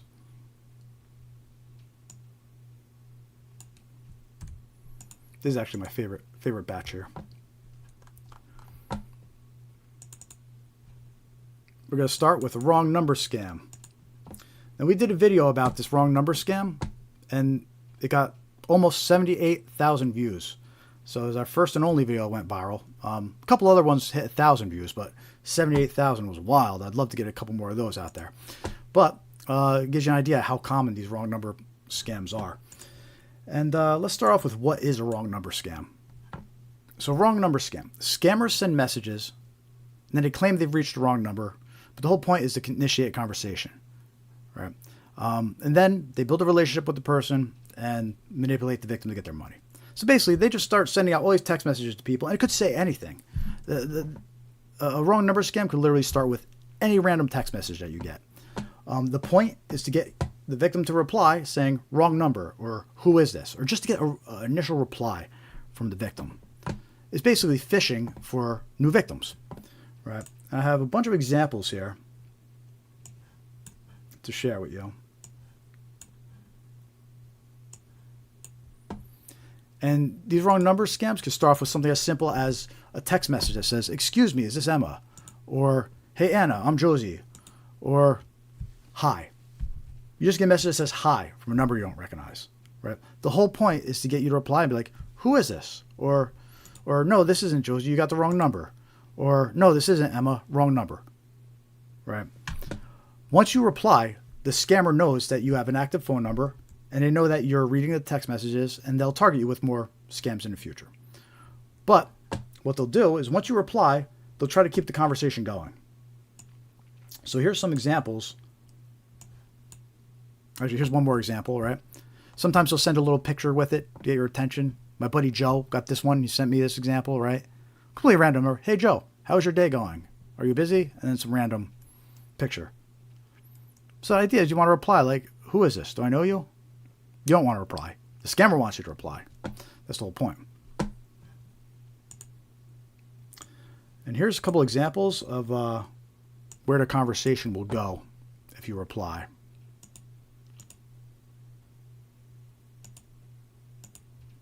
So this one you can see it starts off with a random text message that says, have a cup of coffee together sometime?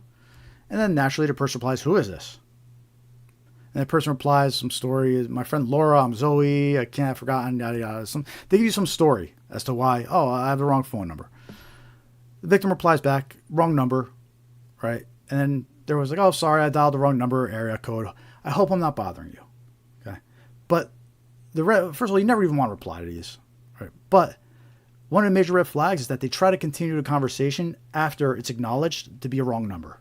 That's a major red flag. There's no reason, once you acknowledge it's a wrong number and they acknowledge it's a wrong number, there's no reason to continue the conversation. But the scammer will try to continue the conversation because now they want to learn about you. They want to find out information about you, right? So you'll reply back, no problem, have a great day, but then they try to continue the conversation. Like in this case, they say, thank you for your kindness. I just realized I entered the wrong area code. Where are you from? Because that's what they're going to ask. They're going to ask, where are you from? They're going to ask how old you are, and they're going to ask your name. All right, so this is one version of where that conversation starts to go. Here's another version.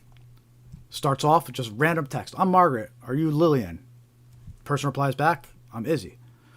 I'm really sorry. I think I made a mistake between your number and Lillian's number when saving the number. I hope I didn't disturb your good day. Right? They start giving you a story. Like, oops, I got a wrong number. My bad, right? You reply back, that's okay. And you figure that's going to be the end of it, but it's not. They try to continue the conversation. Thank you for understanding and patience. You're a kind person. I hope you have a good day today. I'm 36 years old. Would you mind telling me your age? Right? So the last example asked where they're from. This example asks what their age is. Right? And then this next example, this is one that happened to me and a friend, and we purposely replied back just to use it as an example on our live streaming videos. So you get a random message, hi, right? We're talking about how you just be targeted with a simple message that says hi, right? And it's sneaky, right? Because people want to have this good nature just to reply back. They want to let somebody know that they got a wrong phone number, right? You want to be kind and just say, oh, you got the wrong phone number, right? But that's what the scammers rely on. They want you to reply back, right? That's the whole point of this. So they just send you a random text message, hi. You reply back, hi, who's this? Right. Person says, I'm Karina. Are you David? They go through it. They start with the fake story, right? We met last week at Linda's party. You picked this number for me, right? And you reply back, say, hi, sorry, you have the wrong number. Again, this is us. This was actually a text message that came to us and we were replying back. And then, oh my gosh, I checked and found out I entered the wrong area code. A lot of times they'll say they entered the wrong area code, right? I hope this doesn't bother you. We reply back, that's okay, no problem, right? If this had been a real wrong number, the conversation should have stopped at that point. But it continues, right? They reply back, thank you very much. You are a very friendly and polite person. I hope we could be friends. Nice to meet you. My name is Karina. What can I call you? So now you're asking my name, right? So we have an example where we're asking where you're from. We have an example where we're asking your age. Have an example where we're asking your name. When they ask your name, they're trying to determine what sex you are too, which usually they can tell from the name, right? So that's why we replied Pat. We figured it could, it's a unisex name. It could be either one. So we figured we'd mess with them a little bit. And they reply back, you have a beautiful name. I am from Malaysia and currently living in Los Angeles. Where do you live? Right? So they asked my name. They asked where I live. And at this point, we cut off the conversation. We got a good enough example of where the conversation, goes. At this point, you should be well aware that it's a wrong number scam. Honestly, you shouldn't even reply back. Like, you get a random text message that says hi, ignore it. block it, junk it. Don't reply back. And don't feel bad about it. Look, they'll figure out they got a wrong. If it's actually someone with the wrong number, they'll figure out they got a wrong number. You don't need to reply back. It's not worth it. 99% of the times it could be a scammer. It's not worth the 1% of the times where it's not. Right? So yeah, one more example for you. This one was also sent to me. This one comes in. Hi Byron, I'm Jane. And they'll include pictures of an attractive female, right? Because they want to incentivize a response, right? Some guys might get this text message and think, oh, it's my lucky day, right before Valentine's Day, and I get a text message like this. Perfect, right? But it's a scam, right? Hi Byron, I'm Jane. And you'll notice, I ignore it. I don't reply back. The text message came in at 1:58 p.m., right? I didn't reply back. I ignore it. 4 hours later, 4 hours on the dot, 1:58 p.m. and then 5:58 p.m. Like 4 hours on a dot. Have you gotten the pictures I sent? Right. So this is probably an automated bot. This isn't even like a person sending these texts. This is an automated bot. It sends out one text message. 4 hours later, it sends out another text message. This is what AI is enabling these scammers to do. All right. So when we did our video on this, the comments were great. We got so many comments on that video, and a lot of comments actually said I got the same exact text message with the same exact picture of the girl, and so apparently Jane's been cheating on me apparently. So, but anyway, so that's the point of a wrong number scam, right? They want you to reply back. And it's for multiple reasons. Even at the very least, even if you reply back and then end the conversation there, right? They're going to try to keep on going it longer and longer. Eventually, they're going to try to get money from you. They're going to ask you to switch over to WhatsApp, right? They're going to send you pictures and videos and try to build up a relationship for you. Usually, these are pig butchering scams, right? They're going to try to build up the trust, and eventually, they're going to try to get money from you.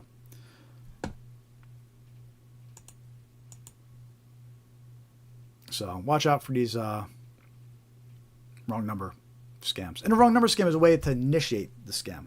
Once it's actually initiated, right? Once you reply, they know your number's active. They know they can target you with other scams, right? And they will. They'll target you with other scams.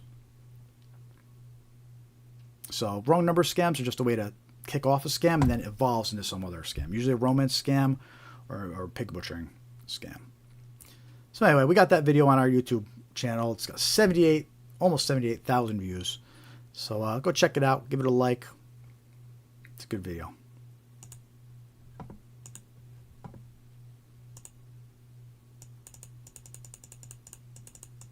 That's funny, John. Did I ever fall for that one? A cup of coffee, sure.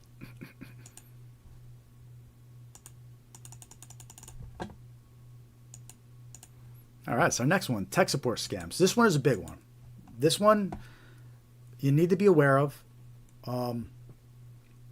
Your older relatives, they need to be aware of this. The older folks fall for this one the most. It targets people of all ages, but the victims tend to be older folks. You need to make them aware of this tech support scam we're about to talk about. And we did a video about this as well. So subscribe to our YouTube channel. Share the videos with your loved ones. But these tech support scams, let me get my examples up and I'll explain how this one works.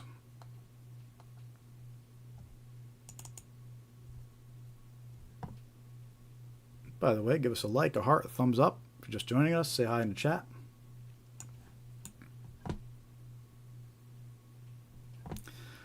All right, tech support scams. Fraudsters impersonate tech support representatives, claiming there's a virus or problem with the victim's device. They request access to the victim's PC to steal personal information and financial data. So basically what happens, you're browsing the internet, minding your own business, and then all of a sudden you get a pop-up like this. Warning, 5 viruses detected. Our latest scan has detected 5 viruses. May steal your personal info.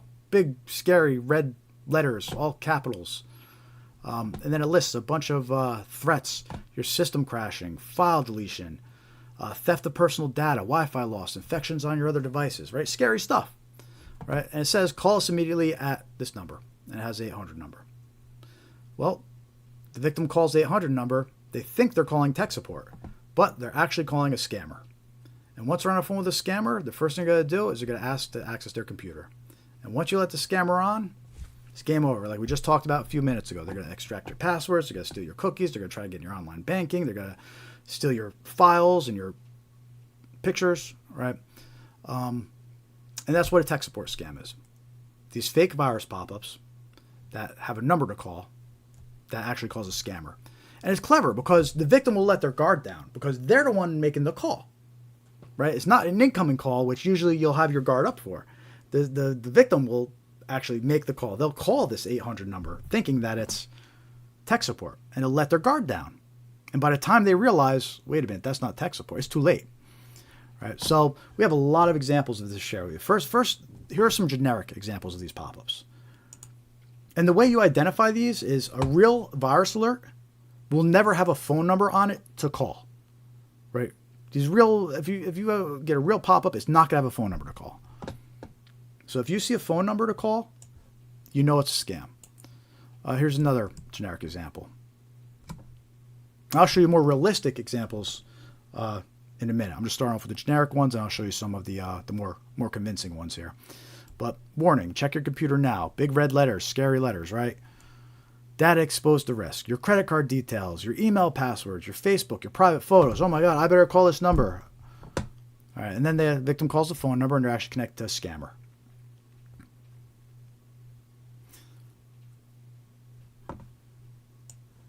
Here's another example of one of these fake generic pop-ups. And you notice that they all follow like the similar big red letters, all capitals, warning, scary language, your computer might be infected, rootkit, malicious viruses. To remove viruses, call tech support now, and then it has the phone number. Call it, you get connected to a scammer. And in this one, you can see it's actually just a website pop-up. You see up top in the URL, it's just a website pop-up. But, you know, if you're not computer savvy, right, you could easily get scared and call this number. And that's the whole point. They want to scare you. They want to force urgency, right? They want to give you time to think. So those are some generic examples. But here are some more convincing examples of this one. And by the way, this type of scam, it doesn't matter if you're on a desktop computer. It doesn't matter if you're on your iPhone. It doesn't matter if you're on an Apple or Windows PC. These pop-ups can pop up on any of those. And they'll even detect what device you're using, and the pop-up will be tailored for that device. Like it will detect that you're on a Mac, and it'll pop up a warning about your Mac being affected. It'll detect that you're on Windows, and it'll pop up a warning about Windows being affected. It'll detect that you're on your iPhone, and it'll pop up a warning about your iPhone being infected. Right? That's how this works. Because the whole point is just to trick you into calling a phone number. And it doesn't matter what device you're on. They can make these pop-ups pop up on a device, and it's not like you're protected because you're on a Mac or you're using your phone.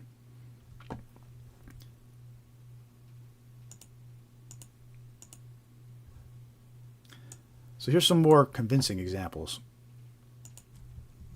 Here's one that looks like McAfee. McAfee antivirus.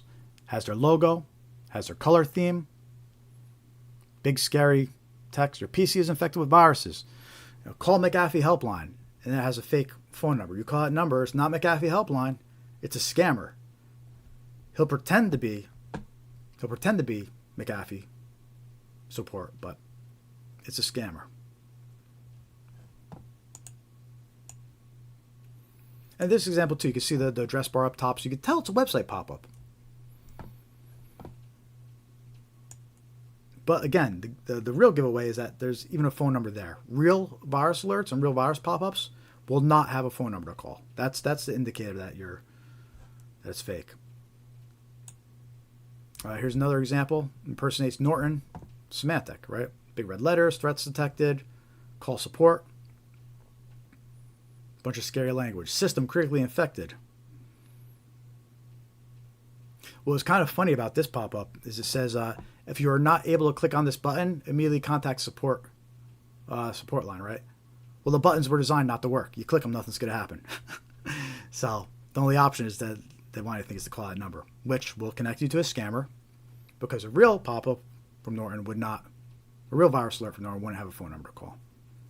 But it follows the same playbook, right? System hard drive may fail. Do not close the page.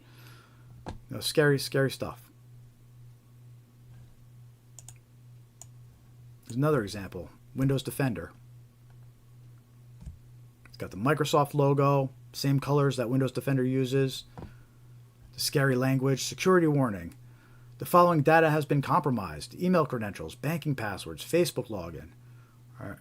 Access to this PC has been blocked for security reasons. And then it includes that fake number. It's not really Microsoft support, but if you call up, they're going to impersonate it. But it's really going to be a scammer. They're going to try to get onto your PC.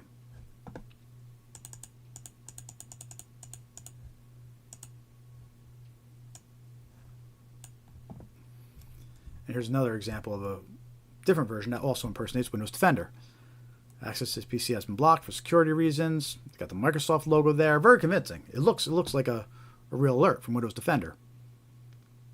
But if you call that number, you get a scammer. If you think this notification is by error, report immediately to Windows Support to halt auto deletion of files and applications from this computer. As this computer ID is flagged and connected over internet servers, files and app deletions may start any moment. So here it is telling you that your files and apps are going to be deleted at any moment if you don't call this number.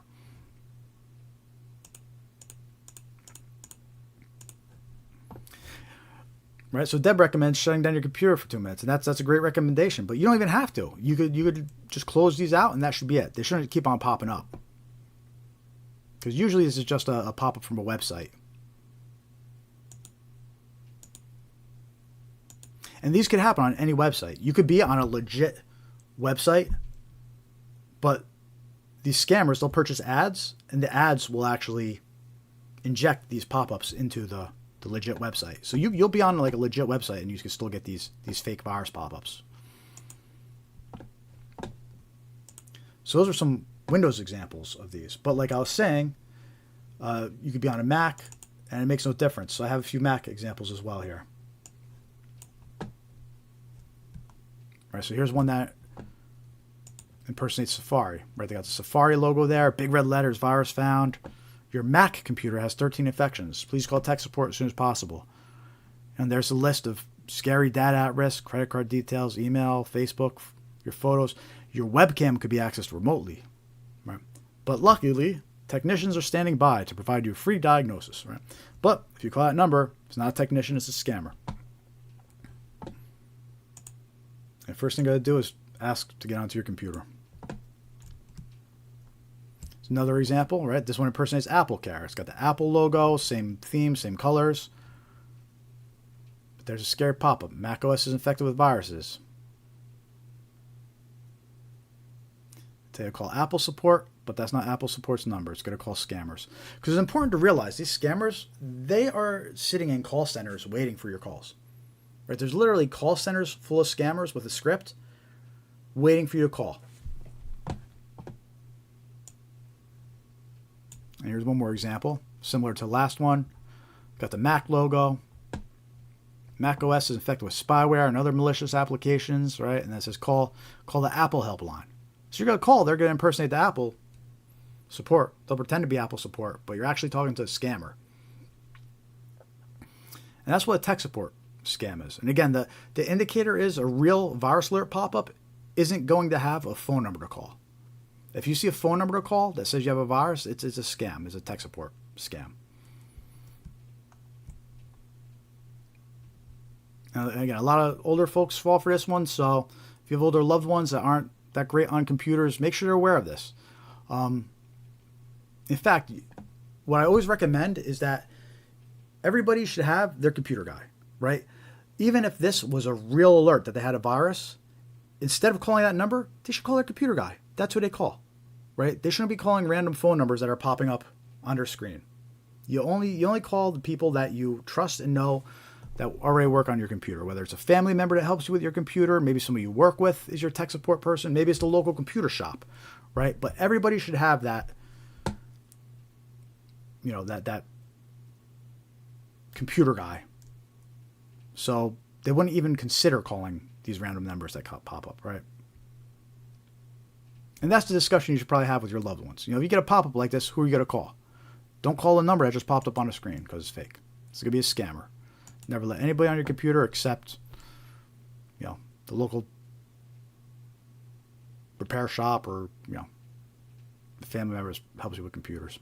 And again, a lot of people are fall victim to this one.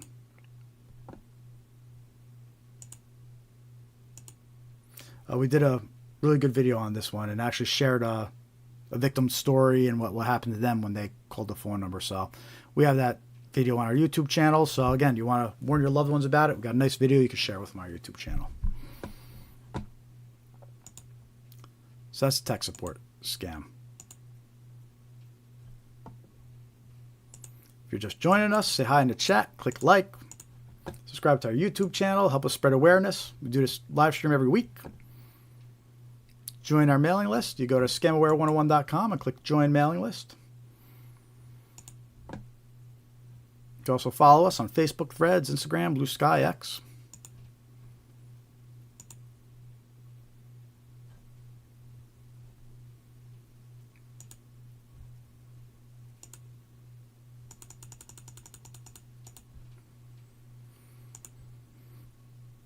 All right, our next scam here, fake order scam. So these fake order scams, they're attacking us from all directions, right? We're being targeted in text message. We're being targeted in emails. We're being targeted over the phone. And I have examples of all of them for you. So let me get my examples up here.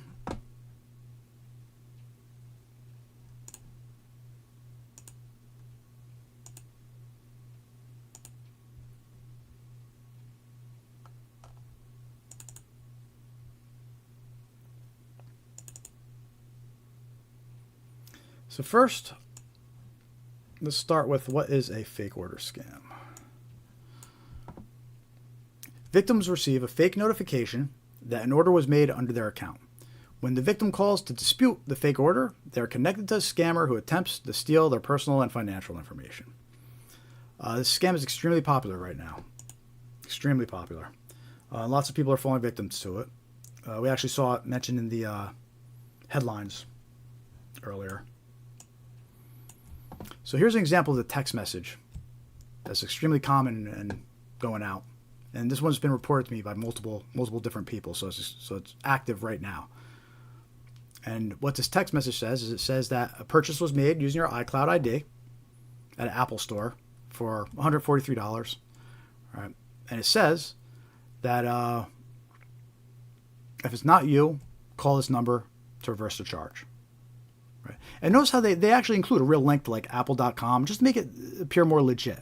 But the goal is to call, they want you to call this number, right? There was no order placed. You know, nobody used their cloud ID to place an order. This is it's a fake order notification. That's why the scam's called a fake order notification, right? If you call this number, you're going to be connected to a scammer, right? So it's similar to the tech support scam where you let your guard down because you're calling the number. They're not calling you, you're calling them, right? And that's why this scam is so successful. So you get this text message. It says you made a purchase. Call this number to dispute it. You call the number. It's a scammer. They're going to pretend to be customer support. And then they could either try to get on your computer. They could try to have you install something. They could ask you for personal information. The scam would go anywhere from that point. But the point of the whole fake order is to get you to call this number, right? Because who's going to, you know, you get a notification that a purchase was made you didn't make, you know, obviously you're going to want to dispute it.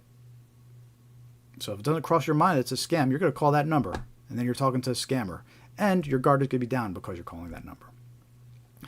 But like I said before, this is actually targeting people over text message, email, and phone, right? So this is a text message example of this scam. But I have two phone recordings of this scam, which I'm going to play for you right now. In the first one, it impersonates Amazon and says you purchased a MacBook for $1,400. Right? So let's listen to that record.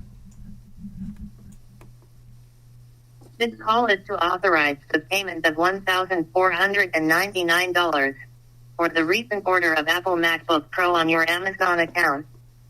If you do not authorize this payment, please press 1 to speak to our customer support representative. So that's the first recording of this. And the idea is, you answer the phone, it says press 1. If you press 1, you're going to be connected to a scammer. The fake order was, they said you purchased a MacBook Pro for $1,400 on your Amazon account, right? So a lot of people, oh no, I didn't, $1,400. No, I got to dispute that. They press 1, they're connected to a scammer. But there's so many versions of these phone calls going out right now. Here's another version. This one impersonates Walmart, and it says that you ordered a PlayStation. See, the vendor could be anybody, the product could be anybody. So there's all different variations of these scam phone calls going out. The product could be anything, the vendor could be anything. The whole point is they want you to dispute the order, which connects you to a scammer. There never was an order. So let's listen to the second example of a phone call that's been going out. And by the way, these all have been in the past month or so. So these are all recent. All the scam examples that I'm sharing and giving you, they're all recent examples and currently active.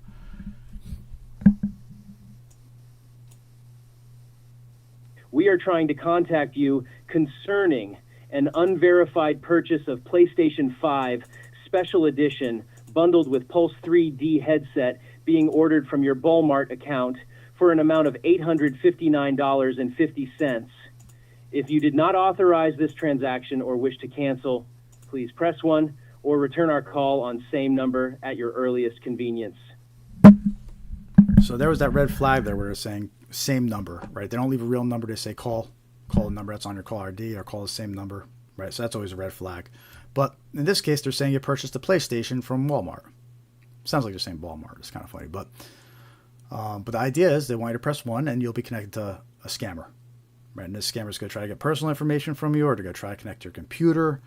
So, but the idea of these fake order scams is to get you to call and talk to a scammer. So we saw a text message version of the scam.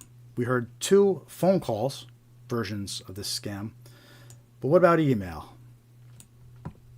So here's an article from August, a few months ago.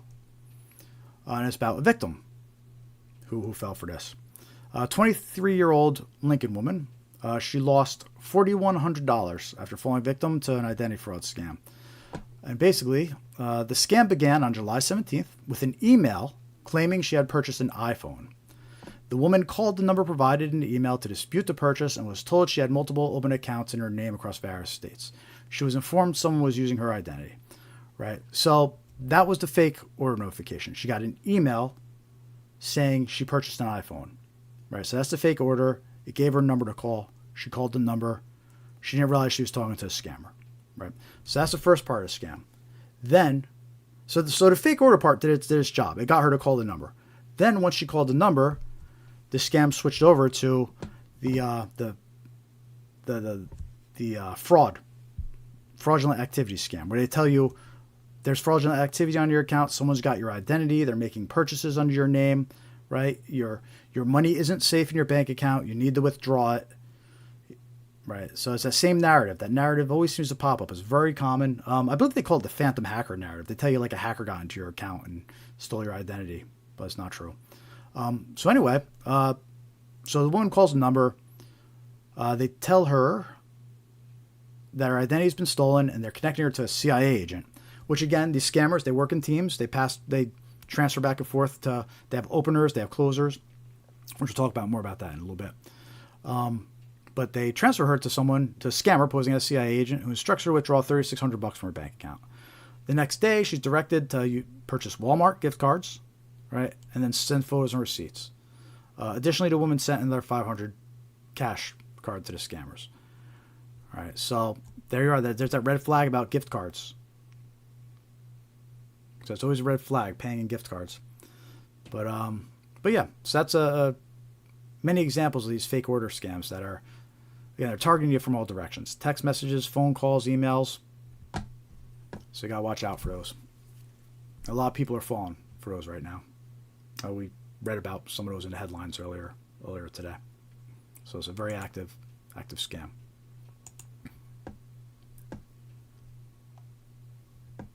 Grandparent scams.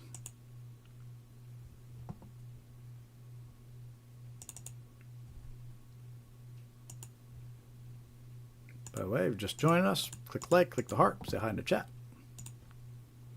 Subscribe to our YouTube channel, help us spread awareness. All right, so grandparent scams. This is an extremely common scam. Scammers impersonate a distressed relative, often claiming to be in jail, and request immediate financial help. Victims, usually seniors, act quickly to assist their loved ones. Right? I hate the scammers that do this scam. They're terrible. They're calling these older folks or telling them that their loved ones are in jail. They need to send money immediately to get them out of jail. It's just a terrible scam. No morals, right? And there was actually a newer version of this scam that we discussed last week, where the scammers were contacting college students' parents. Like, they got a list of college students and were contacting their parents and saying, your son or daughter is in jail, then you need to pay, they need assistance to get out now, right? It's extremely common scam. Now, I have a recording here. I love this video. So basically, I'm going to show you a video right now where one of these scam baiters, he got into the scammer's computer, right? And he was able to actually watch the scammer on his webcam while he was running this scam. So we actually have a video of this scammer doing a grandparent scam on an innocent victim, and it's amazing. This video shows us what's going on behind the scenes. Anyway, I'll let the video speak for itself, and then we'll talk about it. So here's the video. Oh, Mom, I had a car accident. Huh? I had a car accident, Mom. Is this Linda? It's me, Linda. Where are you? I got a car accident. What happened? I'm gonna put the officer on. I got arrested. You got arrested? Hi, ma'am. Yes. Hi, are you Linda's mom? Yes. What I'm gonna need you to do is grab a pen and paper and write down Linda's case number, ma'am. I need you to hurry up, please, ma'am. Case number? It's the number 2. 2? The letter B as in boy. Can you read that back to me? 2 B. Now, I'm going to read what's going on, ma'am, okay? Okay. Linda was involved in a car accident. It was stated in the police report. She admitted that was her fault. While she was driving, she was using her phone. That's what caused the accident, ma'am, okay? Oh, man. The woman that was driving the other vehicle was 7 months pregnant. We had to rush her into the nearby hospital. She might lose her baby. Oh, really? Yes. Now, we actually confiscated her cell phone for legal evidence, so she cannot receive or cannot make calls. This is going to be her only last call. Are you with me, ma'am? Yes, I am. Now, she actually wrote a note down here saying that she didn't want anyone to know about this. Let's honor her wish for right now because it's too much for her right now. That's what she's saying. Okay. What I'm going to need you to do, ma'am, is stay by the phone and wait for the lawyer to call, okay? Okay. Okay, bye-bye, ma'am. All right, bye. The next. I love that video. So much to unpack with that video. You know, first of all, you have the scammer. He's impersonating the daughter and impersonating the police officer. All right. He starts off by using voice changing software, so his voice sounds a little bit more feminine, and he's crying, right, making it sound like it's the poor lady's daughter, you know, on the phone. He immediately switches over to the cop, and he puts on his cop voice, right, pretending to be a police officer, and he turns on police scanner chat. Like, it sounds like there's a bunch of police scanners going on in the background, so he tries to make it sound more legit. Right? And there's a couple interesting caveats there. Notice how he said, your daughter's embarrassed and asked you not to tell anybody about this. That's the request for confidentiality. That's the red flag we were just talking about when they're trying to ask you for confidentiality. And then he says that you need to stand by and we're going to have, what was it, the courts call back or law offices call back or whatever, right? That shows how they work in teams. So this guy's the opener, and then he has closers who he transfers to. So he's got the lady on the hook now. Now he's going to transfer over to someone else who's going to impersonate the courts and the bail bondsmen and the lawyers. And they're just going to take all this woman's money. They're going to try to take all her money. First, they're going to hit her for this fee. Then they're going to call up and say, now you have a court fee. And then they're going to call up and say, now you have a legal fee. And then they're going to call up and say, you have bail to pay, right? Also, notice how they said your daughter's phone has been confiscated, right? That's for the purpose of having her not call her daughter, right? She's not going to call her daughter. She thinks the phone's been confiscated. So it's there's a lot of pieces to this scam, but this video is great because it shows you all those little details and how it works. Now, this guy was located in the Dominican Republic, and there was a big scammer organization there running this scam. And I have a news article. Bear one sec. We have a news article here that actually talks about this scam in the Dominican Republic and some of these scammers that they busted and we're going to put in jail. So NJ federal court charges 3 additional Dominicans in grandparent scam. Hey John, that guy got old quick. Inside joke. 3 residents of Santiago, Dominican Republic, were extradited to the United States last week and made their initial appearance in Newark federal court yesterday on charges related to their participation in a sprawling grandparent scam that defrauded elderly Americans out of millions of dollars. So they actually indicted 11 different Dominican nationals, and they charged them with 19-count indictment for this scam. I don't know if that guy was one of them. I hope it was.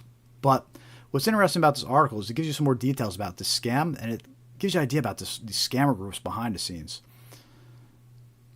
According to the indictment, they engaged in a long-running grandparent or family in need of bail scam against hundreds of seniors across the United States, including New Jersey, New York, Pennsylvania, and Massachusetts.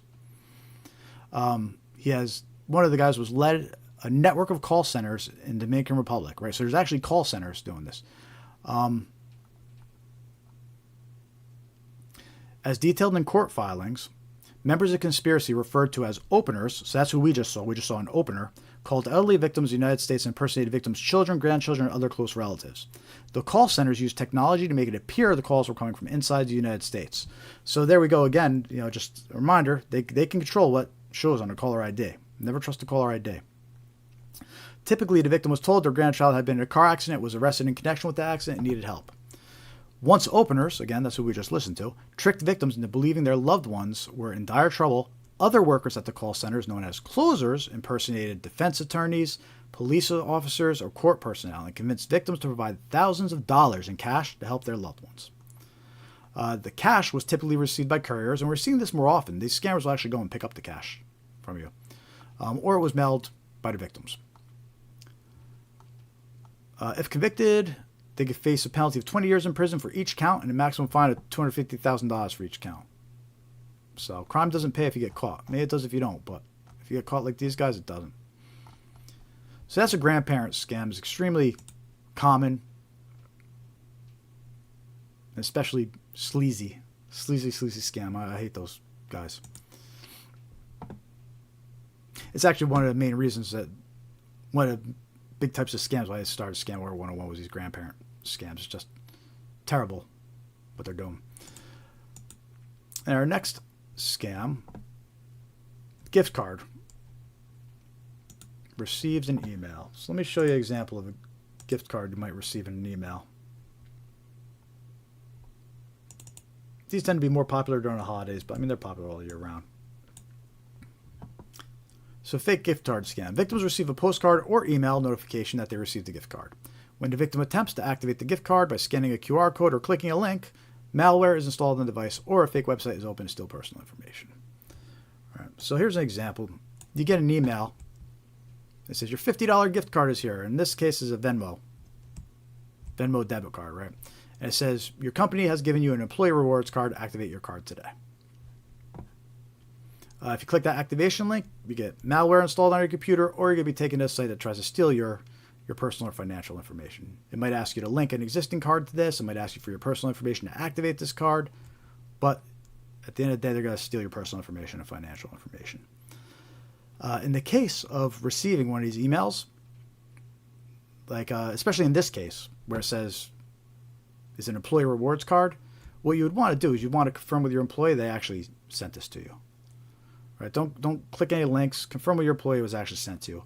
Or if it came from a family member or a friend, you would want to confirm with them first before activating the card. That's how you handle this situation. But it's important to be aware that you get an email that says you got a $50 gift card, and keep in mind it might not be from employee, friend, family. It might just be the fake email might say, "Oh, a special offer. Here's a $50 gift card for being such a great customer," right? But it could be a scam. It most likely will be a scam. They're not really handing out $50 gift cards free. So watch out for this scam. It's extremely popular. And this is the digital version. This is the version where it comes in through an email. But the next batch of scams we're going to go over is actually snail mail scams, because those are very active, and there's a snail mail version of this scam as well.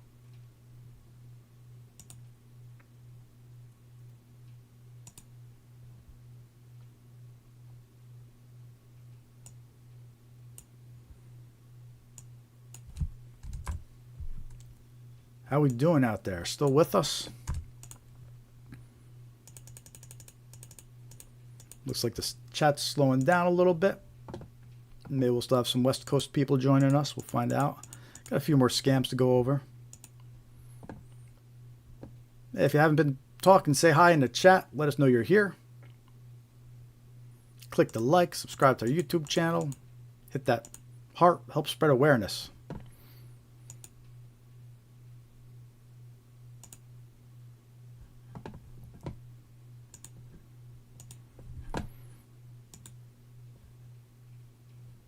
It's 10:30 p.m. over here. I'm starting to actually fade out a little bit. So I'm going to go through these snail mail scams. Then we'll probably wrap up after that.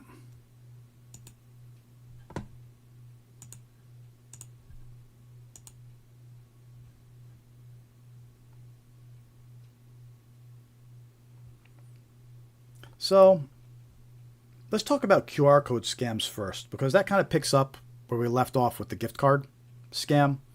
So the gift card scam we just went over is an email that says you got a gift card. But there's a physical version of this too, where they'll actually send you a postcard in the mail or a letter in the mail saying, you got a free gift card to activate it. I'm just trying to find my example here.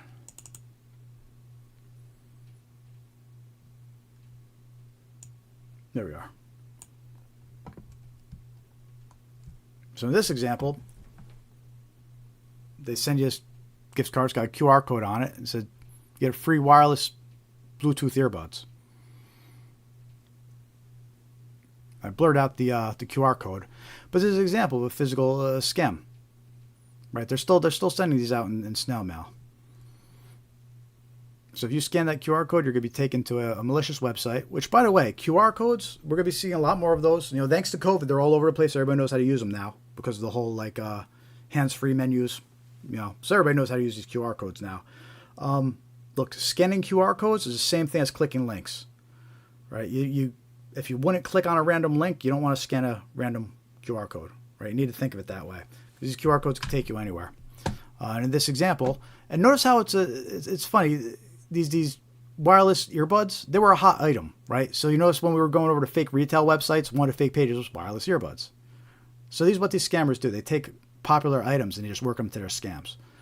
So we saw one with a fake website, pitching these wireless earbuds. Now we're seeing an actual physical gift card with QR code, to pitch these wireless earbuds. And that's what scammers do. They take hot items and they use them to scam people. So this is an example of So this is more of a postcard for like a free item, but it works the same way. You get a letter about a free gift card. You know, don't trust it. Do your due diligence.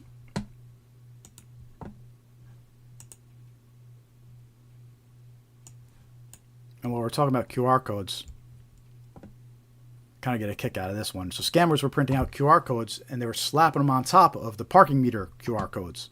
So people are scanning the parking meter QR codes and they don't realize that they're actually getting taken to a malicious website and entering their personal and financial information to scammer. So watch out for these QR code scams. We'll be seeing a lot more of those this year, I'm sure.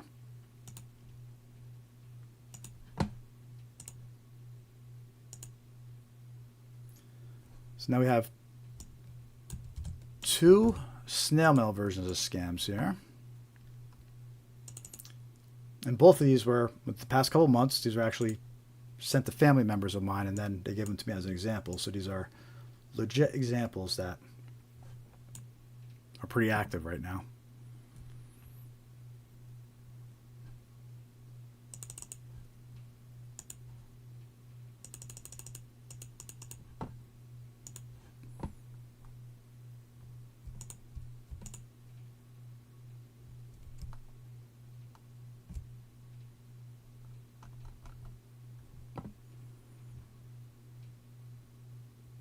All right, so in this one, this was a fake letter we received claiming that there was an inheritance, right? And what they did is it was addressed to someone in my family, and they even updated it in the letter to include the same last name as the person that was supposedly deceased. And they claimed there's a $10 million insurance policy, and because we have the same last name, we're entitled to this policy. And this letter with fake letterhead looks legit with like an office name and a law offices and address and things like that. Very professional sounding. It basically says somebody with the same last name died 4 years ago due to COVID. There's a $10 million policy because of our same last name. We're entitled to it, and this law office will expedite the process for us. And there's quite a few red flags in here, but one that I want to point out is in the last paragraph here, it mentions confidentiality twice, right? Which is one of our red flags that we discussed. So I do have all necessary documentation to expedite the process in a highly professional and confidential red flag manner. I will provide all the relevant documents to substantiate your claim as the beneficiary. This claim requires a high level of confidentiality. Red flag again, right? So they mentioned confidentiality twice there. But yeah, this is a physical letter being mailed out to people. The only difference is they just swap the names out and they send it out to the next potential victim. And when we got this letter, I mean, we knew right away that it was a scam. We were familiar with this scam, but I went and Googled it real quick, and there were tons of search results coming back of people reporting the exact same letter. The exact same letter, they just swapped out the last names there. And the way this scam works is what they'll do is they'll tell you that there's fees and taxes that need to be paid first. So you'll pay the fees and taxes, they actually steal that money, and then you never get any inheritance or anything like that. They just disappear with the fees and taxes they convinced you to pay. Or they have you provide your banking information and then clear out your bank account. So there's a few ways it could go. But at the end of the day, they take your money and you're not going to get $10 million. And this is a snail mail scam. So I think we've gotten so used to being scammed, on the internet and email, I think it's easy to forget that, regular mail, they're still targeting us there. And the other snail mail scam we got here is a fake renewal bill. This one was also sent to a family member last year. And it looks like a renewal bill. This one goes to website owners. So people that have websites will receive this one typically. But they make it sound like you did a renewal listing. Right? And they even have dates that like, please submit before July 26th. Like, they make it sound like you have a listing that's going to expire. But you don't have anything. You don't have a listing with them. You're not paying them for anything. You don't have a service with them or anything like that. But they're making it sound like you got to pay this before July 26th. And the idea is for you to pay them $289. And whether they actually give you a listing or not, who knows? But it's a shady tactic where they make it seem like it's a renewal bill when it's not.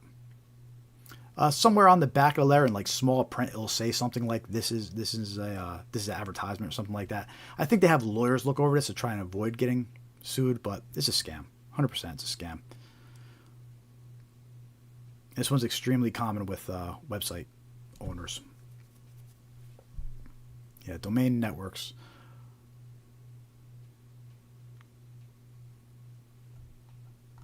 So watch out for this one. It's an actual piece of mail that is being sent out to people. And it'll list your website at the top. You'll see that I blurred it out, but it'll list your website at the top. And the website will be yours. So you'll think, oh, geez, okay, for my website, I got to pay this. It's a scam. So that's the fake renewal bill. Scam.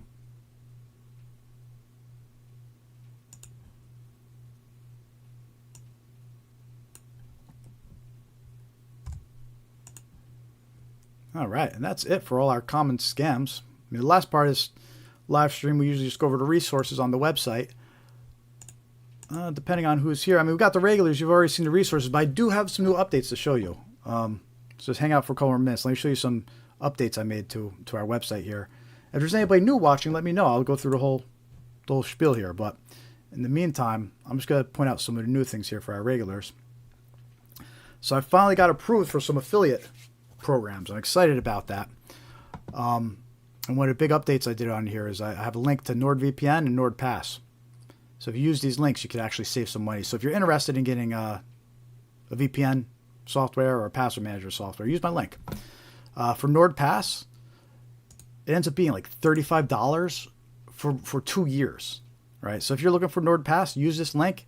It ends up being $35, and you have a NordPass for 2 years. And then NordVPN. Let me show you NordVPN. So this deal, they'll do 72% off plus 1 year for free, which is crazy too. I mean, seems like a crazy good deal. Why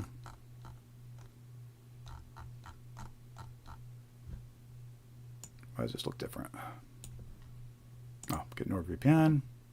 There we go. But something to consider. So if you were going to get NordVPN, you could just get the VPN for it's 2 years for $81. I mean, it's a pretty good deal. But I would recommend doing the Plus version because this actually includes NordPass as well. So for $105, that's 2 years. You have the VPN and it includes the password manager too. So if you were considering getting a VPN, I would say go this route and get the password manager as well. But if you're just looking for a password manager, we have the link here too. $35 for 2 years. So we have the two links right here. You know, so just if you're considering it or know somebody else could buy it, use my link. I appreciate it. I get a little bit of a commission. And I stand behind both these products. I've used them. I like them. I used NordVPN for a while. It was a great VPN software. So I wouldn't list it here if I wouldn't stand behind it.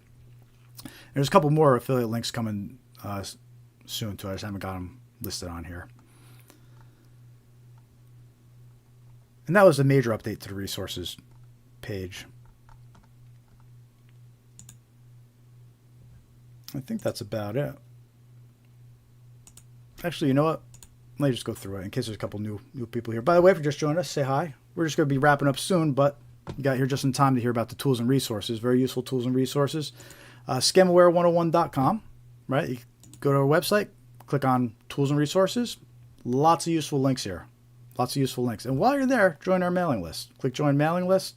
It's free to sign up. I won't spam you that much.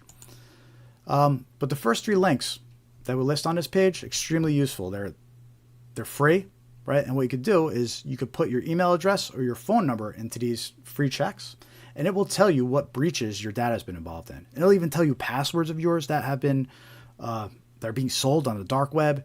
It's a little scary, but it's important to understand your data that's out there. So these first 3 links, I highly recommend going to each one. They're safe, they're legit, they're free. They might try to sell you something afterwards, but that's okay. But it'll tell you what breaches your data has been involved in. It's important to know that because you may be using passwords that have been breached. And you don't want to keep on using passwords that are being sold on the dark web. It'll also tell you your social security numbers out there and what other data of yours has been breached. Because scammers are going to use that information to try and scam you. they're going to reach out to you and they're going to try to gain your trust because they'll already have your social security number, for example. They'll impersonate social security and they'll say, hey, I'm with Social Security Administration. As verification, we know your social security number is 1234 1234 1234. Now we need to update some billing information with you, right? So that's an example of what they might use that information to gain your trust. And you would think, well, if they know my social security number, it must be the Social Security Administration. But it's not. It's a scammer because your information is probably being sold on the dark web.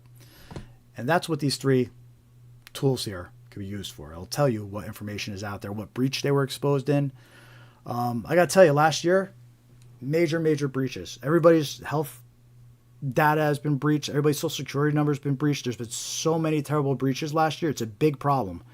And we're going to be paying for it for a while. Individuals. So I don't think we need to go over the rest of these links. We should be able to wrap up. Cool. So that's all I got. Thank you, everybody, for attending this week's live stream. We had some new examples, some great headlines, definitely some new updates this week. I try to keep it excited. I know we cover a lot of the same stuff, but we have to. You know, there's always new viewers, so we always got to cover the same stuff. But I do try to switch it up with newer examples and newer headlines and all that. So, if you're not subscribed yet, please subscribe to our YouTube channel. The subscribers and likes helps get our content out there, helps spread awareness. Follow us on Facebook, Threads, Instagram, Blue Sky, X. You can see links to them all on scamaware101.com. And we're also building out a knowledge base.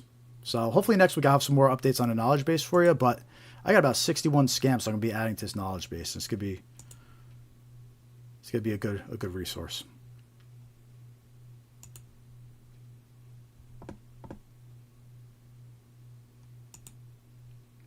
Wow, Deb, I want to hear this story.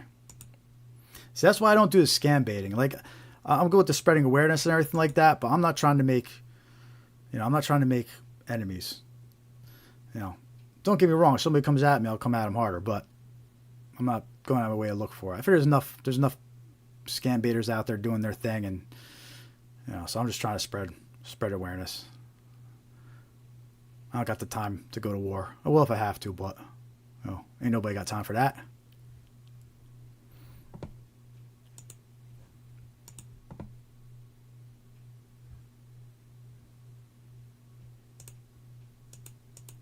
All right. And with that, I think we'll wrap up this stream.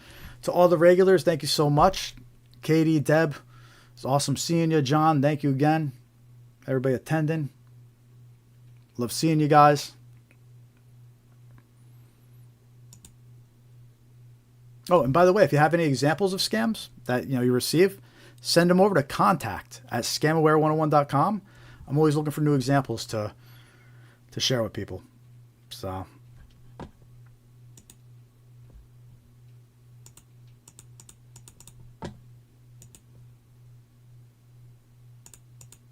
all right. Everybody have a great night. Have a great weekend. Hope to see you all next week.